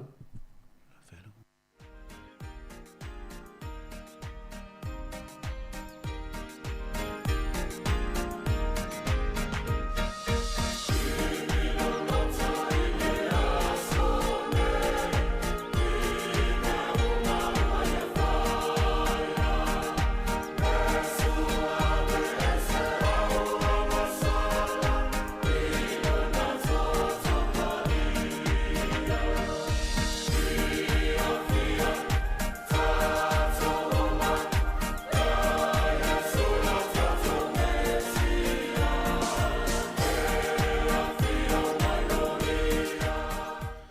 Ia o le wai le si tātou wala au I lunga leina whaatalofa atu. Ma lo le soifua manuia. Soifua manuia, I le sunga whawhiangainga. Whapele. Ia oi po le suafa whamole mole lava. Iau whengau ia I whamole mole. Ia ma lo soifua manuia. Ia. Whengau ia. Ia soifua manuia I le sunga whawhiangainga whapele whaptai. Ma tātum tā upuni nei fo iasu matango fie. Ia, lewa saro sidi a. Ia, ia. Wani tua tā ua a. Ia. Nai manino mai ar I le mta upuni pai tauna ni a. Ena hai mau no fo ia le mau o liwe I o mai leo na so. Ia tia, o nau I lātou whapea mai. E whitala I mai ati I mātou. Pe o a whea mea, pe se a po I whailonga. O lou maliu mai. Male ngata ango laulang. Ia, en tali sawa ia Yesu. Ia o tō, ni whaase ina o tō se tasi a. A wai tō tele, e o mai lo ingoa. Whapea ni, wa unge o ke risu. La tō te whaase ina fo I tangata I tō tele. I whaalongo o tō, I taua, matala o taua a. Ia. Ia o tō, ne tō watu atu wale. Wa I hao o na taunu o nei mea uma. Aile I o le ngata anga a. Hono au mai foi leo mta upo I lofulu lima. Lo manino mai foi. Tala le tau poto si fulu. Ia. Ia na whape o poto ia to limo I lato. Ai vale. O ia po poto le sto lima. Ai vale le sto lima. O ia vale no wa ave ala to lami. Ai le ave mani swau. Ia o po poto. Ba ave mia in swau ia lato fan. Fatasi ma lato lami. Se me utuai mai fatu a faiava. Awo o le tūroa pō mau. Ona sa wai o le alanga. Pauta. O sa fatu a whaiava. Nā o ia o toi whakta ia I ati ia. Ona tuai leo tau pō umalawa mte o te wala tola mipa. Ia whatu leo e vale potu a maina mātou suau. Ma mātou. Kawa le a mate mātou la mipa. O tali mai e po potu. Nane I le lava a ia I mātou ma o tō. Ia o le tala malama a se whaapupu. No lo whaatali fo inis. E muli anu fa mo toi fo mai ta oi. Fa ta mani la tswa. Yo mai wata puni fa to an. Le yo o to matala lo apopo mai le ali. Yo o to matala. Wa tu tile lo le aso po le tua. Ta wai la tali o tamata. Fa pe fo tamata na malanga a wala au ya na au. Tu ina tela to me a wa ba to yo ta le ni li mai ta. Yo o le tala malama. Fa ta wai fo. Ai po atu fa pena yang to tele ni so tamo fa atu fo tatu mata upulene ya au ke pole fu I ska ka I o mai lo lai ai va po pena tamo na so le lo matu ia ole tu so tam una fo fulanga le ia o to matala ma sa unioni pena moli mau fo I pare tua ya I dinga no ia ole sa uni ama matala wa ta to tele lo le asto male tua Ni sa wale tali o tanga ia tato saun awane o tato peyo valia o yo tau po valia e o aile saun tato peyo e popoto e o masaun va tato tele lo le aso male tua sa wale tali o tanga tato no fo saun e tali ala na vala au I fa fitaya mo lo va no amanuia le atuela sunga fa penga manuia fo ele tato ofisa fa sala dai mo lo va no Aftai lava whinga wia ia whamanuia atu le atua ia te oitina. Ia o le fua hei le si tatou wala au ia saunoa mai maa lor soi fua manuia. Malelangi mama. Ia, soi fua manuia ila usunga ile tofi lo nei tai au. Alo foli tau watai ma lor soi fua lau lei. Lo suafa wha mole lava. Ia o taksoa mene o pilani ma whaloalo. Ia. Ia, saunoa mai mo lo finangalo whaftai lava. Ia, whaftai ka tau wawawak se manatu. Ole mea mua. Whaftai le nita upu nesias nei tai au. I lo ua manatu. Ia, o se ole nita upu don tatu whaita wina. Ia lo unga non lo langona. O se lapata inga. O se lapata inga le kisi nei. Ia. Ole vaenga mua ave so langona. Le o whapitoa se vaenga o ni tanata o lo whamanatu mai a Yesu lo na toe fio mai. Ia, sa. Lona lua. O le kau testo tu si le pe sa uta ukalonga tui. O le whai upule whaasunga lua. Mua matala. lona lua tau te lei lo le aso lona tolu le wata o mai Yesu le aso sa wa mai o le aso tau te le ma na ki matua la ua fa manino le lei Yesu ina ia tatu ngā lulue ma mafau ma tapena i tangata a wata te le ulo e bai sa wela usunga i pēna whailo mai tuspa ia le uta ua se aso e te fio mai Yesu pe ole winga ole pino a toa mal fe au o loo ta vane mai le avengelia nei matai ina ia fa manga tu tangata e ele te me fio mai Yesu ele o fa pito mai la apena se va enga o to le ai o tangata o ma o e tali tonu ma fa tu ele tu e ta pena ile aso le o le fesili la ai se a o ta ua ai le fa ilo mai su ya tinta ile aso o le aso ia o le tali ina ia e ta pena ia ma ina ia e matua ia sauni i sauni se ta penanga e matua ato toa e le fa tumu lima a e te tamo e ai lunga tula fono le e ame tu spaia nei tatu ia fio mai Yesu ia fa mangalo le sioso a fio mai Yesu a we ti to e opone sisi me atu a toa lo loto ile tu ina ia fa ngo fio wa time ia fio mai Yesu e ko meki ya mai expect ale si tio e a fa pela fio mai Yesu la te tau tala papel to fio mai tai Yesu to fio mai ale loto ele o le lei mal le uso ele o le lei mal tu fine ele o lei matua e ilo tanto nunga le ai ta tu tele mo wala la so le o Yesu ia ma le fa lo lo so pa te nei yo so na tu tatum ta upu ia va ftaila va ta so mo le fa ava no mai o lo taimi mai au kilani ia fa manuia tu le tu e to le uso ia fa sai manuia ko ni yaso ia ia o tali ni stato vala au e fia sau no mai ia ko e whamanga tuatu tato numero na o le o wha tolu walu lima lua o wha tasi ia ai o le tato tus whaitau na sa whaitau ina nei aso o le ma taio na ilo no ta upu e lua sifuru ma le wha ma e so fina ngalo il tato wha asoa mo le nei tae au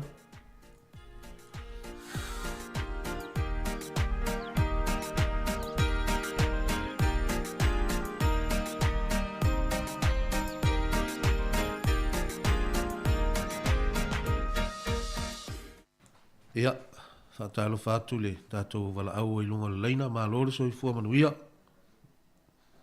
pasalo fatu le nganga pala le sunga ta tenga palo so i fua mauma lang manuia kakalo faku tuanga le na esa fto kwa fio ku ilalo vi ele tu i va pe foi la au so na mo atu va pe foi le sunga ya tasi pe fa tasi uti ia vi ele tu ka kolektivo fo nei tenga tae ai la va customa manas le umi fa sai le tu ke le amana so fa ali le o lo peia o lo toma ma le au e sa no ina la sunga o le lava ia ma lo so i fua lo toma ia sa no mai lo ia fa sai mo lo va noa o ke fa ma na ia manas o se fa sa we na o pule o fa longo ma fai ia ka le leila va ai amen ele se a nga fai mai a wape o fion pa ia nei ele atua o lo tu sa noa e fa fango tanga to fo me leola la le uta so ai o telen fa ai longa o ta to lo ai le fai mai ia le fo ile tu sia le ta so fai ta wina ka ko lo ai na o la sala no na to e fio mai amen o lo la de manasu a wani o ta so fai e mo mon fa stai to sunga le tio foi il tau longo sa pe longo ma sau a wa misi lo fa longo le lo lo fa longo ina e mo sino alea o le fo ele o le fo ila wa ai a wa ale le lo wa ai le lo fa longo e te fa ia umma me ia le fe me sus pa ia le ke fa mai ia sus pa ia so te no fo me su a fai fo ita so te ola la langi nei o le ko sila fia ma uloa o le alanga luenga wa mai le tu te nga lue ai tono le kalesia po le ngaluenga fai i tono le langi su e me tatou te olai tatou loa fai a malfa maon tatou te o te pena no foa i loa e au mai nau fa manianga te pena no foa sa ninga o ame o matatou te fai a malfa maoni ia le leilo va ai o meo fa le tonu fa au nga ia eu lima ma au au ma lima ina ia fa le leia ia o tau tala foi ia o tau tala me tusta me no final pa ia awa le fai mai lo polus por fa ila stunga fa fengai ia awa su mai ke riso pelo perfecto pelo la to te fai foi tala i va venga tele pelo ni ke u ka ko ai ai fa longa ia arka ko ai le tau me e su ke risto aso i ponela langi ona sto mai sa so o lan fanau ele o koi so i po mai so o Jesu Kristo ele o koi so i po Jesu Kristo la langi nei awa fionga pa ia umaia mo i sa so o lan fanau ia sa to sa viuni ia sa to sa pena pe isi manatu ia le leilo va ai le leilo fa along pa ia fa atino mea umalava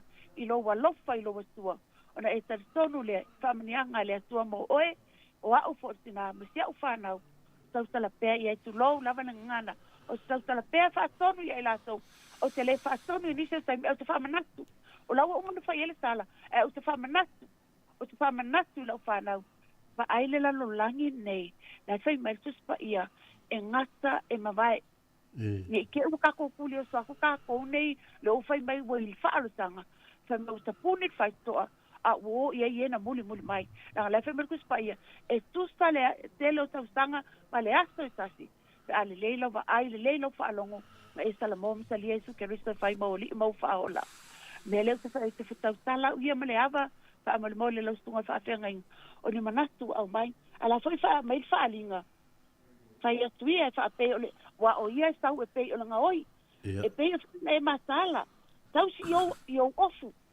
yo ofu ina ne esa vali le lava lava ne e no ai tu lo e lo ai lo ma vai fai mai tatou te ofu tatou sauni o tatou ofu fai mai eli uala langi nei tatou te mawai e fo ina mai mo i tatou le o fo lo tatou tino fo i ke ua au mai tino na mo tatou e ka fatala le iei a le ko kisang noa o mako ofu nga le ko ke maia ia ofu yo mato nganga la le fai mai fo ile le tusi o le manu le na stala iei le tu fata Jesu Kristo fata funa ino le manu fatusa na tino tangata va ai lo tino o le manu le atua e fe ilaki la laki nei ngalo ya oe o le o lo wanga le manu na le atua lo tino pa ia lo tino mo le ali a teu fo la fe mai umai o apostoli i tu atu a teu au wane i teu wano ai a e teu malo o e tangata e lo fai le atua me uma pa mania le atua po kala me nei asu tele si mana se upu nisi o mai o tu atu familia le escuela stunga fa tua mano falo lo fasele mo o lua le kalesia lo ngalo ai familia le tua tato le tio alo fasele familia le tua lo le mato te mawai a fion pa ia le tua ile stele o saimi familia fo le tua nai tua le no alo fasele mo o so fa sai mo lo wa noa so fa so fua aftai lava lo to ma aftai tele lava mo lo fina ngalo mata o fia ia fa manuia at fo ile tua ia te ultina mo fuanga o lo toyo nei aso a me se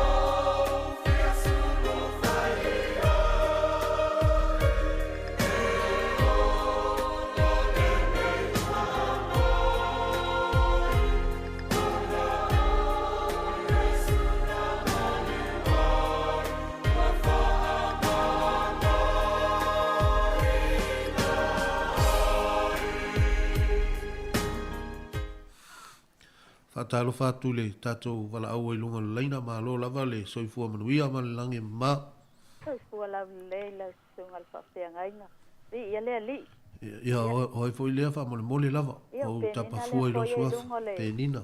Ia, e lunga laina. Ia, vatu fo se whaasoa tu sai ma le Ia, tisi wā mai. ia, sau noa roa. Mā tai o lo sufa le pe tau mā ua. Ia. Ia.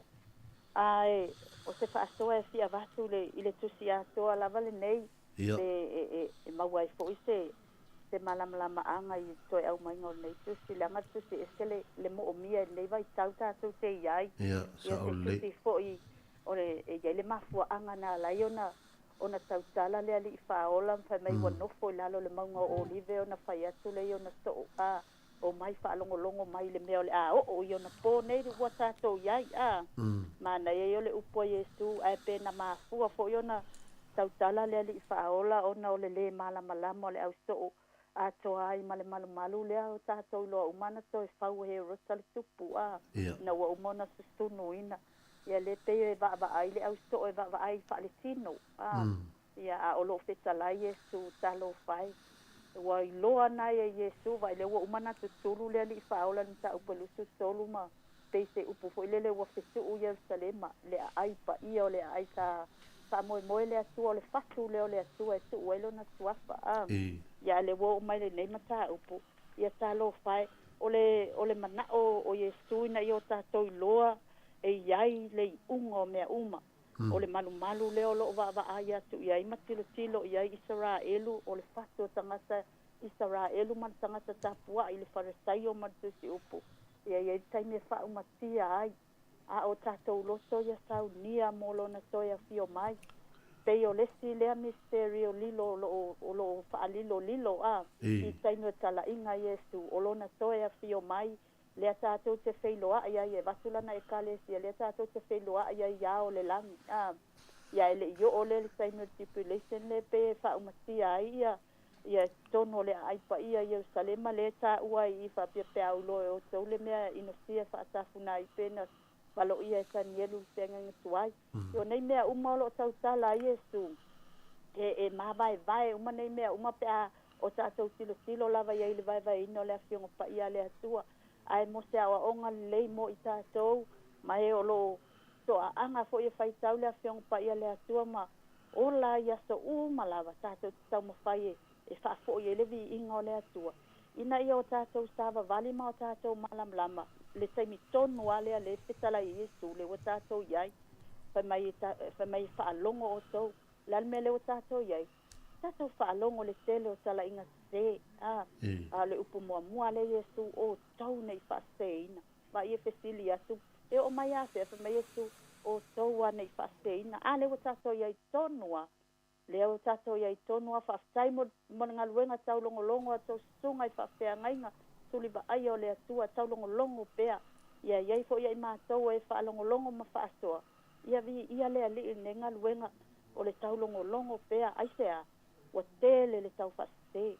e le ngata i le asa mai e wa ai o tātou mata ala o tātou wa ai televise i taua wa le mapu le taua lea mea ma lea le atu nuu e whai mai ai Yesu e le mawai ale nei tupulanga lona winga e ei tangata la tau te wa ai ale afia o mai o Yesu le au tau tala Yesu le taime o noa le wa amai le whaatu sai taime o noa ina ia o tātou malama iai pe fo na tau tala Paulo ia konito wa tu sia nei mea mo tātou ia ola le taimi nei ina ia whai ma o onga ia i tātou ai ole ala fo le na whaatoa e Yesu lefu so toma makomoro nei o na po ina yo atu le usu e mtantoni ai le ai e ai le atua moni o lo soifua le fo lo tātou wolai ia o sia una whaatoa nei tae au e miso le tusi wa mai ia tātou mauti noa lava e ai le taimi a fia mai e lo tātou wali i whaola e vatu tātou uma tātou te whailoa ai le langi e ai le taimi e whaumatia ai manofo tupu ai le li i lona nuu tātou te wa ai atu iai taua ma mea o lo te tupu mai le nuu o le atu e mai Yesu wa ai le mati o ai le mati o Israelu pe o ngata tonu mai ei mea ia o sia o le whaasoa atu o tātou iai o na po noa whai mai e pāti ia whai al pāti whau whale e le kea i mea lai whai atu iai le upo le atua lai tau longo ai tātou o tātou i loa le upo le atua ia tātou tū mau Tātou tō mau i o tātou fua. Tātou tō mau le whaatua. Ma ia sanga vaai mai tangata. Ma vivi i ai lo tātou atua. Ia vi ia le atua mea uma tātou te whaia. Whamania tele le atua i lau sunga e meisa le tusi wa mai. Whamania le au whaafonga e meisa le ofisa whaasalau. Ia ono le suafo Yesu. Amene. Whaftai lava pe nina mō lo whina ngalo mātango whia foi. Wa taringa e whia longo lo whaasoa mai neita e au. Ia whamanui atu foi le atua i te oele tina amale. A inga.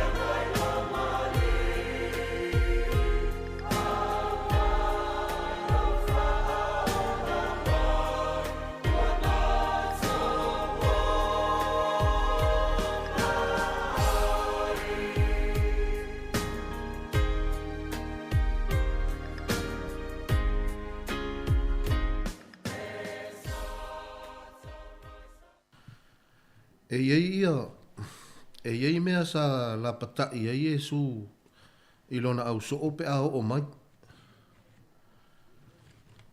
O le me mua. O lo ta ue le tatou mata upa. O ke riso pe pelo po o anti ke riso. I le mata upa e los furu whawhai upa e wha o lo o iei le whamatalanga Yesu wha apea. Ia o tou ne i whaasa se ina o tou e se tasi. A wae to a tele o mai lo ingoa ua whaapea ane. O au nei o le keriso, la tau te whaase se ina foi, tangata e to a tele.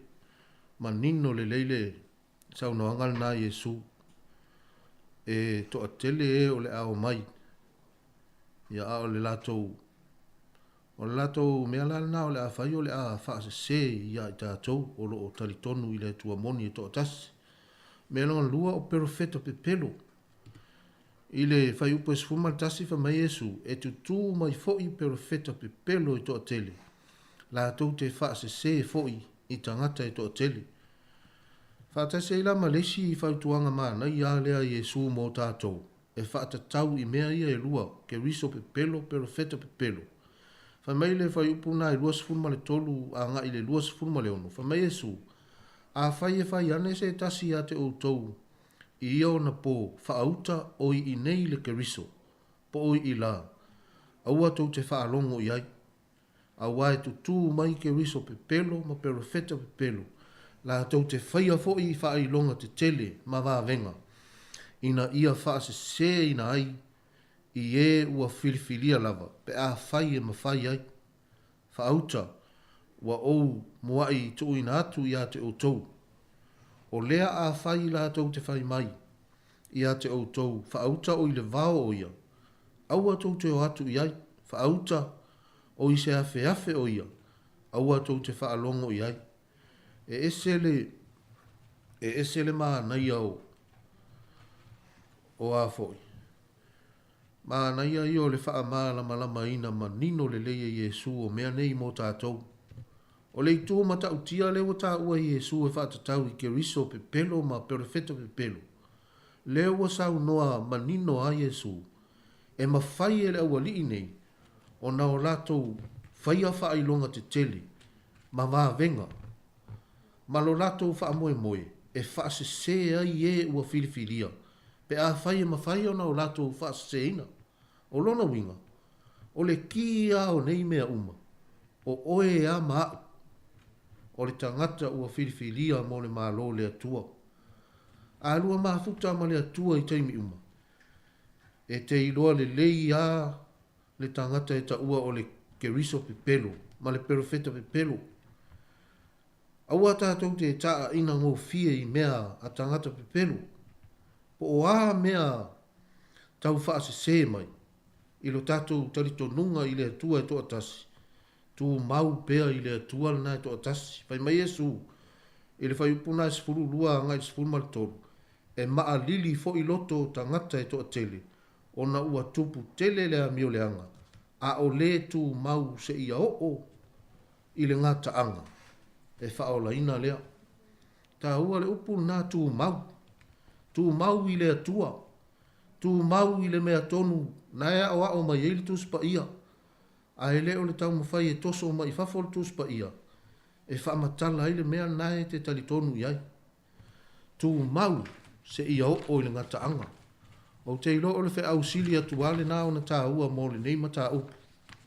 Mō tātou o tangata whaatua tua ma tali tonu iai Jesu Keriso. O le tu mau po o whea lava e oso mai iai mea tau whaase se. O oe a o le tangata ua filifilia. Tu mau i le mea naia o a o mai eili tu spa ia ma lou tali tonunga. Na o tātou la iti fo lava se i tu lou. O a ai tātou e o tātou mātua. Ai se a la o le a whaingo fia i ona whaase se ina i tātou. O i fo i tātou te ilo ai. Le tele o le alofa tu noa o le atua. Malona o a o ina mai, malona faa manino ina mai o nei mea lilo o le malo o le atua. Ina ia o tātou māta ala i whai mai le. Le whai upuna e fast food ma le lua lea sa tā ua mai fo i le toa tele o tātou wala au. O lea, ia o tau māta ala i. Au wā tātou tele i loa. Po le fea i tu aso. E sau ai lo tātou wali. O lona winga. O le fea au sili ala le nao na tā ua mō tātou. O lo tātou māta ala. Ma o tātou tū mau i le mea ua o ina i tātou. Lo tātou talitonunga i le tua i toa tasi le tātou te talitonu iai. O wane i toi ave ina. O wane i toi ave e se ina e se tasi. Mai ia te i tātou. Ia ole tātou mata upuna i nei aso. Tau ina ia whaamanu i atu le atua i lau whaafonga. Whaafitai fo i le tua whine nei. Ia mas fo i ole au whainga luenga ma le pūlenga le tio. Ia whaamanu ia le atua i alatou ngā luenga whai le aso ma le aso. A ole au whaai u tātou se te talo. Ia ona whaau mai leo tātou mata upu. Whaafitai tele le atua i lo walofa. Vi ia oe i le nei aso, whaafitai mo au fionga pa ia. E toi whaamanatu mai pea ma tō matau ina i pea lo mātou wola au auna i a te oeta ma. Whaafitai fo i le nei awa noa tā ua ua maafuta ai ma lo atu nua e mai se e o lo whaafonga mai mai e sa whai o lato usao i le nei tae au. Ia whaamanu i atu lau a fio. Whaamanu ia i le au whai ngā luenga le tio nei i ngā luenga o lo tutoi o nei aso. Ia mai se foi o aso o malawa tama. Ia i watu i atu oilevi inga tama. Ona o Jesu la mātou wa lima la mātou whaola. Amene.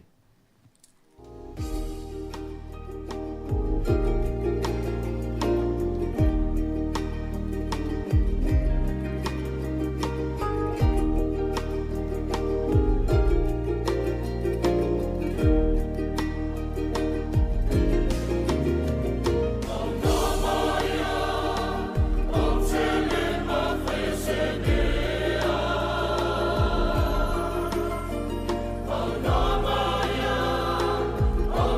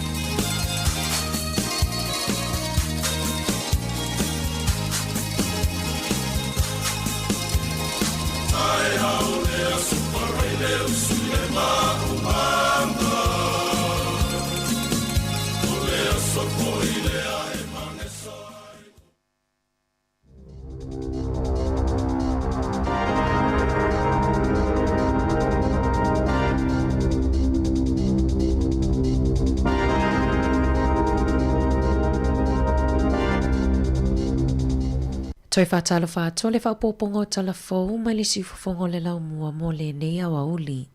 Ua ilo e whale ainga po le a si le tau o a la tau tau mawhitanga a o moli mawina ai le pa u o le langona mauti noa o tangata whaatau o na o le tau o le soifuanga talu ai le COVID se fuluiva. I se sa iri ilinga ua whaalau iloa ina o lo o whaalia ai e le au whaifale ainga lo la tau popolenga. Ona o le whainga tau whia ngai matangata whaatau i le tau o le soifuanga. Ma o le a tau whia ai ona toe o e tau mamawhai whale ainga. Pei tai o le tele o pisinisi, e ta tau ona si itia la tau tau e whapaleni ai le si itia o le tau o le soifuanga. Na whesilingia le asosio whale ainga la tau sui, po o whapewhea ona a whia la tau pisinisi, mai le tau o tau mafa. Mana whaalia e le valu se fulupasene o le au whale ainga, o lo o whesuia ai a la tau tau e fua i le si itanga o le soifuanga. Ai o le afo i la tau ia, o lo o ono sai la vai whaatupe i la tau, le si itia o le tau o le soifuanga. O le poana whaatasi atu ai le awhionga i le ali ipule o le sifofonga o le laumua a whamasanga te alo mōrisi. Le susunga i le whaatono por kalame tufu e fiso, e whai masui o le au whainga luenga i se tufanga whailonga tau o loa a le pule nua poirua Anita Baker. Na whaamanuia ina le tautua le sifofonga o le laumua po le Samoa Capital Radio i se whailonga tau o loa. E a mana i aila na tautua whaawa upia, mai le taimina a matai o na pepesi le whaama ai o le COVID se fuluiva i totono New Zealand. Na tatala aloa ia le sauninga e le karakea a Māori, saunia e le kamātua taku parai, o le suipule nu isi for na avea mafofonga o le pō. E tonu ni vaenga tāua na vai ina ai le whaamoe moe, o Civic Awards po whaailonga whaale mālo na whaamanuia i nā ile toa se fuluwha o tangata au mau i porirua. Hau whia ai Aroha Marsh, Caroline Williams, Colin Blakely, Danica Anderson, Eddie Ellison, Fiona Perenara, Gary Mitchell, Karanga Mitakingi, Mark Pearson, Maria Clinic, Paul Latham, Rowena McCarthy, Simon Strumpum, Masu McMillian. O le toa telo i lato na mawaina ia whaailonga o tamama tina matutua lato te ofo ina fuo lato taimi e tautua ai mole a ai o porirua. E au fia ilo lato ta alau ino la pisi au wala, pe o fofua atu fo o lato taimi a veai mawhaia onga o ni auta alo inisio a onga. O le vaenga lona lua na whaaulu whaleina ai po le induction i le pūlenga nua porirua le Hall of Fame na whaalawi loa ai le tamaita ai o Eleanor JUN. Na soso o ai se malolonga pupu na whaafifia ai tamaitia onga mai le fitireia Performing Arts. O Dave Maliroy Robati na mawaina se tasi o whaailonga o na o le langa luenga o fufua atu.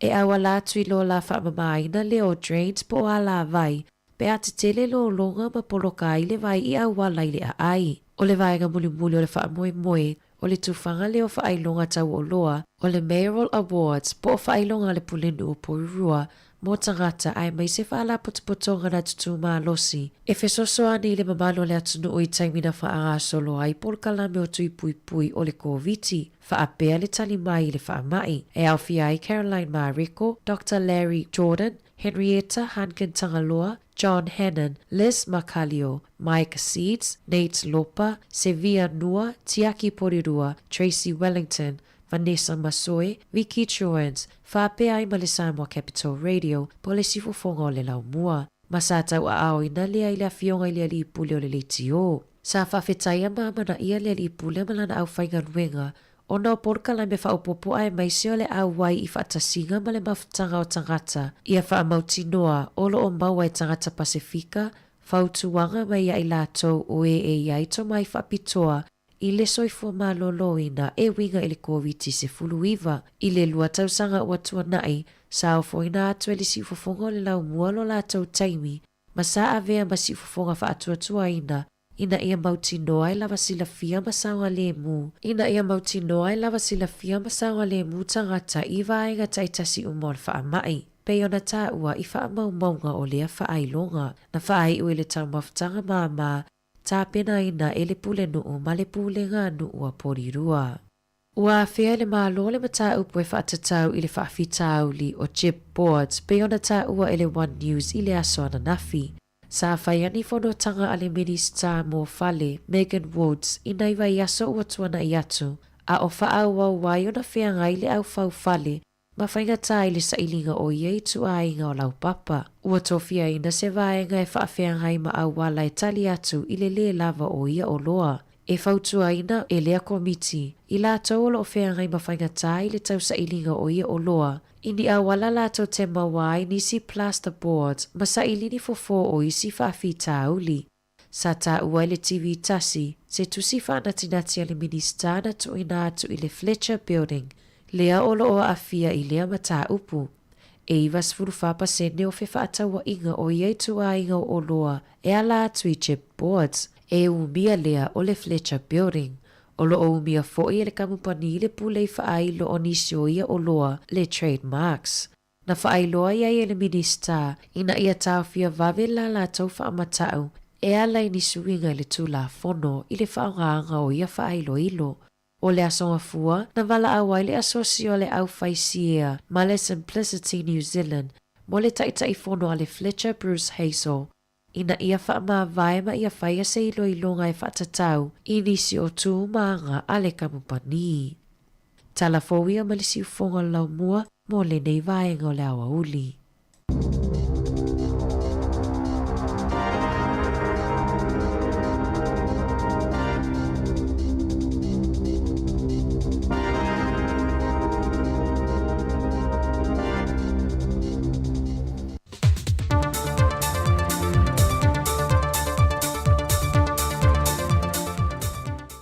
Toi whātalo whātulu tātou atunu ule o ngā tutono le nei fo i whaiaso, alo maia se whaopopongo tātou telefau mai Samoa, usi maia le whaafonga. Ua whamaunia mai le tamaita I minista o tupe le fionga mulipola ana Rosa Molio o. E le mawhai lava na mon te tongi a sui tamaita I wha o popo e to tolu whato a mai au na wha o le whale le pāle mene. Se I vanga nā lava ua mai a su e su enga o lo whaia le lo ia sili. E wha manino ai ni seo vaenga o lo mna o mia le kāpeneta e wha malama la mātili. Sau noa mulipola e ese lava wha ai unga le whainga pālota e se foi fai unga mai fam sinonga e tu sa foi po ua fa tau toi le pāle mene a ia family e ina le kāpeneta I vaenga o lo fia malama la mātili ai e fa maunia ma fa manino ai le mawhai lea o na tu ina atua lātou tutongi. Sau no mulipola I mawhai lava on tutongi I lātou a ngai tua I teimi maaso ma masina ma vaiaso sa te tau on tutongi na mai ai pe a mai asu e suenga ale lo ia sili o lo wha tino. Na toe la ngai le fionga le tamaita I minista, le anto le masina o tā lia fo o lātou tutongi, I le mai ai o lo lātou wha tutonga, mai whape nā fo I sui al vang wha upo whai le tua ngai, sa tā lia fo I se wha manino ni se vaenga le kāpeneta, wha toa wha matuai fo I o lātou tutongi. O le amtanga le masina nei na la ngai al te itai o le tua ngai le mata opule nei, mo se wha malam la manga I se aso, o le a mawai te tongi a sui tama I tai wha o popo le mauta, pe tai watari le fionga minista, o lo tau mawhai tama I tai loia sili le mea sili na te mawhaia, o na ua to ai titi foi lana au whainga wenga. O le sol fon tanga le kāpeneta, wha moe le fionga tama I tai minista, a tonu e tau nuu mai eise wha ai ungo su e su enga tama I tai loia sili, ma whaia lo se whaai unga le kāpeneta ele nei mata upo. Ua whailo mai e se sui wha moe moe ina o tātou telefou mai le vaenga wha upo whai al whātua tui le tua Samoa o tasi. O le fontanga le kāpeneta I le so, o le ailoi le kāpeneta pe pāsia, le whaai unga o whaatala noanga mo I lātou sa apalai, ele avanoe a ve ai makom sino le mtanga luenga o leo leo. Ma ue telefou e iei nisi na apalai mei atunu I whafo pe o New Zealand ma Australia. Whata se masui kom sina lo tau ave ina ngā ruenga li temi nei. Pe o na sila fia o le tasi neo matanga ruenga wa whaitau ma sina. E le iei lava se tasi wa toe fili ave masui o le sa iei mo mua. Le to whafu I ava ili e kin Kyle. Ai o lea whatoa a mata o na whaanga I oia le kāpeneta. Le filifilia iai o se tasi e tau ave na ia tiute. O whaamaumonga la te mai an tanga luenga o soi fua malo loina mol covitis fulwiva, na whaamauwina le vaiaso a ton te nei, mai ile asunga fuaia o mai le aso sa o le whai unga le vaiaso. Wa whaamauwina ai le oantu le lua se lau fitu se fulmale lima I lantou fau, na mawe whaamaumonga wa a fie siama le covitis fulwiva. O le toa lua se lau fitu se fulma le tolu o I lantou ia mai le mamalu lau telo le atunuu, ma le toa lua na whaamawina ia I lantou sa malanga mai atunuu I whafo. Ma o si tia lau whaingo tangata sa mo wa a fie le whaamai, ele se fulma le whaafe fitu se lau fitu se fulma le lua, ma le toa tolu I lantou o lo tau fie le teimile nei, e no whanga whaapitoa, ai le aise tasi o lo ili poto tinga ina. Wa sanga tu o lalo mai ei pēr matanga ruenga o soi fua maloloina I tangata lau tele o le atunuu. E na ia tau sisia pēr le whai o telefafonga, tutu ma na nofo vā mo le ta ilua mita mai le isi tangata. Te tafi wha ama maa au, pe a mai o na tanga fia mea whaitino ina ia wha ai titia le so ona pepesi, o le sia mai isi foi tangata. Ma o loo tu mau pēr whautuanga mo le atunuu atoa, e na ia nga ia nei whale mai la tāne mō le whai o lātou tui pui pui o le COVID-19. Ona paulea o le pui pui inga sili mō tangata uma, mai I le matautia o le pepesi o le vairasi. E le usui ai o le whontanga le pāle mene le aso nafi, na te e na i le whai unga le awhionga le whonga fitalai papa li o ta euma se pau, le tāno sanga le tamaitai whai pule mai le tua ngai, le awhionga whai malo toa kika stars, e whaasanga I le awhionga le minsta o whaato angam whainga whaiva, e tū maanga manila whonga nei e whaia, e oi ai tū langa tau lo le pāle mene, nei e tu inatu se komisi su e sue wha pāle mene, mosa na whai unga. E leo se matau po taunu watu se taunu unga e whapea, ua solia ai tulaga aloia o le palemene o se mataupu foʻi e lē o atu ona afiaga i se laasaga e ono o tagofia ai e le komiti o tulaga aloia ma mi o taualoa e tusa o aiaiga o tulafono tumau peitai o le atuina atu i le sui mamalu se lapataʻiga ma se fautuaga tusitusia o le fogafetalai e faamanino ma faatonu folau ai lenei mataupu mo le agaʻi atu i le lumanaʻi ma ua faamuta ai foʻi nei lea mataupu O se whaiunga u whaaria e whina le teitai o le tuangai ma le whailau tusi. O se whaiunga e whaai tu au. Ona ua leu ia le fionga le whongwhitalai ta iala ia. Na whai ai le whaiunga ia i la ua. O le talosanga le fionga whai malo toa. Ona o la whonga na whaalia le fionga le minista o whaatu anga mwhainga whaiva. E lungo se tasi o televisa i Samoa. O lo manino le solia e le vaenga se lau valus fumale lima ma se lau valus fumale ono. O tu la fono tu mau. E ala le lo na wha ai loa o te fono le komite o tu langa loa ia mani upu wha luma luma. Na ia ta awai nisi o tangata whainga ruenga lo fiso le fono. Ma ia mua i wha ai loa i tau o le manga le komite. O le tiu te le fito i tonu i le fionga le fongfita lai o le maota. Na sau nol te o le tuangai. O le au atoa o le tausanga. E leo se wha leanga i le palemene. E leo se whaaleanga i le whongwhitalai. Au tamu whainga ni a pui pui, malu le whongwhitalai. E whaatino e no tiute, i le mua whasala laue e lauki. O le mta aupuna i a manilo le lei i. O le whai unga leo telefou o le nei fo yaso, man wielo tātou tino o whaasai fo ia.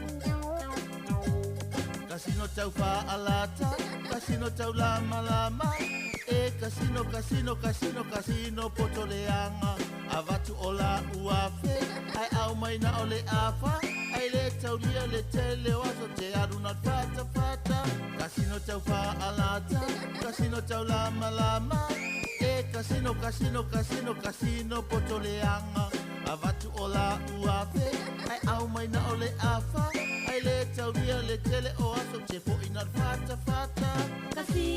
Casino, wana ola ino, inei papalangi, ile amio pio, wa umama tatu pesa te yo matotino, na ai eto masine le ai ninifo.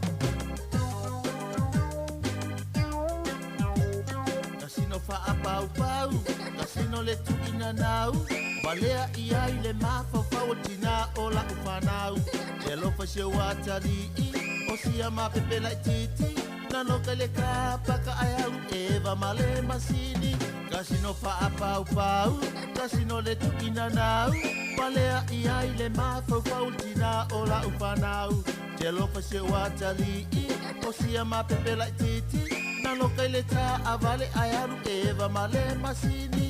Casino, wana olo ino, inei papalangi, ile amio pia pio wa unga matatu pesa te yo matatino na ai e to masinele ai ninifo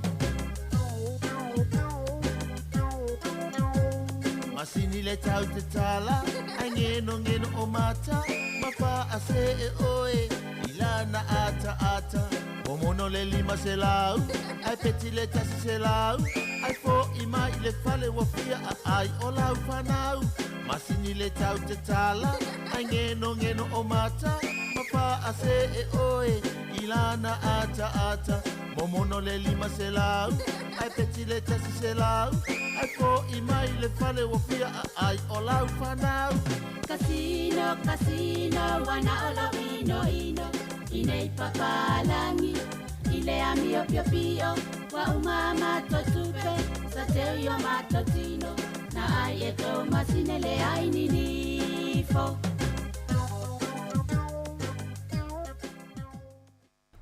Ia, hamalona i whawhiwhianga mnina molenea oli. Suwal minute te eile sfurma le lua. Ia, ile tautua maasani al si fongo lau mua. Ia, ilona ofisa fasa lau por ronei. Na fo mai atu foi ia maltato por kalame fa leanganga. Ole moli ole ava mole atu whaftai a Reverend fa pirpili taitu ave ia. Mono por kalame matango fie. Ia, ai mai atu foi maltoe fa popongo tatu talafou. Ile leiva ai nga ole awa uli. Ai momona watu tato fasi silanga le I. Fasi le silanga ta ua. Mole whaafo wina. O whaia onga ma komiti whaafoe wa onga amata Samoa. Whaapea whaia onga Samoa ia onga amata Balangi I tu malo atua Wellingtoni. Afifio mai, susu mai matala mai a ao. Ina ia tato a waifa atasi.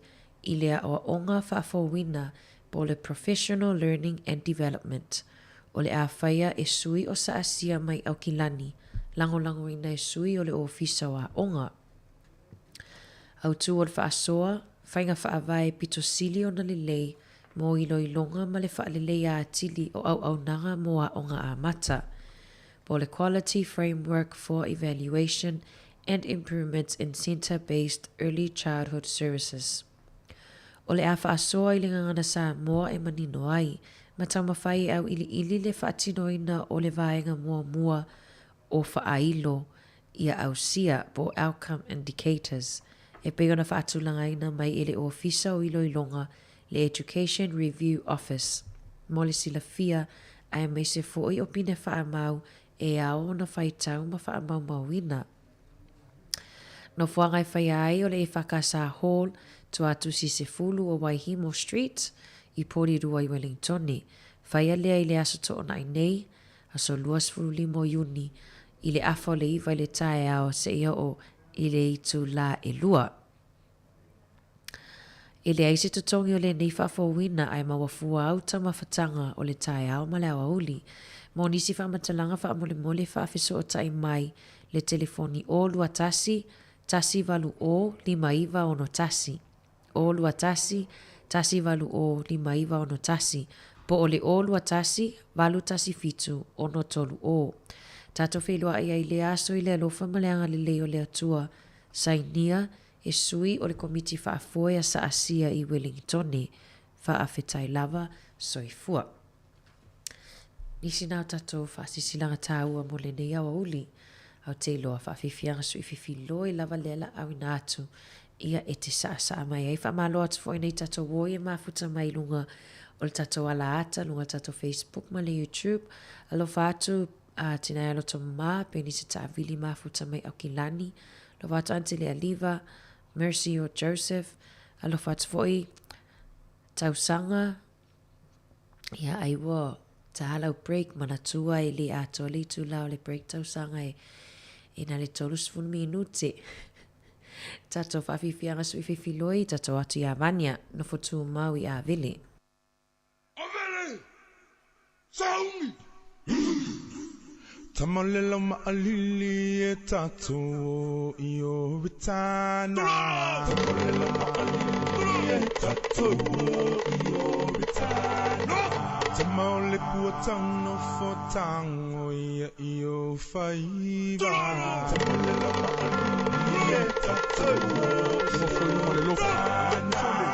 kai au po fe ala mo fu mau se ka mai ko le pese le la olo o ngai le au a menelo o pe ku fa makala me ka malulu le me ai sa sale mau sa fa sa la ta ta ta hey awangi e ku ku la ta ta e ia yo kangi masusu e umanga faciles kai a e kingole ni alo fa ya lava lo on sai umalanga luenga e sa vali ngai pa wai ko ka ua el pai tasa o le maunga o vaia wala sta mai tipe sa mal fang shampoo passe il o fai tinge ia e passing au kuku a eika o a o solo mari ke kangi ai akili e fai mai ke fia fali le lope alo i fea ia o angi me fa pe o nga wa kangi ai ko sa mal kala ma ia sele o nga yo se vai ko so le vang fa pele uma fa fa le tiny ngole le fia pa se la wole ele e ano lo ko ino ai ma se fe o ke le lo ai pa o le mo fu mau ni Tamalela maalili e tato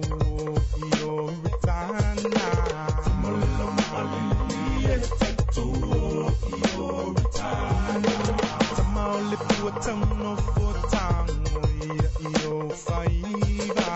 Tamalela maalili e tato io ritana. Ai se mea ele anga ilo elia e kamai. Ai se ulo ngofo le toko e la e paio fia ai. Fiu e kau mawhai e concentrate e le mawhai. Se wakili ai o ngā kwai mawhia fia lo vai vai. Oso mai male fiu, pa oso se mai mariu. Siaki mai ngale mai, ma kwai pulu le ngā miu. E pelo fo iai le pelo al pankama kwai ma onga. Sala fasi kalanga le povi, ai le kukongo le poku a onga. O fika fai uaso, e pei ni fika mai kanana. O le whainga o leo fo, e pei o le whainga o pau panana. Sau oe, kamalea usu mai sau pese, au le kang. Ia, koe usu se siau pese, au le kang ia. Ia koe usu se siau pese, o mai kango maali e folo lea i lo pasese. U mai lo lima, pa mai sau akanga, e kawa mai lau kama, ia moria la le la amai. Ia isko fale o loali. Ia okay, kai au sau masko kola e, mangi pei. Ia i man ko o fingo finga le naiki. Mai mas activity foi ngale a plus all mighty. Kangola ia e u mai mas pisu po sa Maria angale nei. Ai awang e fai kala pe fai a teacher it's okay. Tamole la maalili e tato io ritana. Tamole la maalili e tato io ritana. Tamole puatano fotango io faiva. Tamole la maalili e maula o onga mame ke mafau iai o o se flenka la sikala moenga o mafaka kau iai o le pingo le kala o mea ke lulu ki pepele o te le fo nga o manguia mame ke sele nga fa sawa ia mai soli kula fongo e ke sele puponga e pe se mai solo a makumo fu mau doi avele fai mai example so skolisi polo masava i mai kaulanga e kau le tanko o le kau se file mu e va fa e ia le anko ta rock tele triple h le fia makule mo yo rampo nga ia o le meo lango se ese mai a onga aku ua fika wikai e filoa i mafaka alofa kalikali e mapoka ia pe laka pipe soka a o fa ma vai mo i fale e misi alofa kolisi e o salafa i tato io ritana Samoa na tato io ritana kolisi e tumo ai pule tato io ritana Samoa na tato io ritana avele lamu a tato io ritana Samoa na tato io ritana kolisi e tumo ai manu a tato io ritana Samoa na tato io ritana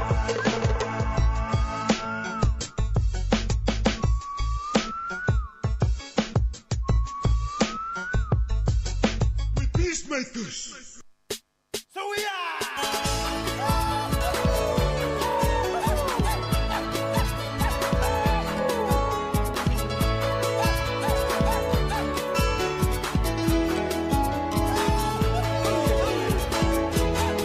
Samoa e usile fa a fofonga se io rupese ma fa ailoa non te le fa tufua o setana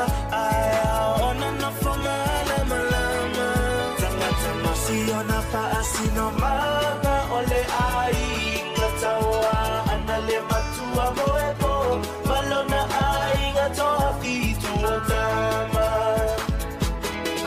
afio maila ia o ngafa ua so otino so o papa ai nga o tupu ai nga o papa ai nga o tafaifa ala maila ia i matau ae sila mafaatatau ia ui mai ia mafaingata afionga e mamala ai ngatawana se e maia ai faatapatapa ole aufia ola utamalena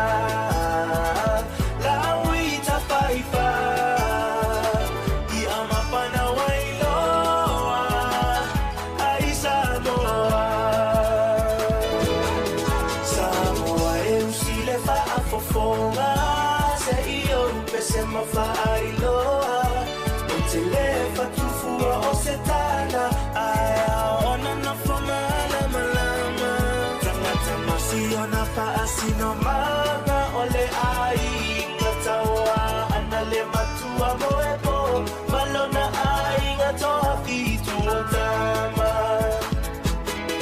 afio maila ia o ngafa ua so otino so o papa ainga o tupu ainga o papa ainga o tafaifa ala maila ia i matau ae sila mafaatatau ia ui mai ia mafaingata afionga e mamala ainga tawana se e maia ae faatapatau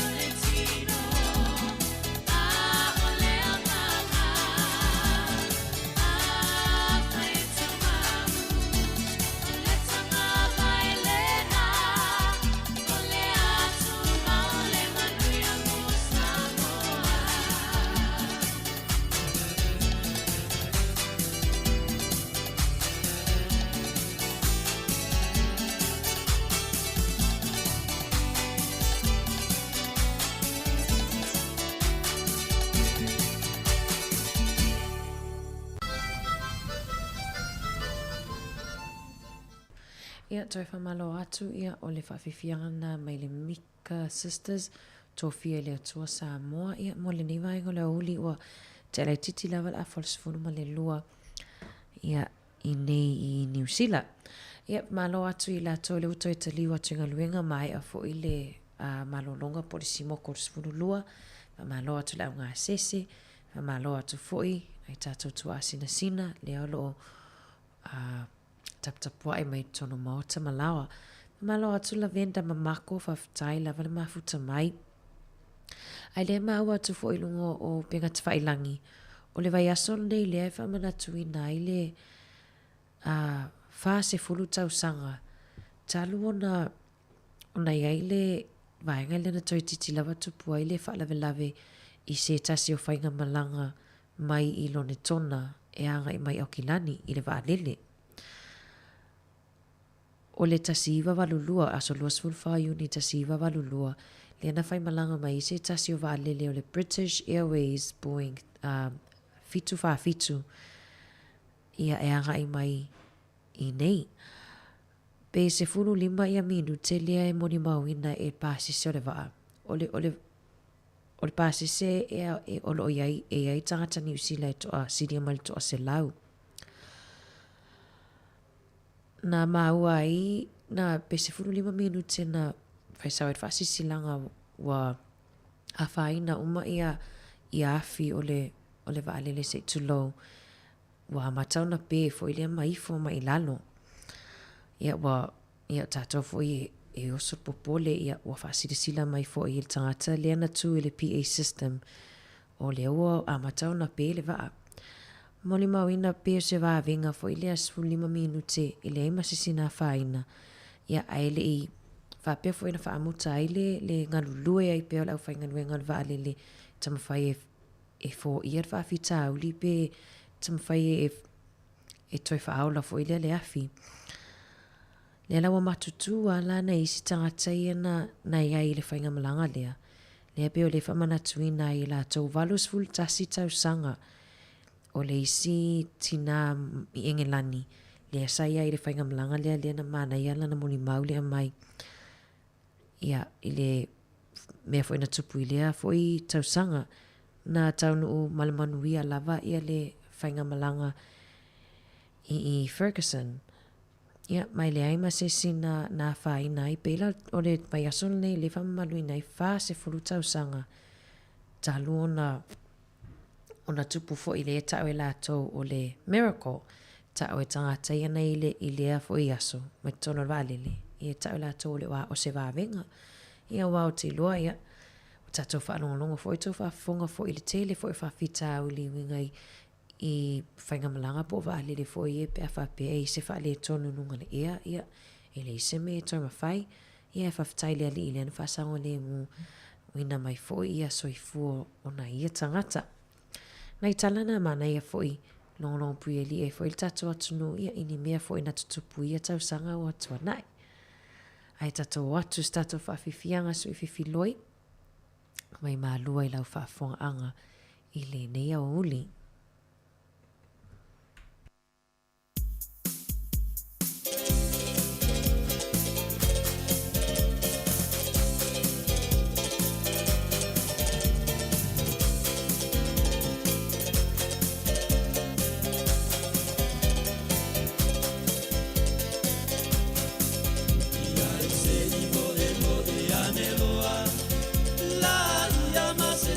Samoa, then we are in my own tutti no whatever. It's la loa ole au mai moa, facilita mamoa i le moa. Le peseri se seba e ngane le atoa.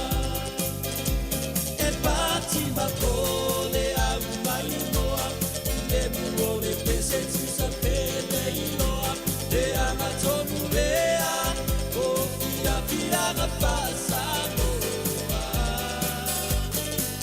E sili la valo para masani, fia fia na ua masani ai.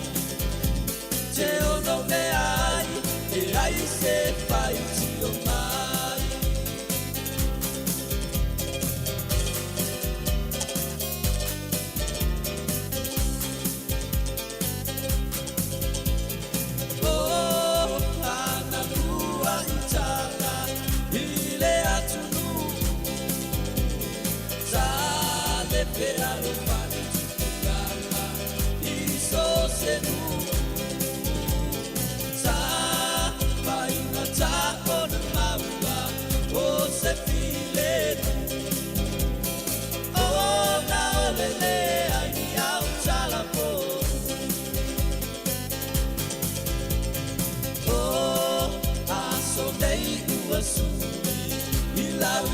sila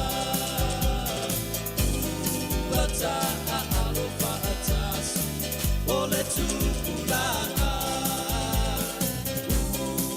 Uale aioni bisa Manitangata onana Ona ua mautula utau mapayuna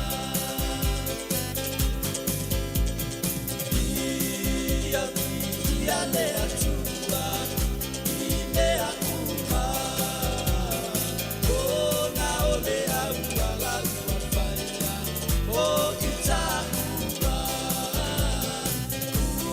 Ua avele au tala moru Mano foanga E whaka ola ina yo tāngana Oe awoi sabia Se e maia Oe la umana mea Ata fia fia Maua e te pasila sila A e se ilo pese E wha fia fia ilo tako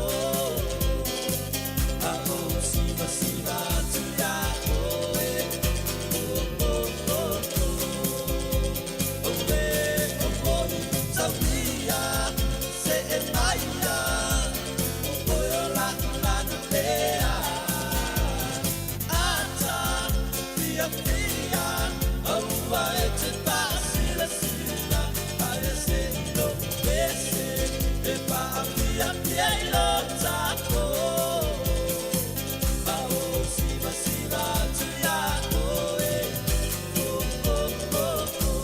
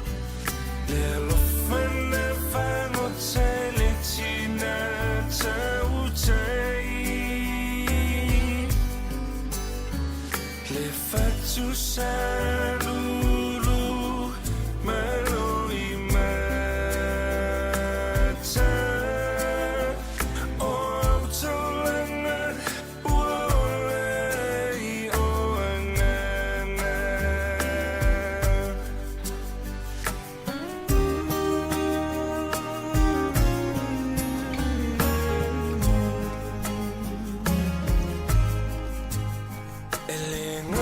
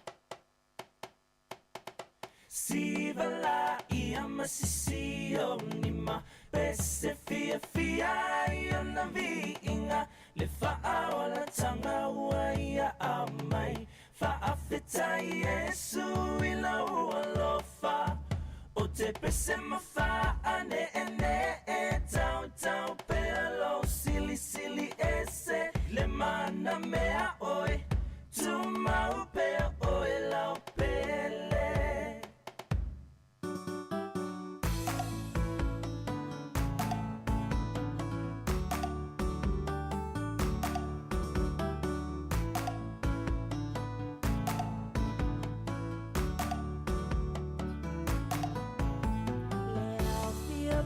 poto mai tato si ilefa afetai mua mule vinga ya Yesu lo tato metai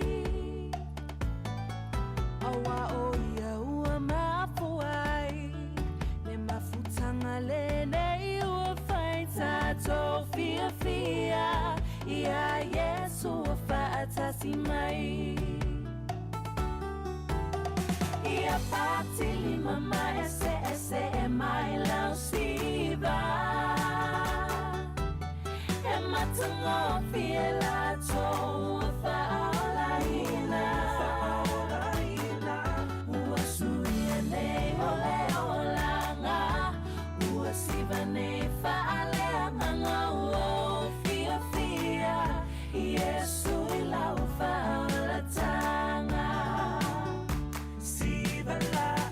Masisio ma bese fia fia iona vinga le fa'aola tanga ua ia amai fa'afeta Yesu i lau alofa o te pese mafa'ane e tau tau pelo sili sili ese le mana mea oi tu mau pea oi lau pele Sivala ia masisio lima pese fia fia iona vinga le fa'aola tanga ua ia amai fa'afeta Yesu i lau alofa o te pese mafa'ane e tau tau pelo sili sili ese le mana mea oi tu mau pea oi lau pele O te pese mafa'ane e tau tau pelo sili sili ese le mana mea oi tu mau pea oi lau pele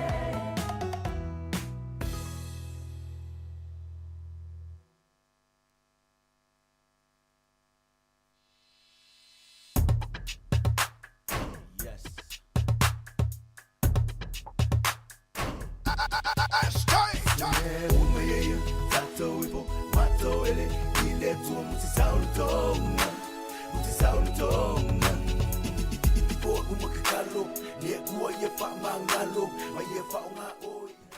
Ia, toi whamalo atu, o toi sfun minuti o tale o tasi, ta wale tasi, ia, toi awina atu tatou tala fōu, ia whaamutai fōi tatou tautua, ilungo le tatou wala leo. Suesu enga lea, suesu enga po le, ia le study Amerika, suesu ei fōi, ma whaalia ei fōi, ia le, e te le atu le awhianga o li tūpātina matamai tai le long COVID, ia, po o aunga ia le e mai ona maua COVID e whaawawai lava le mawai o nisi o aunga. Le maua re su enga lea e toa tele atu ia tina matamai tai e maua i le long COVID pe a whaatusa tusa lea i le itu pā o lii. Le na maua mai i le su enga le Medical Research and Opinion ia i tutono Amerika.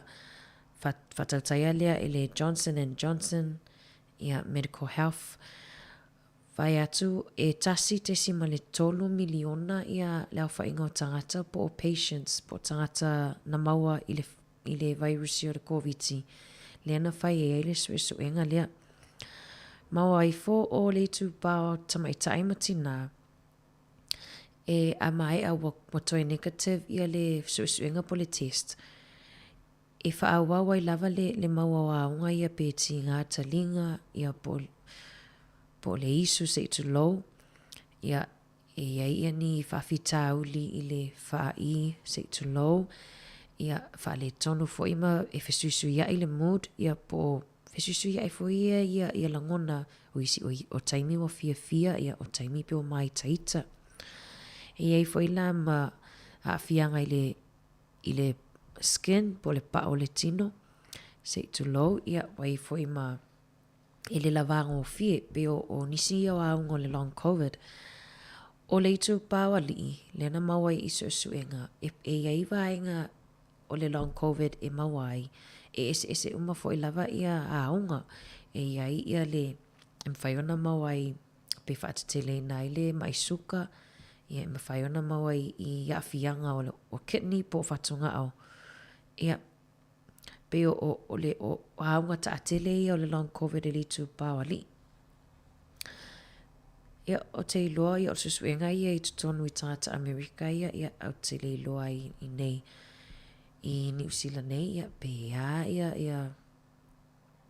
ia tātou a wala long covid ele o se vainga fo ile pe whaau laula ia o tātou ia na mawar covid to te le la tau e mo I lava wato e fo ingan winga a ele o toi tutusa lava le maa losi pe o na iai pe o moli mau fo ia se tasi o li I Australia le ua lua tau sanga talu na mai ona maua I le covid por covid ai wale mawhaiona toi alu e whaia wale mawhaiona toi ta alu malana whanau o te le la wale suinga o lana whalonga wo e sawari mama alo whalonga atu pe e tau punin maa nawa ti ngā le ulu tinga so o le ulu pe wainga ia o afianga ia e te loa I te mau le long covid ia o le mana au mia lava o le lava o lau malolonga inut whala au po le Panadol pe a whaalonga atu ua whilea ua tau whamai ia o te loto e 5 minute ia ai mole atu le anga whaftai nei tatou wō paanga o malawa si fonga lau mua le au lo maua mai tatou whasal launga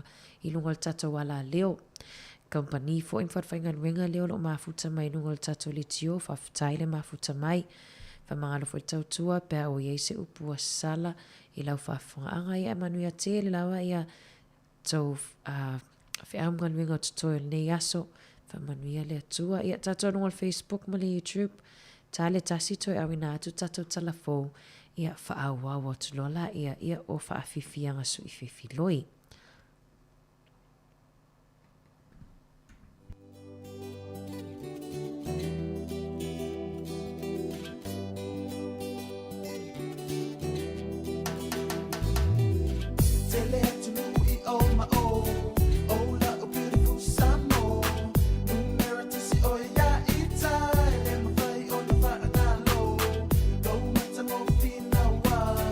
All of the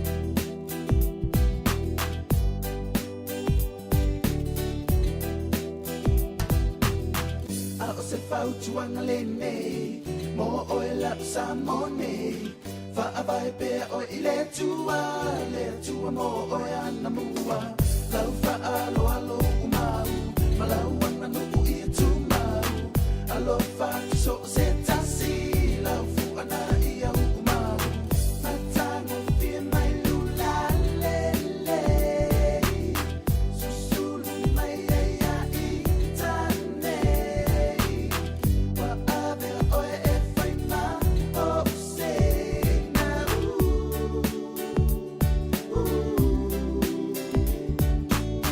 matango fi mai lula lele susulu mai ya i tane wa ave o e fai ma o se na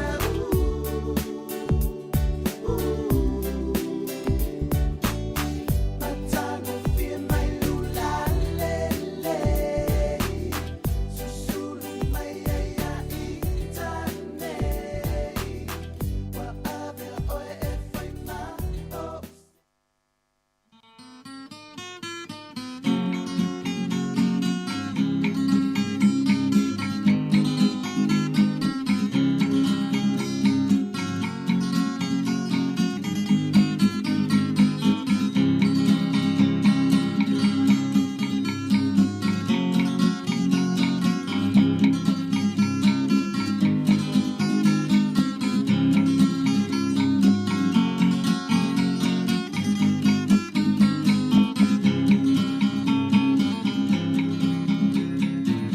watu enele fanga ifoa ilo sue malo Samoa ilele tio watato faluai ua mafai ona peso tai ai watu enele fanga ifoa ilo sue malo Samoa ilele tio watato faluai ua mafai ona peso tai ai ole tai ole talele wala yon tato penei ia sole komisa o me umana fai ngata onei ta sanga ua tato wale mai inei manui a ua tato mawa mai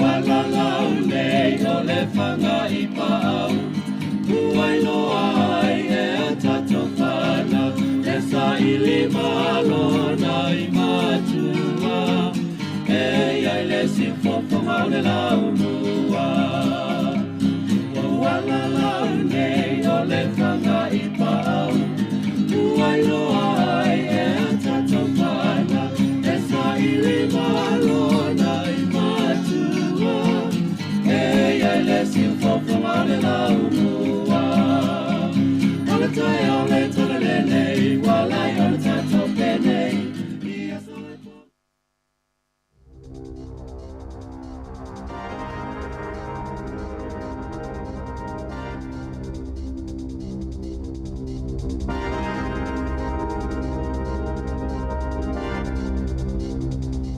Toi whātalo whātua le whaupopongo tala fōu mai le siufofongo le lau mua mo le nei au auli.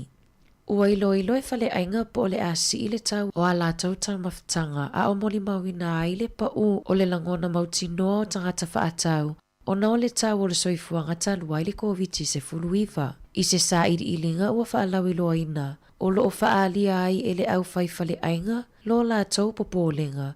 Ona o le whaingatau whia ngai matangata whaatau i le tau o le soifuanga. Ma o le atau whia ai ona toe o e tau mamawhai whale ainga. Pei tai o le tele o pisinisi, e ta tau ona si itia la tau tau e whapaleni ai le si itia o le tau o le soifuanga. Na whesilingia le asosio whale ainga la tau sui, po o whapewhea ona a whia la tau pisinisi, mai le tau o tau mafa. Mana whaalia e le valu se fulupa sene o le au whaifale ainga. O lo ofesuia ai a lātou tau e fua i le siitanga o le soifuanga. Ai o le afo i lātou ia, o lo o ono sai la vai whaatupe i lātou le siitia o le tau o le soifuanga. O le pōana whaatasi atua i le awhionga i le ali ipule o le sifofonga o le laumua a whamasanga te alu mōrisi. Le susunga i le whaatono porkalame tufu e fiso e whai masui o le au whainga luenga i se tufanga whailonga tau o loa a le pule nua poirua Anita Baker. Na whaamanuia ina le tautua le sifofonga o le laumua po le Samoa Capital Radio i se whailonga tau o loa. E a mana i aila na tautua whaawa upia, mai le taimina a matai o na pepesi le whaama ai o le COVID se fuluiva i totono New Zealand. Na tatala aloa ia le sauninga e le karakea a Maori, saunia e le kamātua taku parai, o le suipule nuu isi for na avea mafofonga o le pō. E tolu ni vaenga tāua na vai ina ai le whaamoe moe, o Civic Awards po o whaailonga whaale mālo na whaamanuia ina ai le toa se fulu whao tangata au mau i porirua. Hau whia ai Aroha Marsh, Caroline Williams, Colin Blakely, Danica Anderson, Eddie Ellison, Fiona Perenara, Gary Mitchell, Karanga Mitekingi, Mark Pearson, Maria Clinic, Paul Latham, Rowena McCarthy, Simon Strumpum, Masu Macmillan. O le toa teleo i lātou na mawaina ia whaailonga, o tamama tina matutua lātou te ofo ina fuo lātou taimi e tautua ai mole a ai o porirua. E au fia ailo lātou ta alau ino la pisi au wala, pe o fofua atu fo o lātou taimi a vea ai ma whaia onga o ni au ta alo inisio a onga.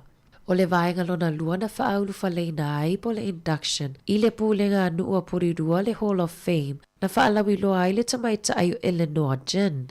Na soso o ai se malolonga pupu o na whaafia ai tamaitia onga mai le fitireia Performing Arts. O Dave Maliroy Robati na mawaina se tasi o whaailonga o na o le langa luenga o fufua atu.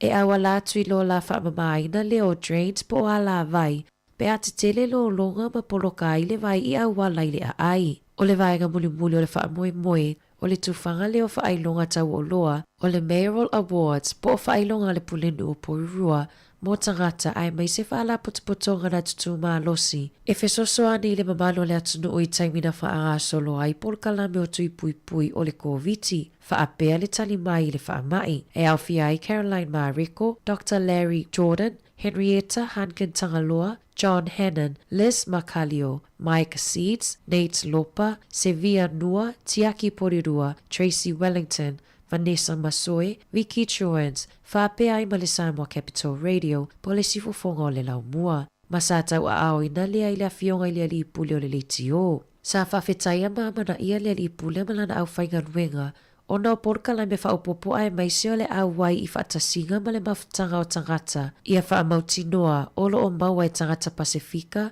whautuanga mai ia i lātou o e iai to mai whapitoa, i le soifua maloloina e winga i le COVID se fuluiva. I le lua tausanga ua tuanai, sa o foina atu e le sifofonga o le laumua lo lātou taimi, ma sa avea ma sifofonga whaatuatua ina ia mauti noa i lava silafia ma saunga le mu. Ina ia mauti noa i lava silafia ma saunga le mu tangata i vaenga taitasi umon whaamai. Pei ona tā ua i whaamaumaunga o lea whaailonga, na whaai ue le tau mawhtanga māma, tā pena ina e le pule nuu ma le pule ngā nuu a porirua. Ua awhia le mālo le mata upu e whaatatau i le whaafitau li o chip boards, pe ona tā ua e le One News i le aso ana nafi. Sa whaiani whanotanga a le minista mō whale, Megan Woods, i nei vai aso ua tuana i atu, a o whaau wai ona whiangai le au whau whale, ma whainga tā i le sailinga o ia i tu ainga o lau papa. Ua tofia ina se vaenga e whaawhiangai ma au wala e tali atu i le lava o ia o loa. E whautua ina e lea komiti, i la tauolo o whiangai ma whainga tā i le tau sailinga o ia o loa. Ini a wala lātou te mawai nisi plasterboards, ma sa ilini fofo o isi whaafita auli. Sa tā ua le TV tasi, se tusi whaanatinati ale minista na tu ina atu i le Fletcher Building, lea olo o afia i lea mata upu. E iwa sfuru whapasene o whewhaataua inga o iei tua inga o loa, e ala atu i chip boards, e umia lea o le Fletcher Building. Olo o umia fo'i le kamupani le pulei whaai lo o nisio ia o loa le trademarks. Na whaailoa ia le minista ina ia tawhia vave la tau whaamatau e ala ni suinga le tula fono i le whaonganga o ia whaailoa ilo. O le asonga fua na wala awa le asosio le au whaisia ma le Simplicity New Zealand mo le taitai fono a le Fletcher Bruce Hazel. Ina ia wha vai ma ia whaia se ilo ilonga e whatatau i nisi o tū maanga a le kamupani. Tala fōwia ma le siufonga lau mua mo le nei vaenga o le awa uli.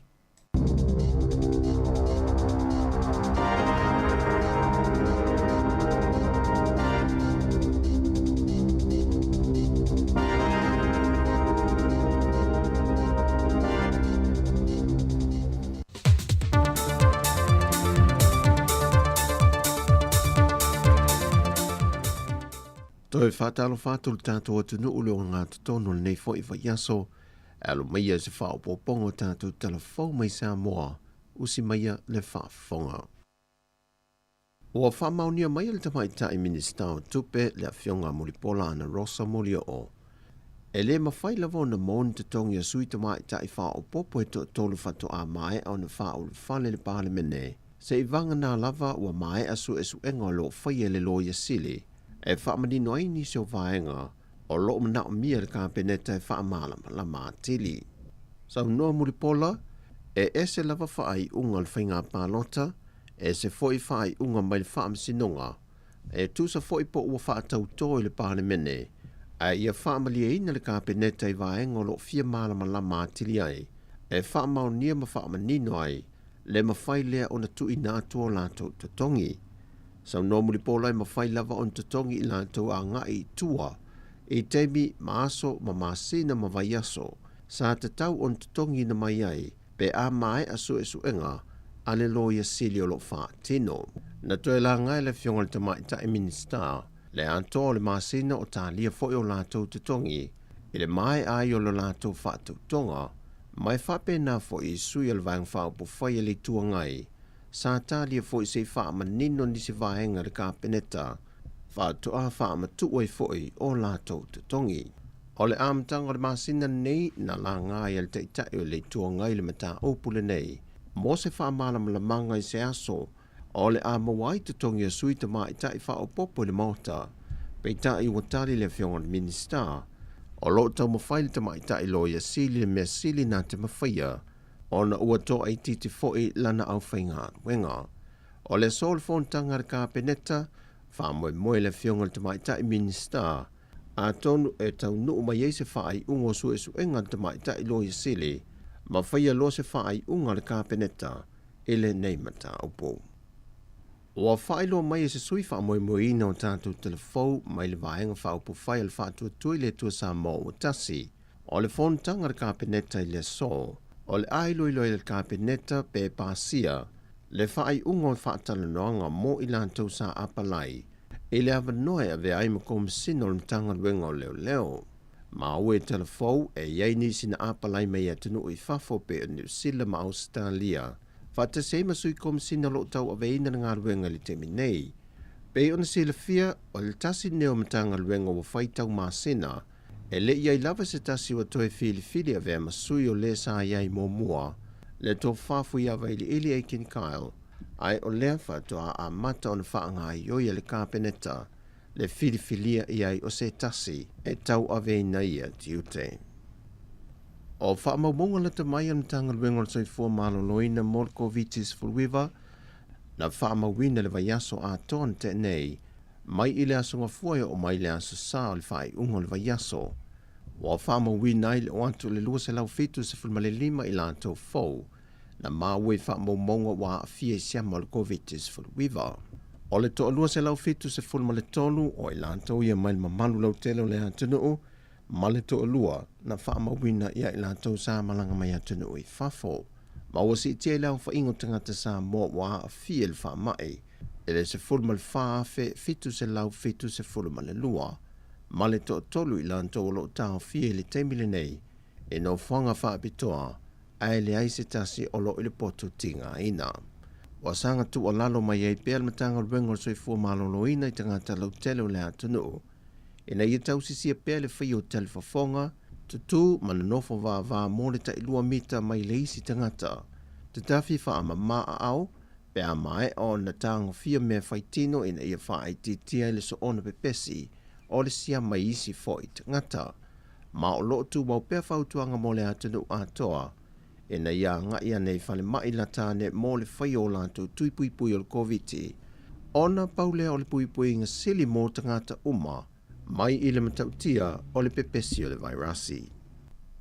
E le usui ai o le whontanga le Parlemene le aso nafi, na te e nai le whaai unga le awhionga le whongawhitalai papa li o ta euma se pau, le tāna sanga le tamaitai whaipule mai le tuangai, le awhionga whai malo toa Kika Stowers, e whaasanga i le awhionga le minstao whaato angam whainga whaiva, e tū maanga manila whonga nei e whaia, e oi ai tū langa tau lo le Parlemene, nei e tu inatu se komisi su e sue wha Parlemene, Mosa na whaai unga. E leo se matau po taunu watu se taunu unga e whapea, ua solia ai tūlanga alo ia o le Parlemene.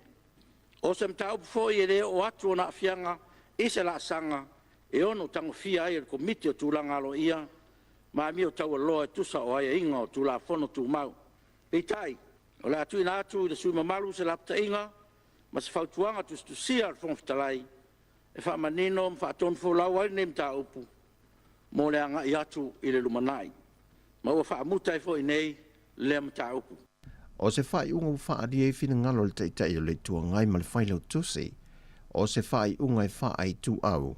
Ona ua leu ia le whionga le whongwhitalai ta iala ia, na whai ai le whaai unga ia i la ua.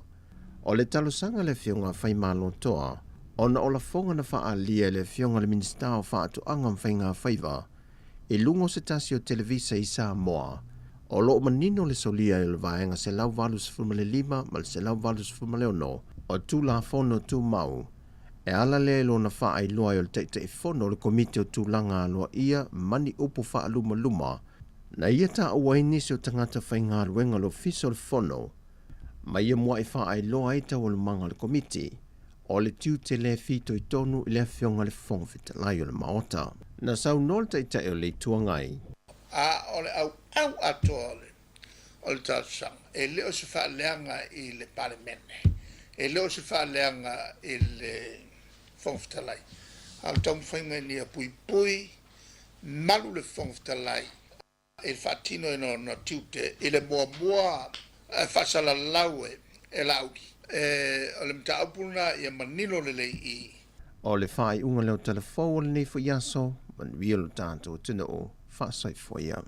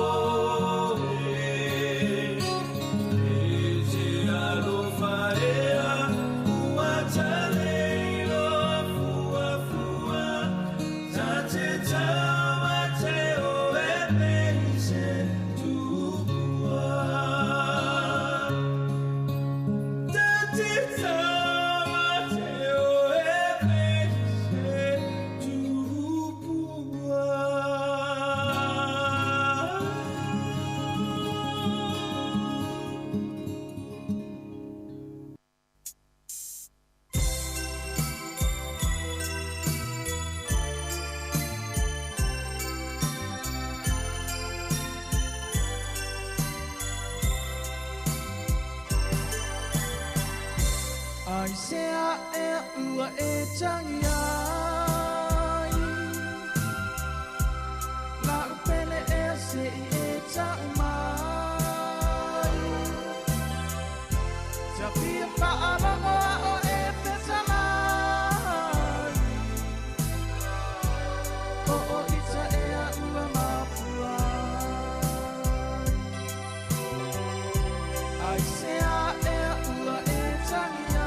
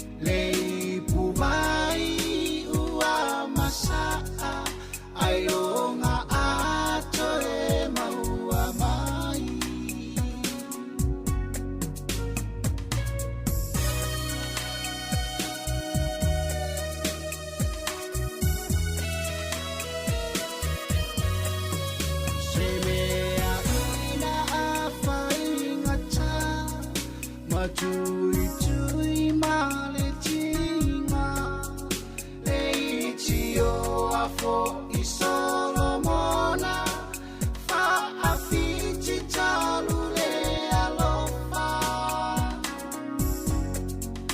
wai uvale mo o moonga o wa monei le polonga se pango cha solo atoa e ai aere mapona se pango cha solo atoa e ai aere mapona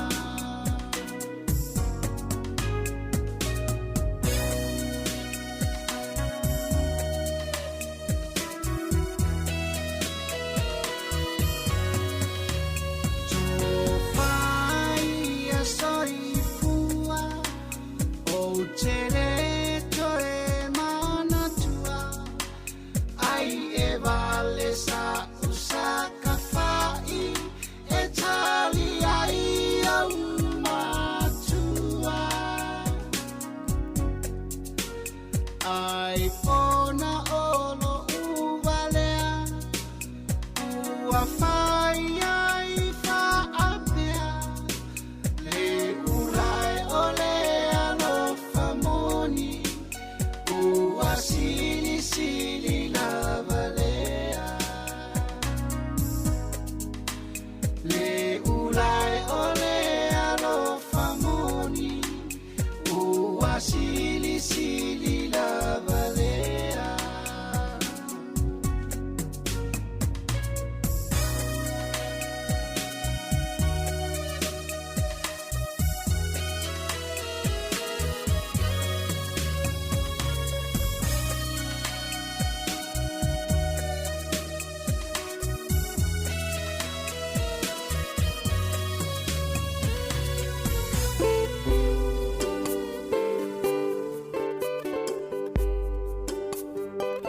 O ona o tauina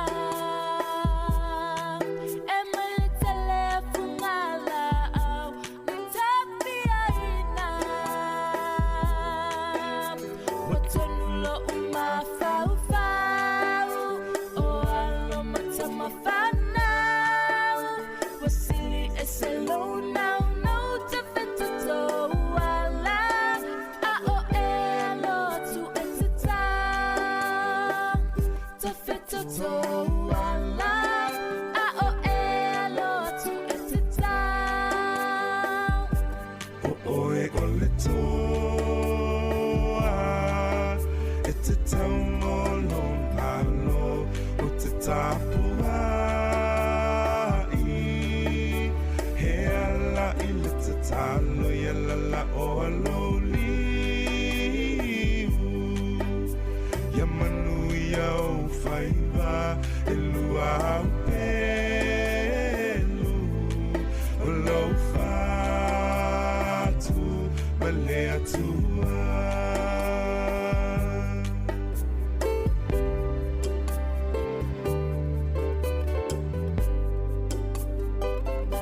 na tau tawita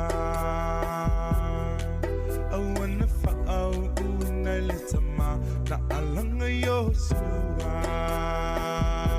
au e ina ia tu mau o le la lana whinanga lo ia whaia o manu ia na o le taua a na no ho oe o se au au na le au ngā a e malo ho oe o se au au na le au ngā o oe o le tā e te tau mono malo o te tapua e ala I le te tau ia lala o loli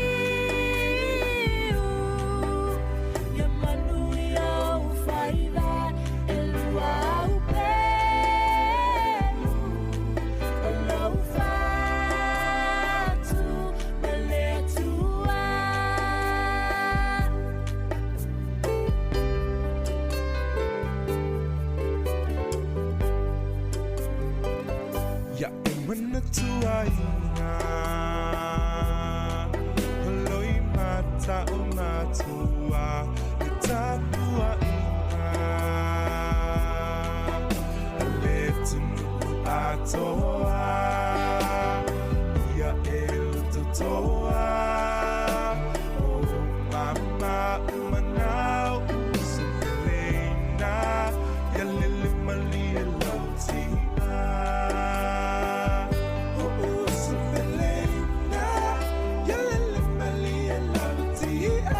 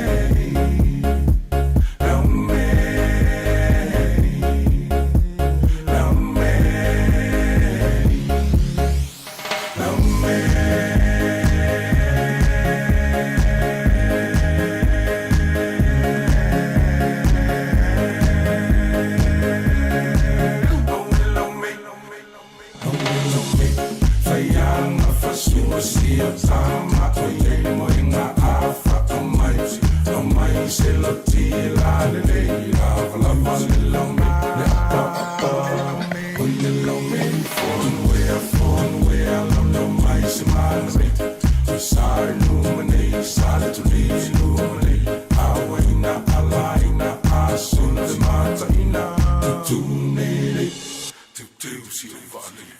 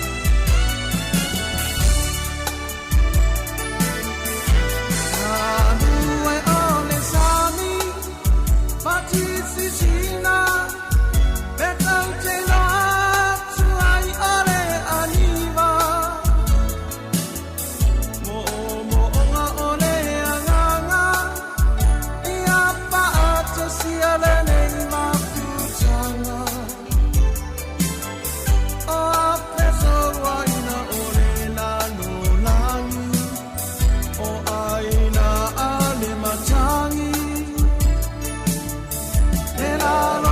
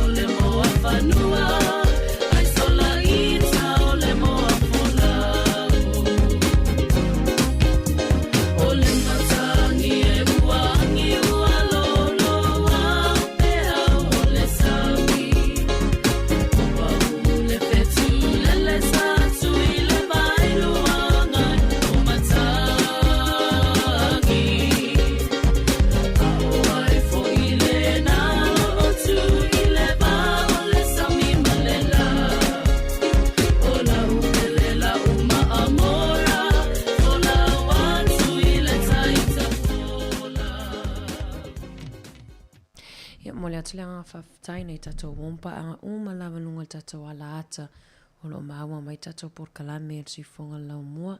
Ia toi 5 minute wha amuta tatou tautua lunga le Facebook ma le YouTube. Wha maalo le mafuta mai. Wha mangalo fo le tautua nei aso pe o iei se upua sala fo i lau whafunga. Anga i manu ia tele lau fofuanga tuto nei aso. Tatou toi whata ai fo i le tai au a tai au i le itu lai fitu. Ia pe a tatou au lia i le alofa ma le anga le o le atua.